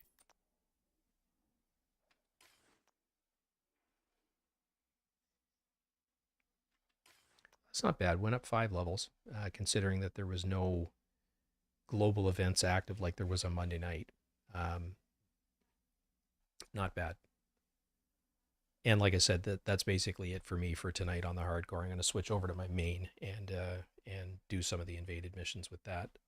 Not one invaded mission. I want to craft the Nemesis. But I now have 4 full loadouts with this. The skill build is about to get changed to the percussive maintenance that I just got. It's not a perfect one, but I'm going to keep the explosive resistance and put on skill damage, because then I've got perfect tech support instead of the Hannah U piece. So, food for thought for later. Still got my Heartbreaker build. I haven't really messed with that a whole lot, but I put together a hot shot determined build. So it's 4 pieces of hot shot with the backpack, an Araldi set of knee pads with headshot damage and weapon handling, and a Providence chest piece with Headhunter. This one, it's hitting nice and hard. The issue though is there's less. I'm giving up Unbreakable basically for this. You get bonus armor from this, and you have the ability to one-tap everything, and it's fun to play, but it's way riskier.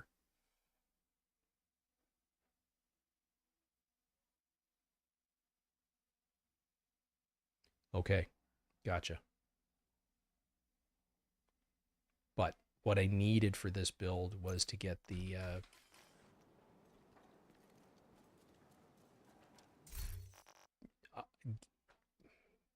without running this as an active build, get my sharpshooter specialization up a little bit, which is why I was running the invaded missions, because they give 5 for every one that you do, plus 3 for a level. So that's it in a nutshell.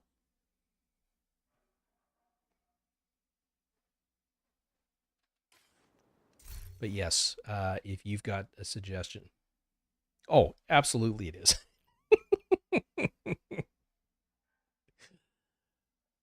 But I had the White Death, so I figured I'd put it together, and it got played a little bit earlier tonight. I had fun running it briefly, but I'm far more comfortable running Strikers. I just need now to start bending it in the direction of better survivability, because this gun absolutely smacks with it. I'm up to 98k, and I think I started the night at 94 for weapon damage. So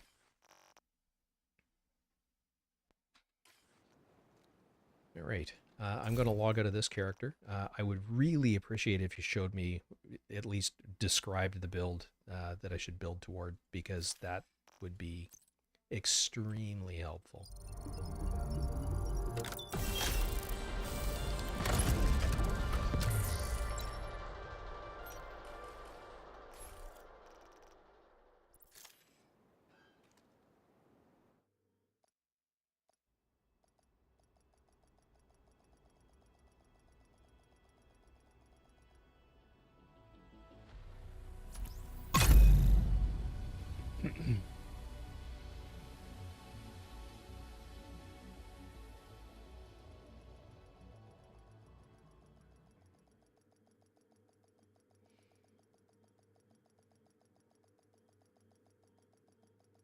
Unless it's what I've already got put together, but just 3 armor cores.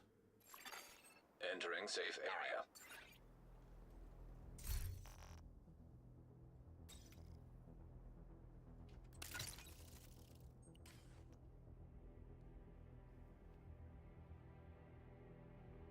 Oh, actually, I will show you guys this. I teased this in a post today.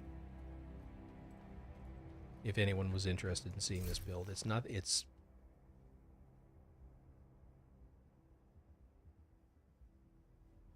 gotcha. Yeah.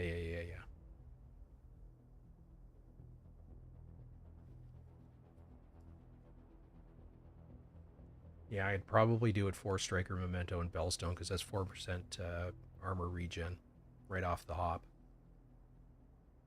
I've run a build like that before, and that regen is quite powerful.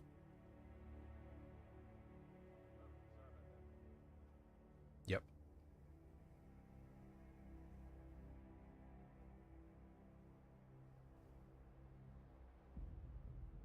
So Bellstone and Memento give you 2 of your blue cores. You'd need 1 more from the Strikers, and then 3 reds, which would be 4 reds in total. Nice.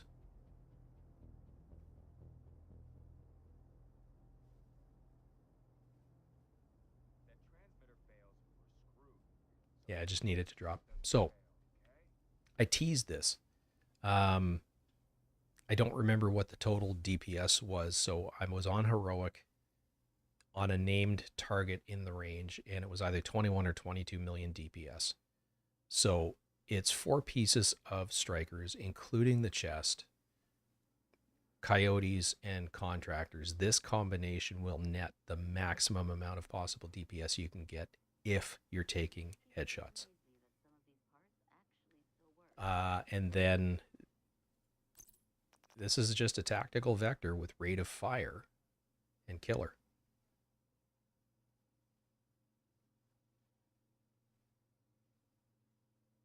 Very cool. So this tactical vector mimics the Ouroboros without it being an Ouroboros. It does really, really good damage. It's not quite maxed out yet. It's one roll away from being fully maxed. But you can see the rate of fire that I'm getting out of this with the Strikers build and the additional 5% rate of fire from the attribute. The downside is the magazine size. Even with a 20 round mod, it's still only 39 or 40 rounds depending on if you've reloaded. But it absolutely slaps in the range. The caveat with this build is you need things, you either need enough targets where you can actually build and maintain your stacks, or you need targets with enough health points that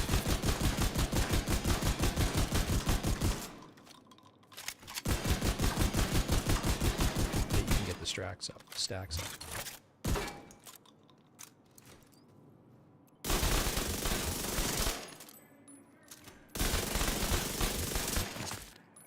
But you can see the damage numbers that I'm getting per bullet in the chat window. It's actually kind of silly. Like I've seen as high as 1.5 million per bullet.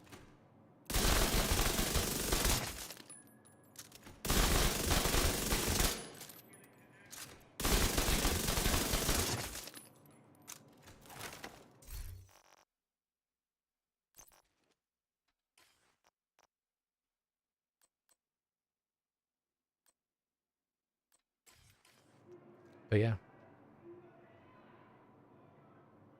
Yeah, exactly. So if you don't have Ouroboros and you want a build that you can use on Johnson and Martinez, this is what I would recommend. Because if you get up in that little area and with your healer, this is going to, and you're taking headshots, this is definitely going to slice.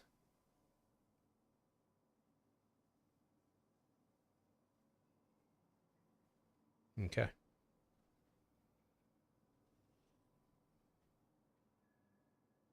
So yeah, food for thought. But open world, this build won't give you the net damage that this one will, simply because it's almost impossible to keep the strikers fully stacked up.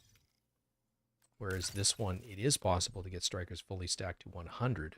So this one will actually net you better damage numbers open world.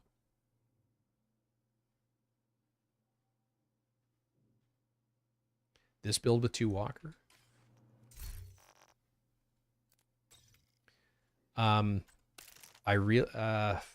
Probably not, because you're giving up coyotes. And where your damage is going to come from is if you're up close and personal, you're going to get 25% additional crit chance in addition to the 40% crit damage that you're getting from killer. So that's where your damage is. That's where the top up of damage is coming from. You're going to get damage to armor here. If you're playing this with the 2 strikers builds I recommend that you play them with, even if there's only one running demolitionist, you're going to get 5% damage to targets out of cover on top of your damage to armor. So this would be how I would recommend running it.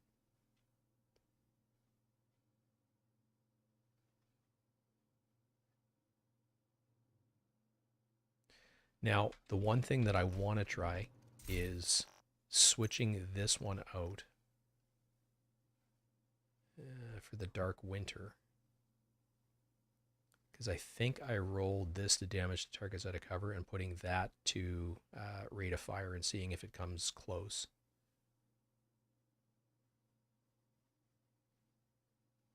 So how do I have this one modded? I've got chance, chance, and damage.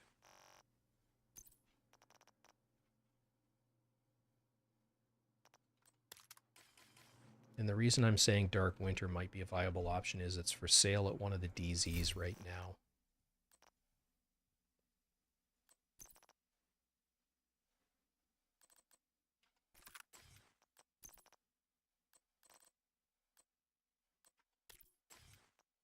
And I had that one mod. The other one, this one is going to actually do more damage because of that mod. It's just, can we get the rate of fire recalibrated on it?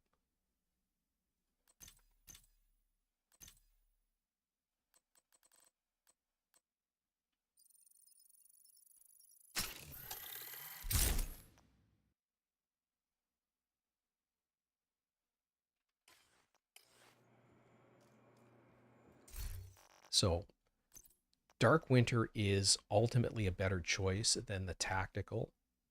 Where are we now here? So they'll end up being the same RPM, but you're losing out on 6 rounds by going to the tactical. It's also on the underbarrel. It's got the short underbarrel, which means that you can't put on this tactical short grip, I don't think. Maybe you can. Maybe I'm mistaken. No, you can't. So the Dark Winter will edge it slightly. The full-size Vector, obviously perfect killer is better than regular killer, but here's the difference is this gives you 50% crit damage. This one gives you 40. So again, in theory, better.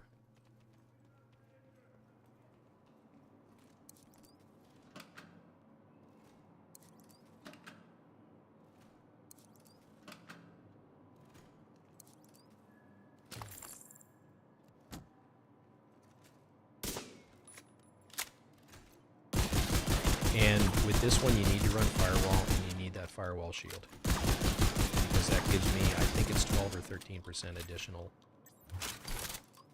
DPS.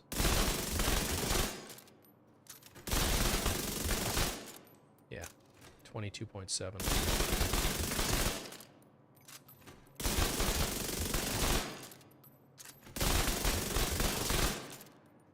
So, food for thought if you don't have the Oreo.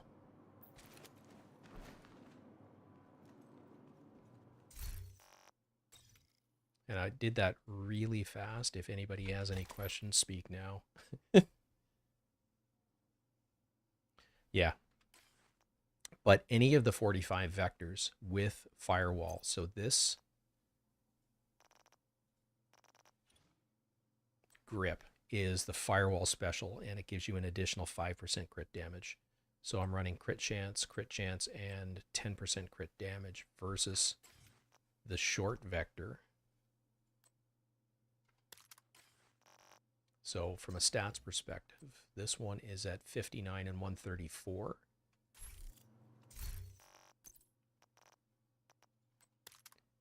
And this one is at 59 and 139. So it's only 5% in the difference, but again, numbers matter.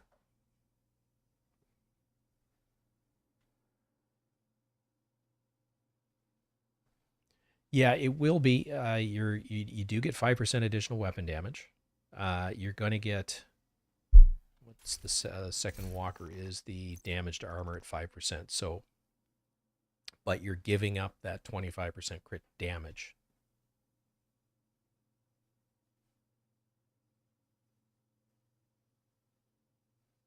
Really?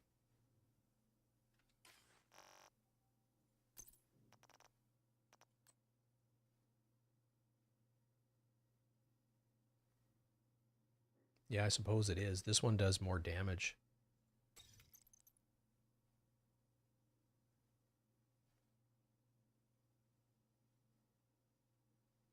So I haven't put any expertise on this. This one's at 11, and you can see the damage numbers are almost identical. Okay. Well then, hang on for 1 second.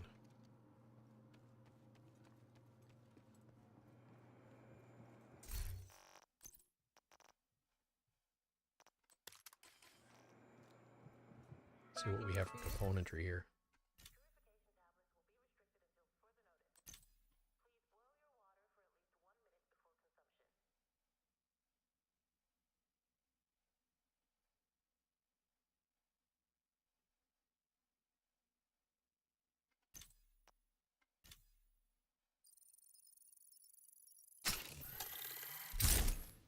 Yeah, with 2 levels of expertise, I'm going to surpass it.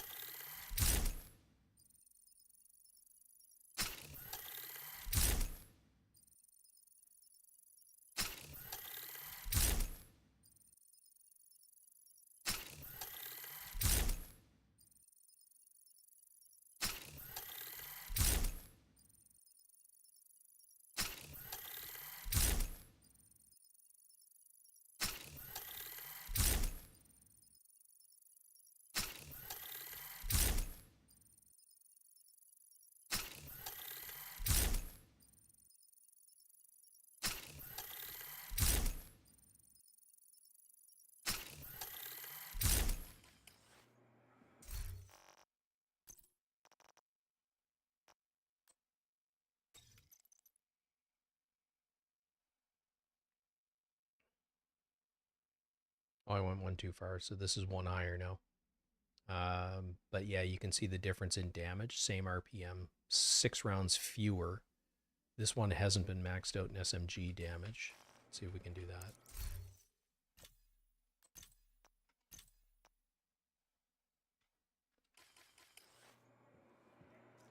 Nice to see you.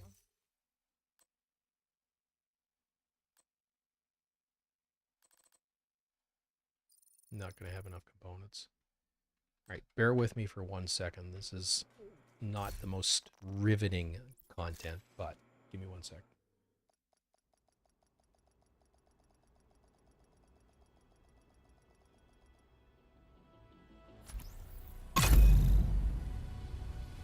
So this is a, if you've recently run, or if you run a character through Warlords, here's the advantage of having all of these resources. Safe area detected. So I've still got 3,600 scavenging points. So what did we bleed down the most? This all looks good. I'm going to top this back up, but here's how you get receiver components. 2 cycles through your credits. That gives you 1,000,000 credits. And then buy pistols. They're the cheapest thing to buy. And you can see here I'm basically just hammering the spacebar. And I'll do that until it tells me I'm full. Thanks for the business. Hope to do business with Now I could also do SMGs here. And just to make the point, because that's ultimately what I'm going to be buying. You can see the difference in price. This is 84. This is 56. But this is going to give me the SMG that I need. And receiver components to make some more.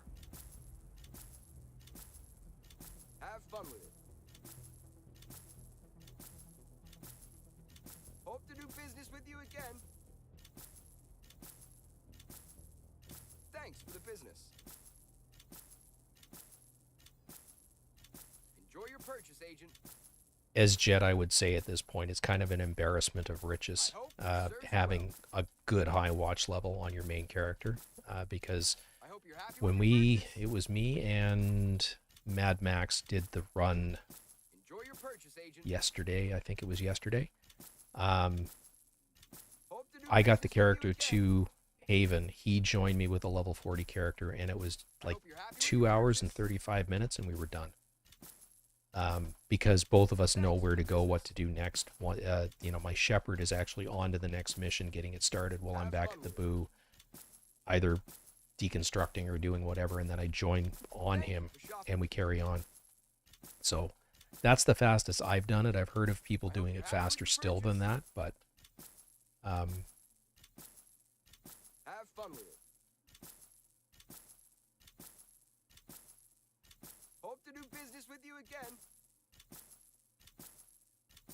so if you just need receiver components, just buy pistols. If you know you need SMGs or assault rifles or something like that, buy those. So I'm out of credits. Thanks for the business. Thanks for your So business. now, if you're on PC, you have this advantage. This is space here with my pinky. All I'm going to do is scroll to the end, hold down space, select them all, and then hit tab and deconstruct. So that was 644 components. And then over here, we're going to do exactly the same thing. So that gave us 103 submachine gun alloy plus the receiver components to make more. And if I come to the bench with this character, I actually don't have any cash with this character. Well, that's not true. I could do this. Hang on.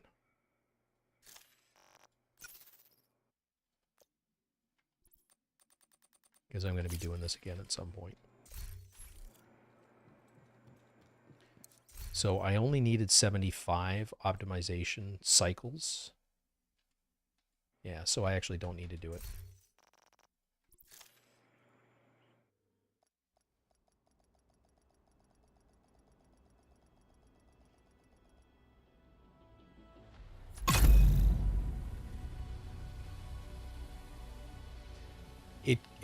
Over time, it gets easier and easier and easier. And I mean, just to put this into perspective, when I started playing again last November, I was at watch level 22, 2400, somewhere around there.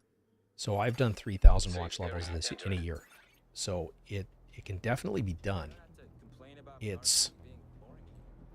I've done a lot of open world farming in a year. Hey, looking for something special?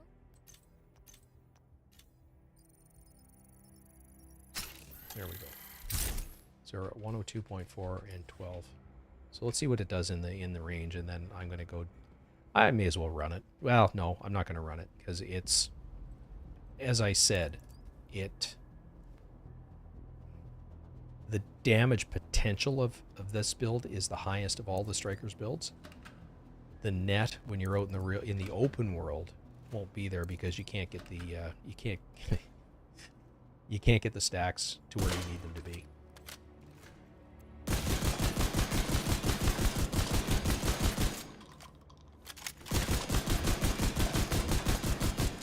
There we're at max stacks. Pop the shield. Reset that.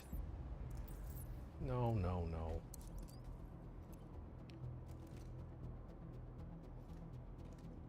And you can see how quickly those bleed down.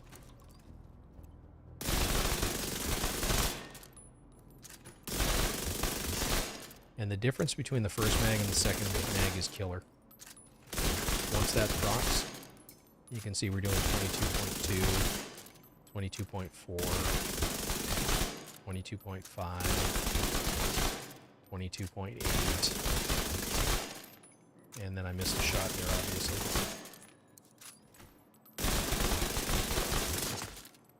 Missed a bunch of shots. That's the downside of these guns in general, is the accuracy. Stability's there, but the accuracy is not. You can see the reticle, or you can see the bullets wandering around inside the reticle. But yeah, 22.8 I think is what we saw high. So huge damage potential, and if you're going against Johnson and Martinez, or up against Wright, where it's a big target, relatively stationary, you can hit those headshots. If you can't hit headshots reliably, you're better off running Cheska rather than the contractors for body shots. It will actually net you more damage than the contractors will. I don't fully understand the math with that, but the math works out. That the damage potential for hitting headshots is the highest with contractors. Oh, excuse me. Anyway, digress.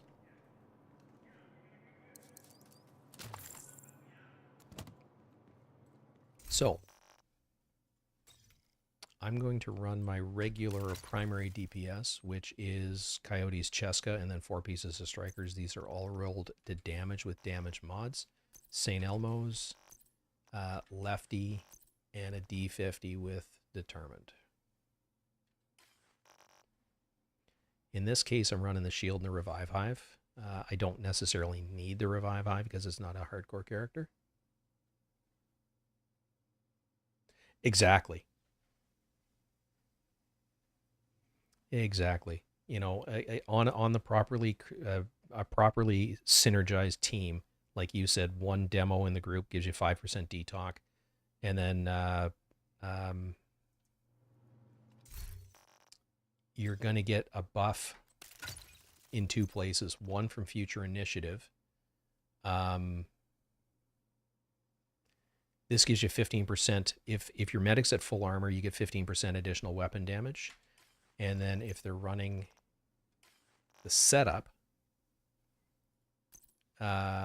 which is ultimately what actually should be in here instead of the Alps piece. But this one does have opportunistic. This gives you another 10%. With the setup, I think it's 15. Yeah. So that's 30% more weapon damage right there. On top of, if they can get all 5 shots in with Scorpio,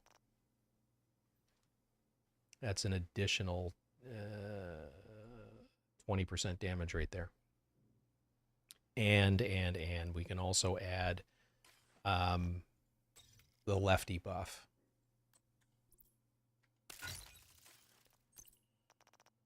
That gives you 40% more damage to armor, which will help knock those big ones down faster. Yeah, exactly.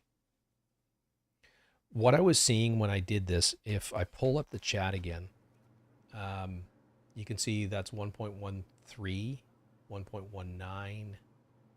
That's a 1.3. I've seen as high as 1.5 per bullet. So, and you can see that this is pretty consistent. So that's pretty impressive damage considering the rate of fire of this gun.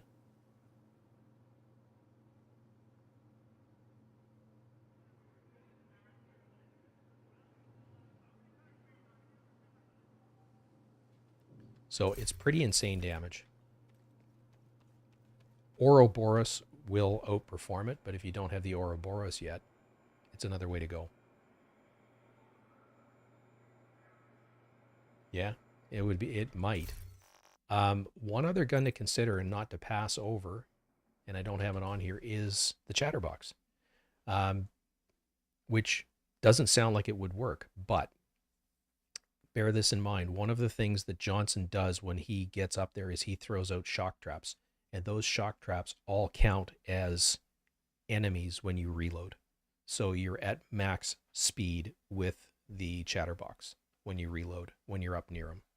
So DJ Tickle pointed that out in one of his videos, that again, if you don't have Ouroboros, Chatterbox is another viable option. But I think that the tactical vector, the short vector, is probably your best bet with that build. And the way that I would run this would be one person running this build with, actually 2 people running this build with Demolitionist. One thing to bear in mind with the Demolitionist buff to damage the targets out of cover is it applies to the party, but not the individual that has it. So group members gain 5% damage to targets out of cover, but the person with it does not. So you need 2 for all the party to get 5% detalk. And then your third guy probably runs Gunner so that they've got some built-in survivability. And then when you get up to face tank, Johnson and Murphy, one guy switch to this max DPS build with Firewall. And in fact, you want to keep at least one person. I maybe run 2 with this build and 1 with the first build. Right on, Sarthor.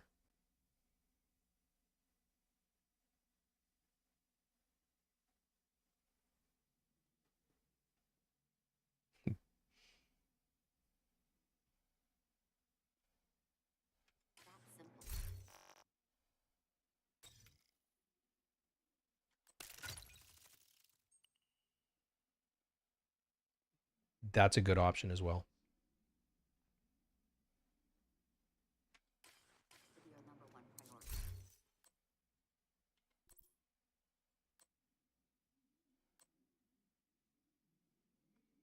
Yeah. And put your sharpshooter guy a little further back. Yeah, that makes a lot of sense.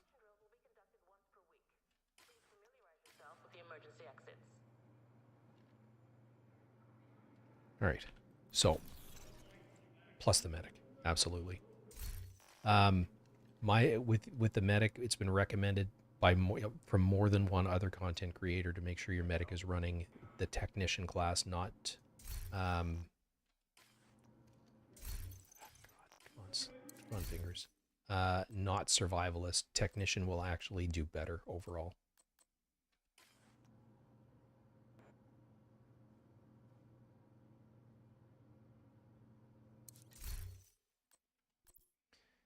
If you spec into skill healing, you're also doing more damage to robotics, drones, proxies, etc. There was another reason. You get 10% skill healing here. One other thing to bear in mind is if you run this, run technician, you can actually roll an armor core on, which gives you better survivability as a medic. Anyway. I keep meaning to do this. So from a resources perspective, what I've got,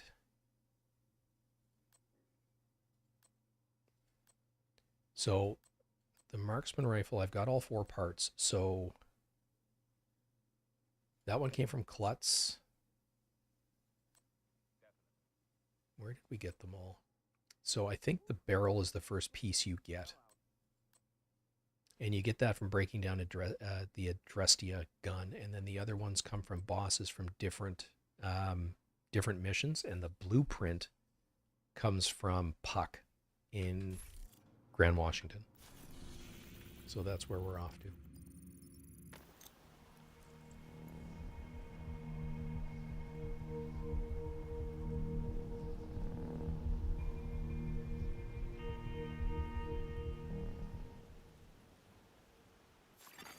Hostile control point identified.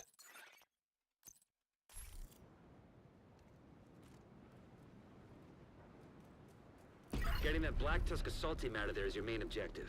But there are a few high-priority targets we want you to neutralize. The code names are Puck, Roadblock, and Carver.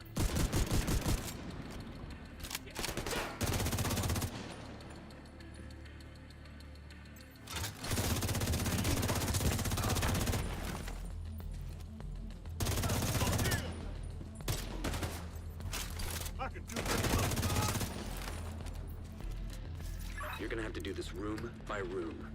We have zero intel on how they're set up on site.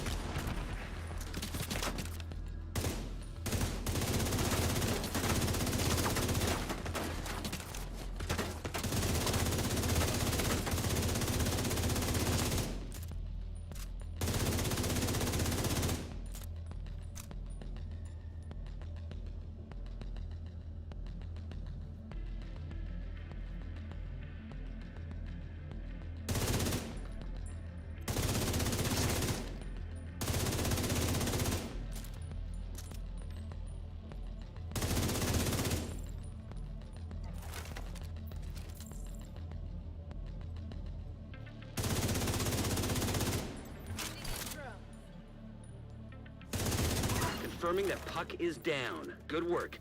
Continue clearing the building.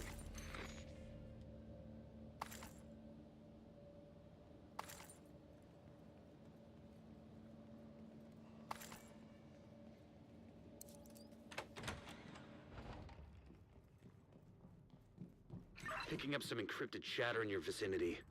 Assume they know you're coming.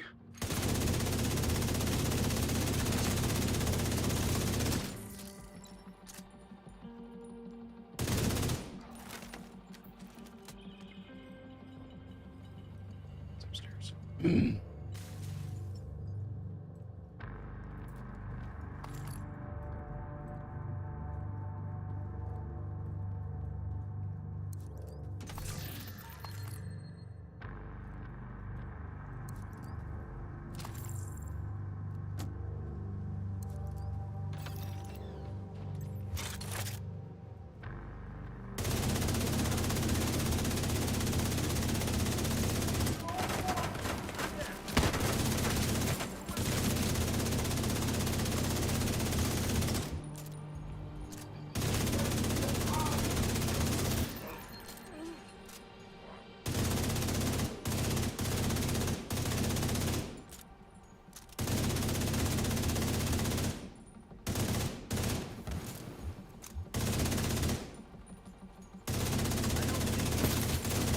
Roadblock has been neutralized.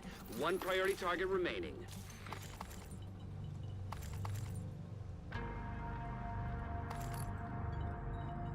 Maybe it's on the last one. Maybe I don't have them all.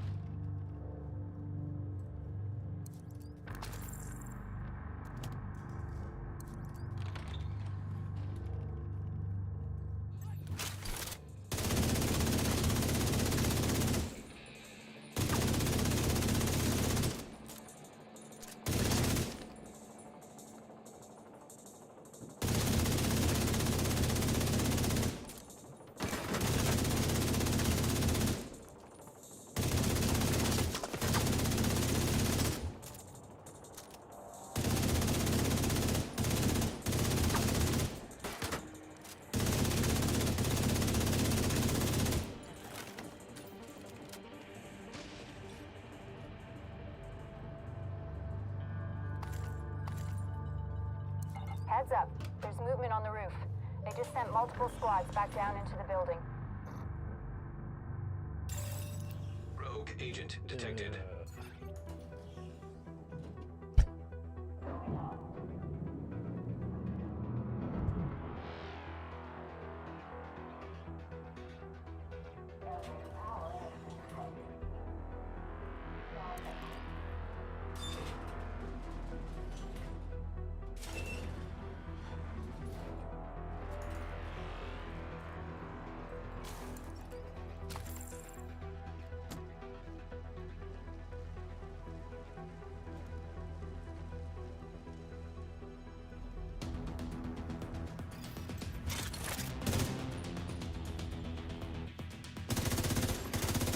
Rogue striker drone detected. Hostile striker drone detected.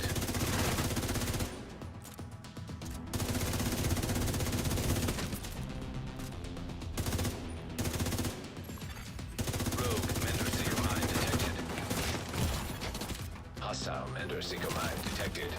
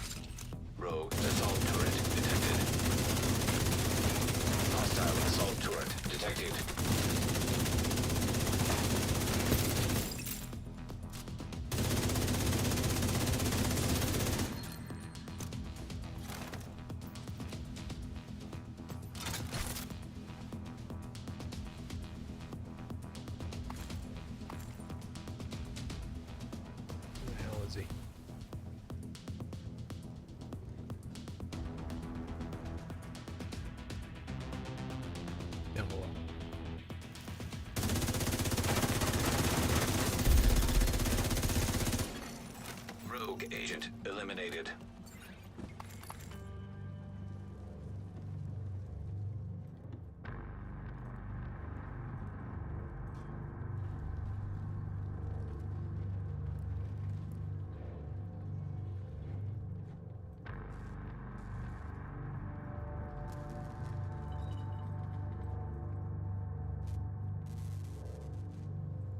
Raid invaded. Duh.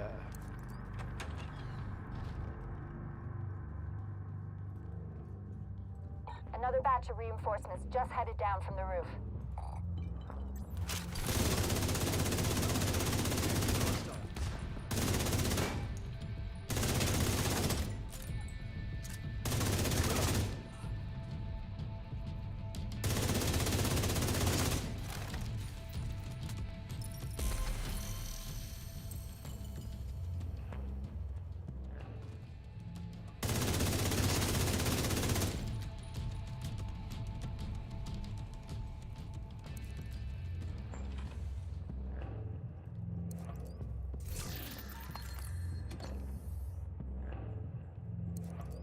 All right, Sarthor. It was great chatting with you tonight, bud.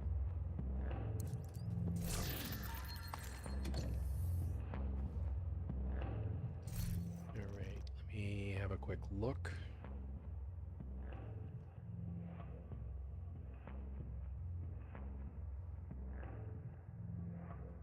Got it. Accepted.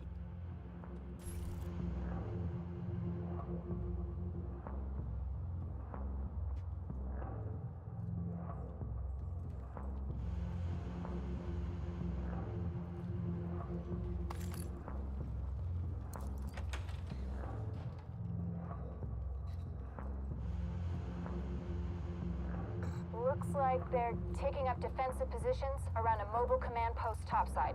If they've got a command station, you should pull data from it.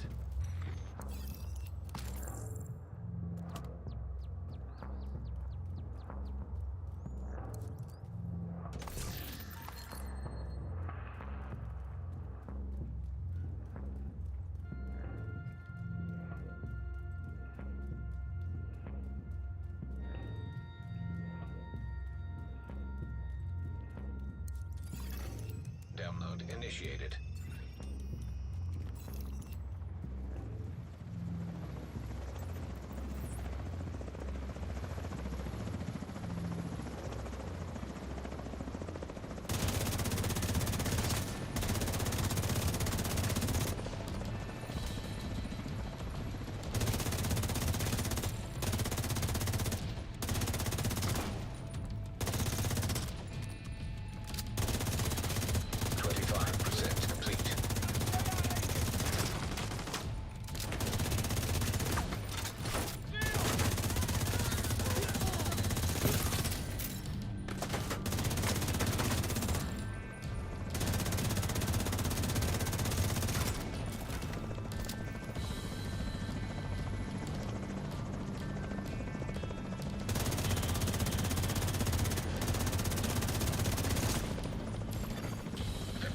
Complete.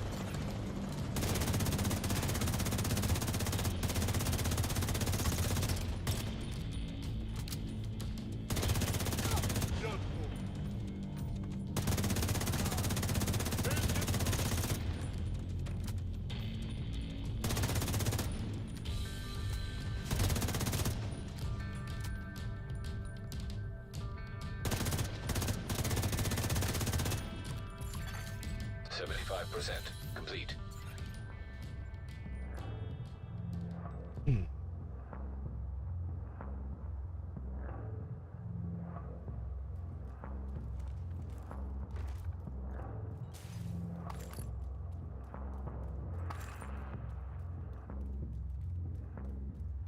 Not ammo, but it'll have to do.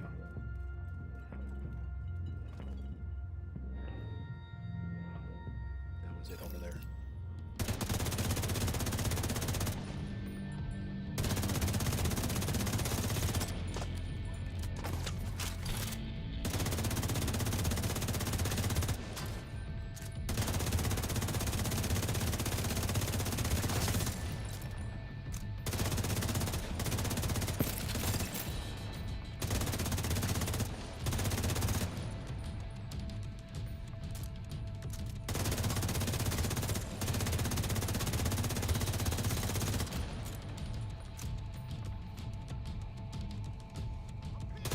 all 3 priority targets down for the count.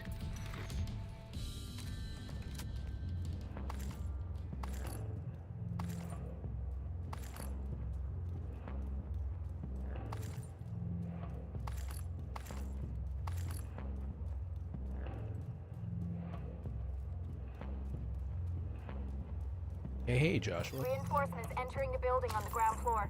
Roger that. Agent, you're gonna have your hands How full. you doing tonight, bro?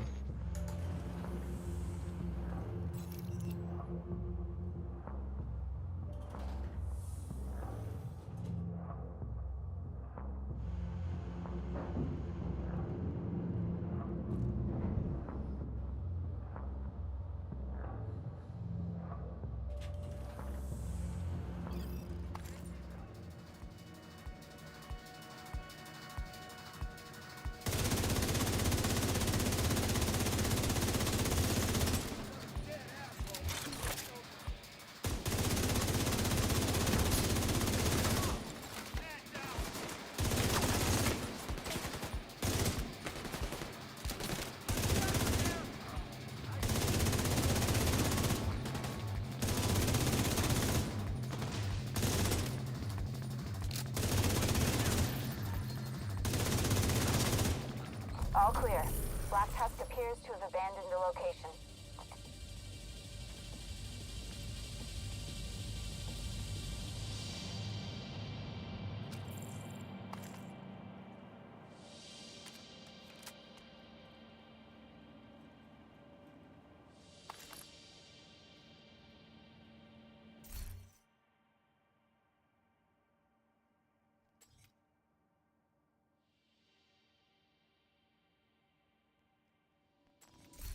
Not bad.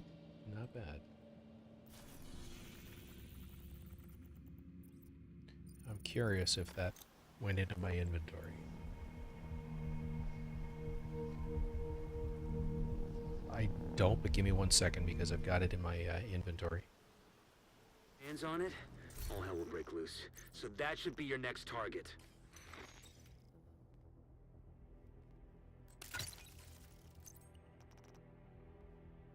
"15 seconds.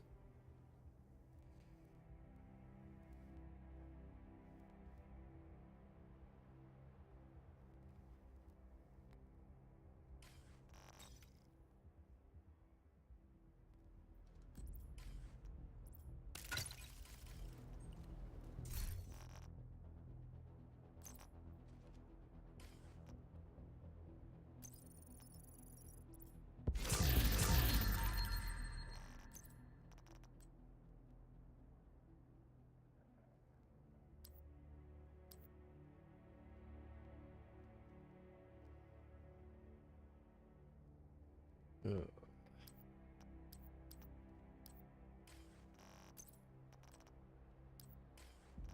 Something in me that cringes about deconstructing things that are perfect, but I never use the mop.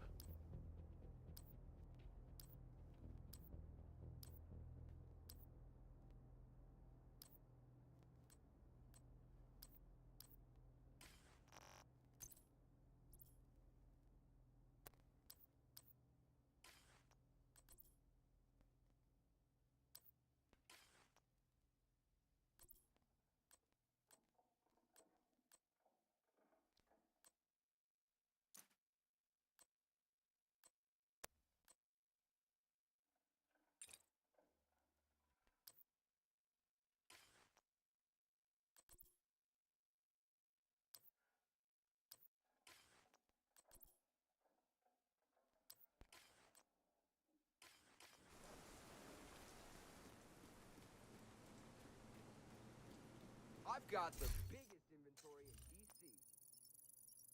This should fill up my inventory. That was a good deal. Please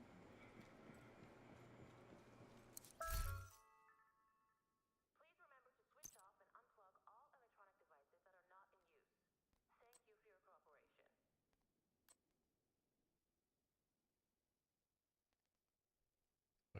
Right.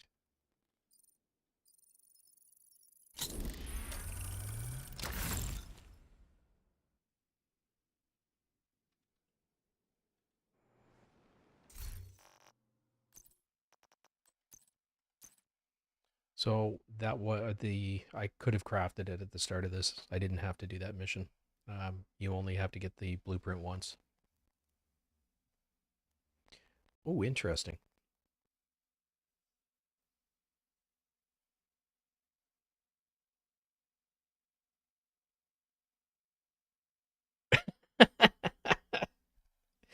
I like cheese. Cheese is good.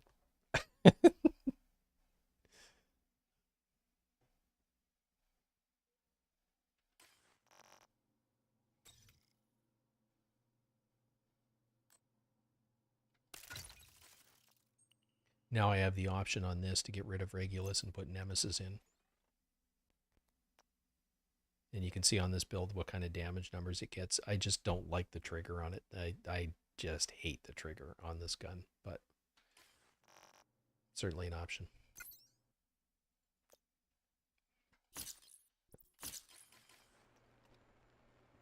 Should really find time to clean and oil these tools.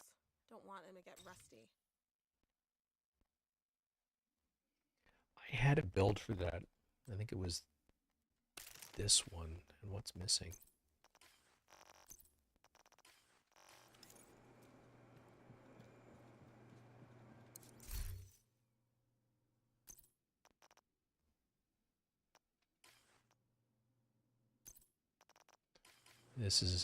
That entire build is over on my my secondary character.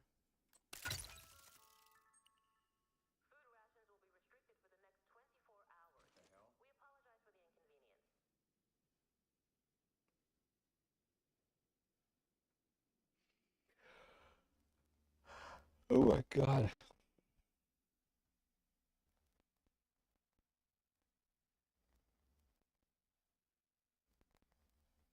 Well, that burn damage is pretty powerful.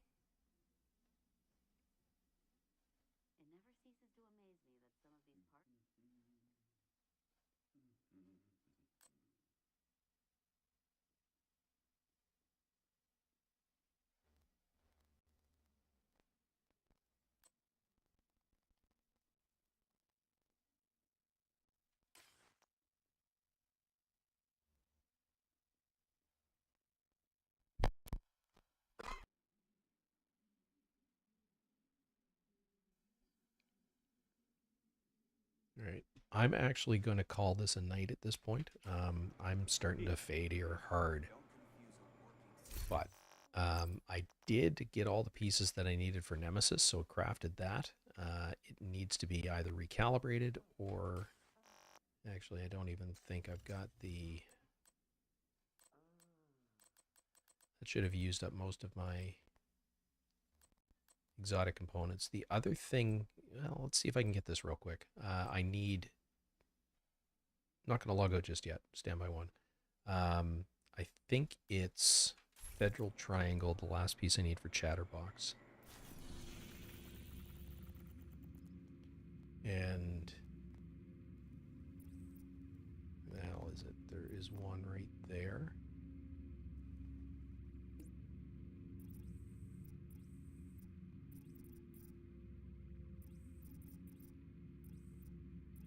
And there's one in this mission if it's not invaded. But we'll see if we pull it out of that one.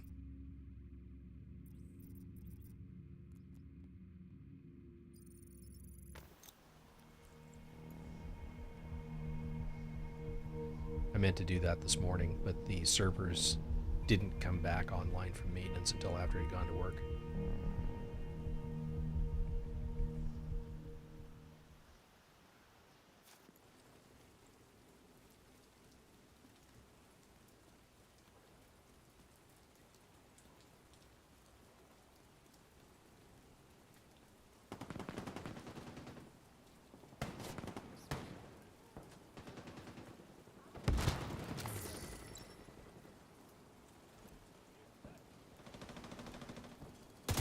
Nothing but bad guys in this area.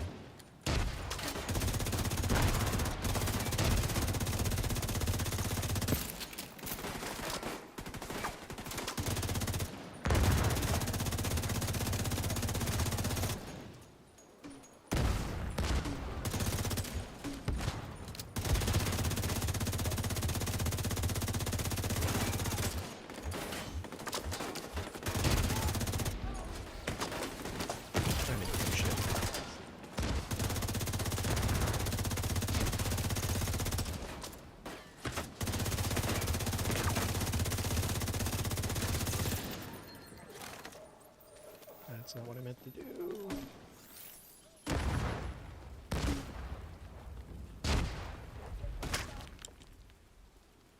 Come on out, you piece of shit!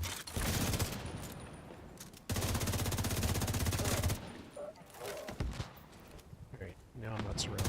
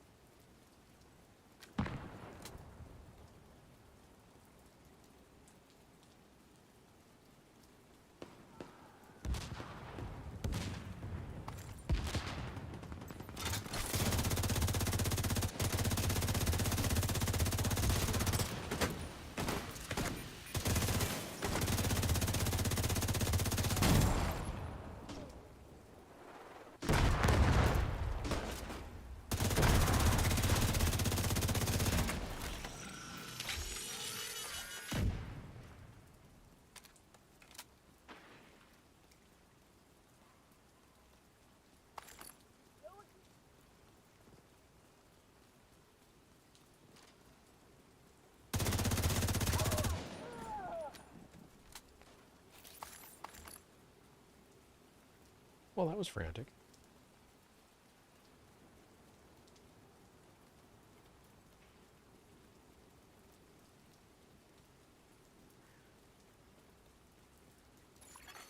Hostile control point nearby.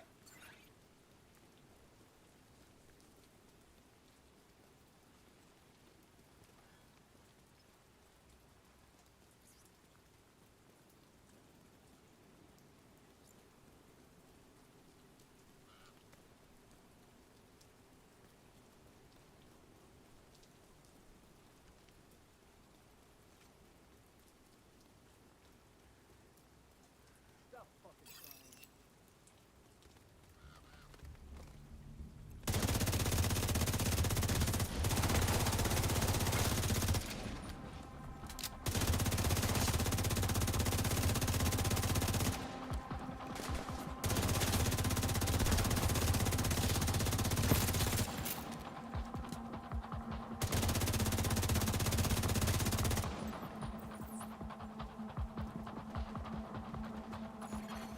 Hostiles guarding location nearby.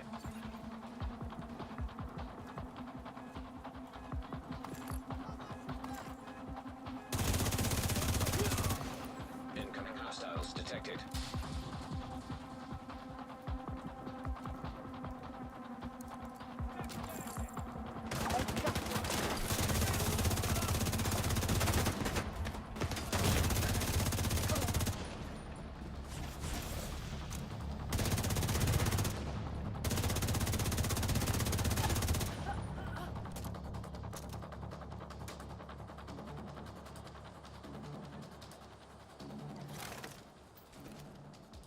Over there!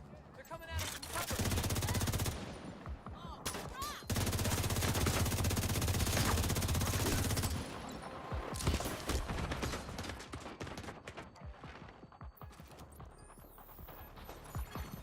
Detected. Nearby location guarded by hostiles.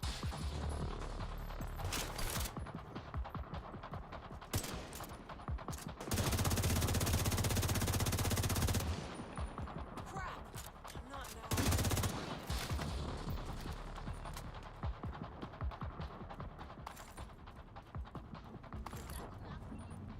Can't wait to get back to the settlement.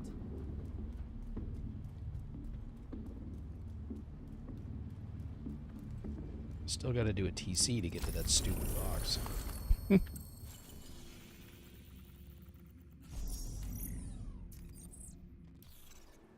Only reason I'm still alive is you. Thank you.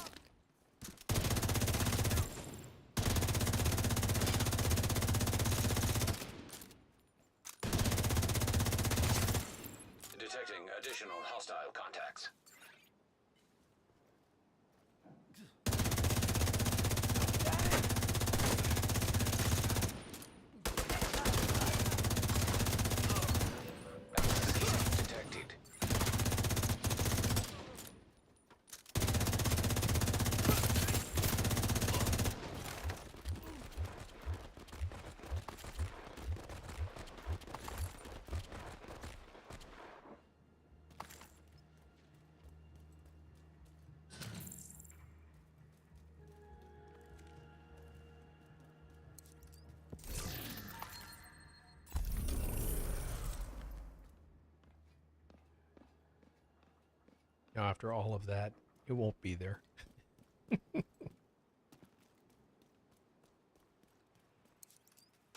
Yes. Or maybe it will.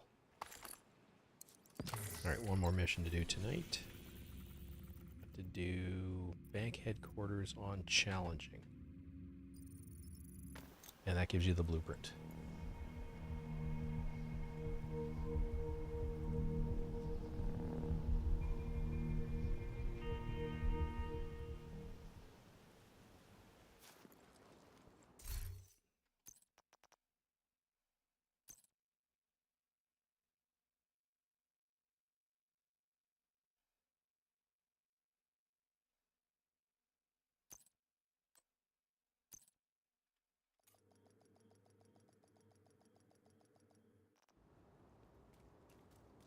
You're gonna need to get the access codes to the vault to recover the item the Hyena stole from Air Force One.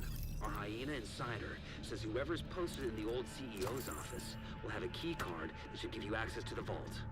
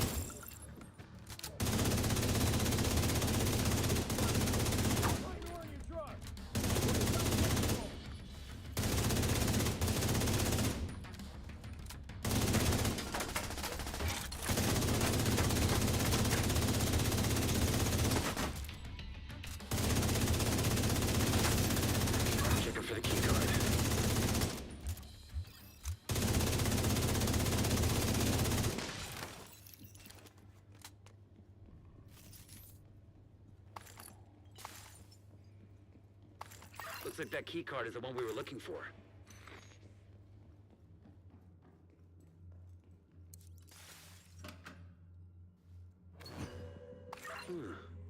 Wonder what that unlocks.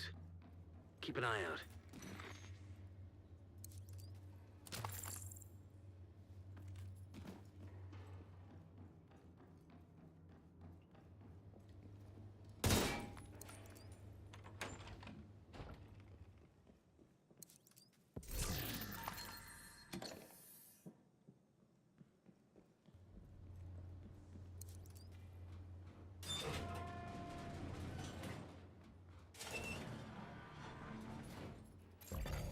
Hostile radio intercepted.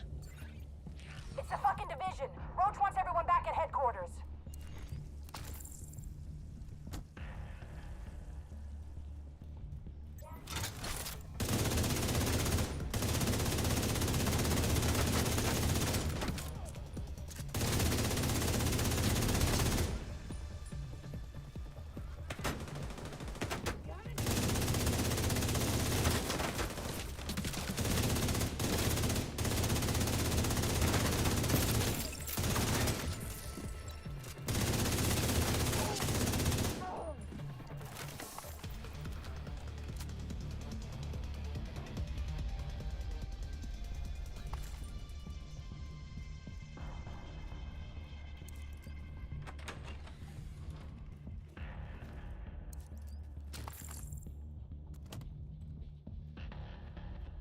The vault's just up ahead.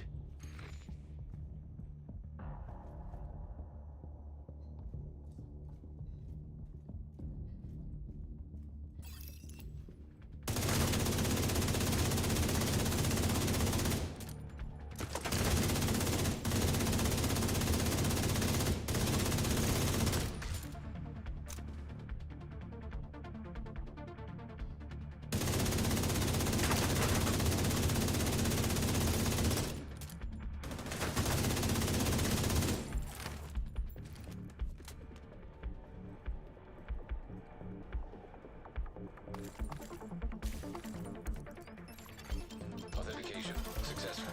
Access granted. We may not have needed to do this. It might have been the same thing as Hostile radio intercepted. the Nemesis. Alarm! Fucking division got into Nope. the vault! It's I did cool. need it. We moved the president. He's tucked away nice and cozy upstairs. And I've got everything I Shit. need, but They pulled since the I've been president out of the mission. wreckage. Agent, you've got a new assignment. Find out where the president is being held and get him back. Sync Isaac with the bank security system. There should be a data center near the vault.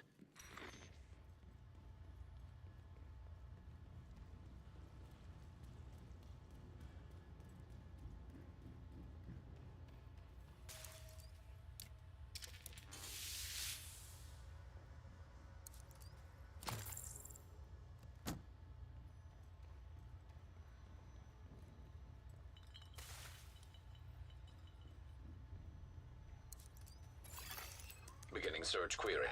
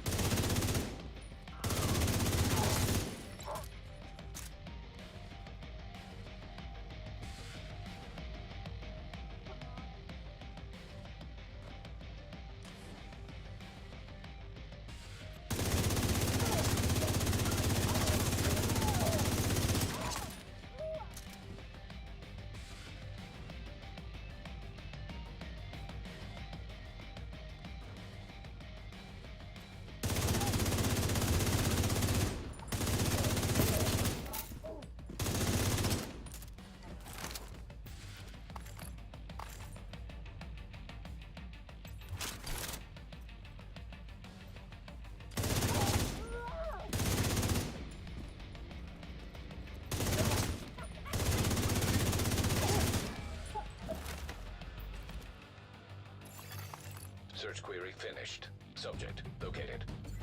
It's President Ellis. I'll have a helicopter on standby to extract him. All lockdown procedure initiated. That doesn't sound good. Isaac, do you have a way out of the vault? Searching for a way out of the vault. 0 matches. Piece of shit wristwatch. Okay, let me see. If you can punch through the west wall, there's a maintenance tunnel running alongside your position. It's a long shot, but it's the only one we got. Isaac, plot a path to the president's location. Highlighting most expedient route. Son of a bitch, it actually worked. Thanks, Isaac.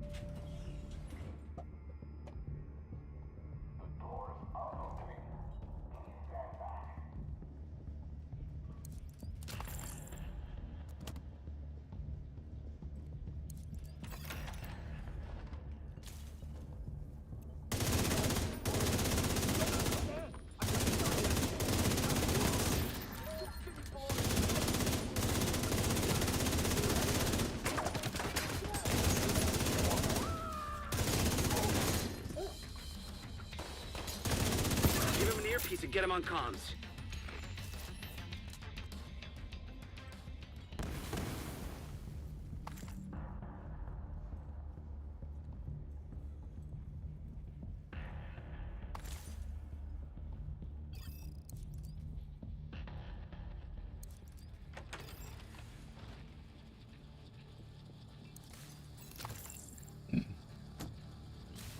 Heads up, we're inbound to your location.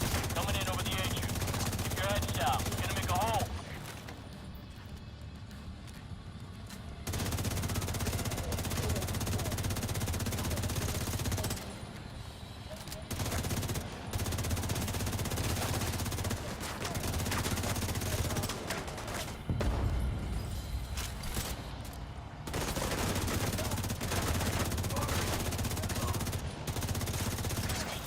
Clear to attach. Go, go, go!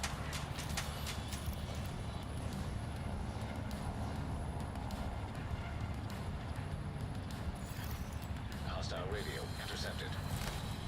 Well, that's a load of shit. Kill every last one of those fuckers. I want them dead. Roach, our gear supply will dry the fuck up if word gets back to the rest of the council that we lost the president. We'll get him, ma'am. Fuckers aren't going anywhere but down.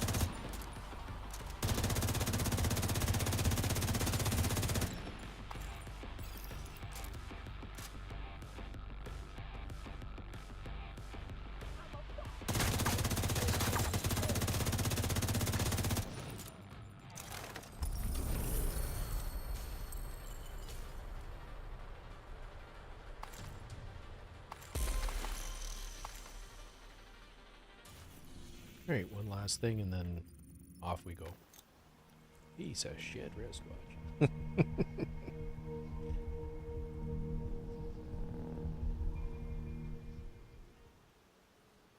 So that's 2 craftables in one night. Low prices? It's still like...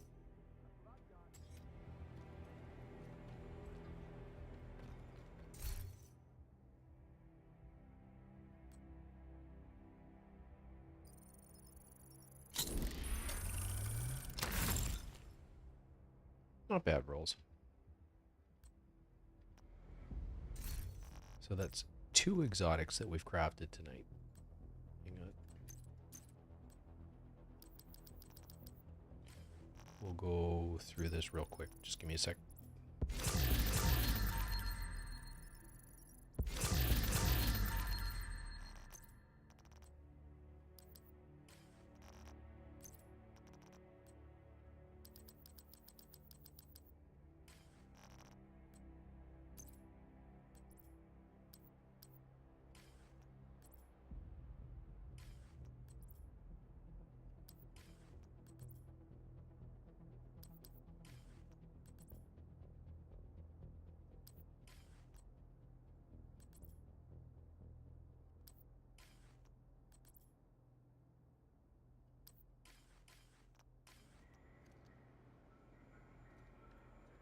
For you? Thanks for topping me off, Agent. Later. So, we just crafted the Chatterbox, which I need to optimize. And earlier tonight, we crafted the Nemesis. So that was 2 craftables in one night. I've been collecting the parts for both for a while.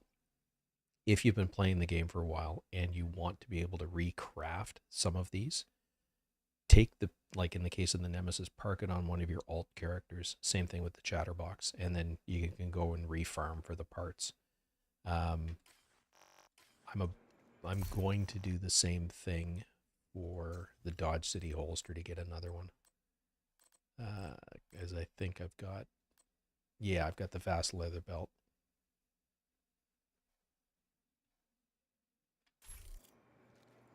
But I can't craft it while it's on the character. It has, and it can't be in the stash. It has to be on an alt character so that it's invisible to this character. So bear that in mind. So that's basically it for the evening. I am going to be streaming Sunday night, and then hopefully, if everything cooperates, I'm going to get 2 videos recorded this weekend, and they will be staggered to drop Tuesday and Thursday next week because I'm away, so I won't be streaming. So basically, the first one's going to talk about strikers, kind of like I talked about here tonight, about the different ways to think about putting together the optimal strikers build for your situation. And then one that's maxed out completely, max damage. And then I'm going to cover in depth the build that we were testing tonight in the range with the tactical vector. So that one will have some gameplay, and then the build itself. Ultimately, it's aimed at the incursion, specifically the bosses. I may actually just matchmake and see what I can get, what I get in terms of going up against some of those. But yeah, that's the intention for the next couple of days. And for sure, I'll be streaming Sunday night. Don't know exactly what the content will be, but we'll figure it out, and we'll be back. So Agent Meat signing off. Hope you guys have a great evening. I had a wonderful stream. It was very, very interactive. Met some cool people tonight. Talked with some old friends. And had some fun. Got 5 SHD levels for my my hardcore character, and didn't die. What I need to start doing now is building back in some survivability, like Black and I were talking about a little bit earlier. Rolling some of those pieces over to armor, and ultimately, hopefully, getting a memento to drop at some point, which means probably starting to do Countdown, which I'm approaching with a lot of trepidation. I don't think I'm quite ready for it yet, but we'll see. And with that, I'm going to sign out, and we will see you guys Sunday night. Have a great night, everybody.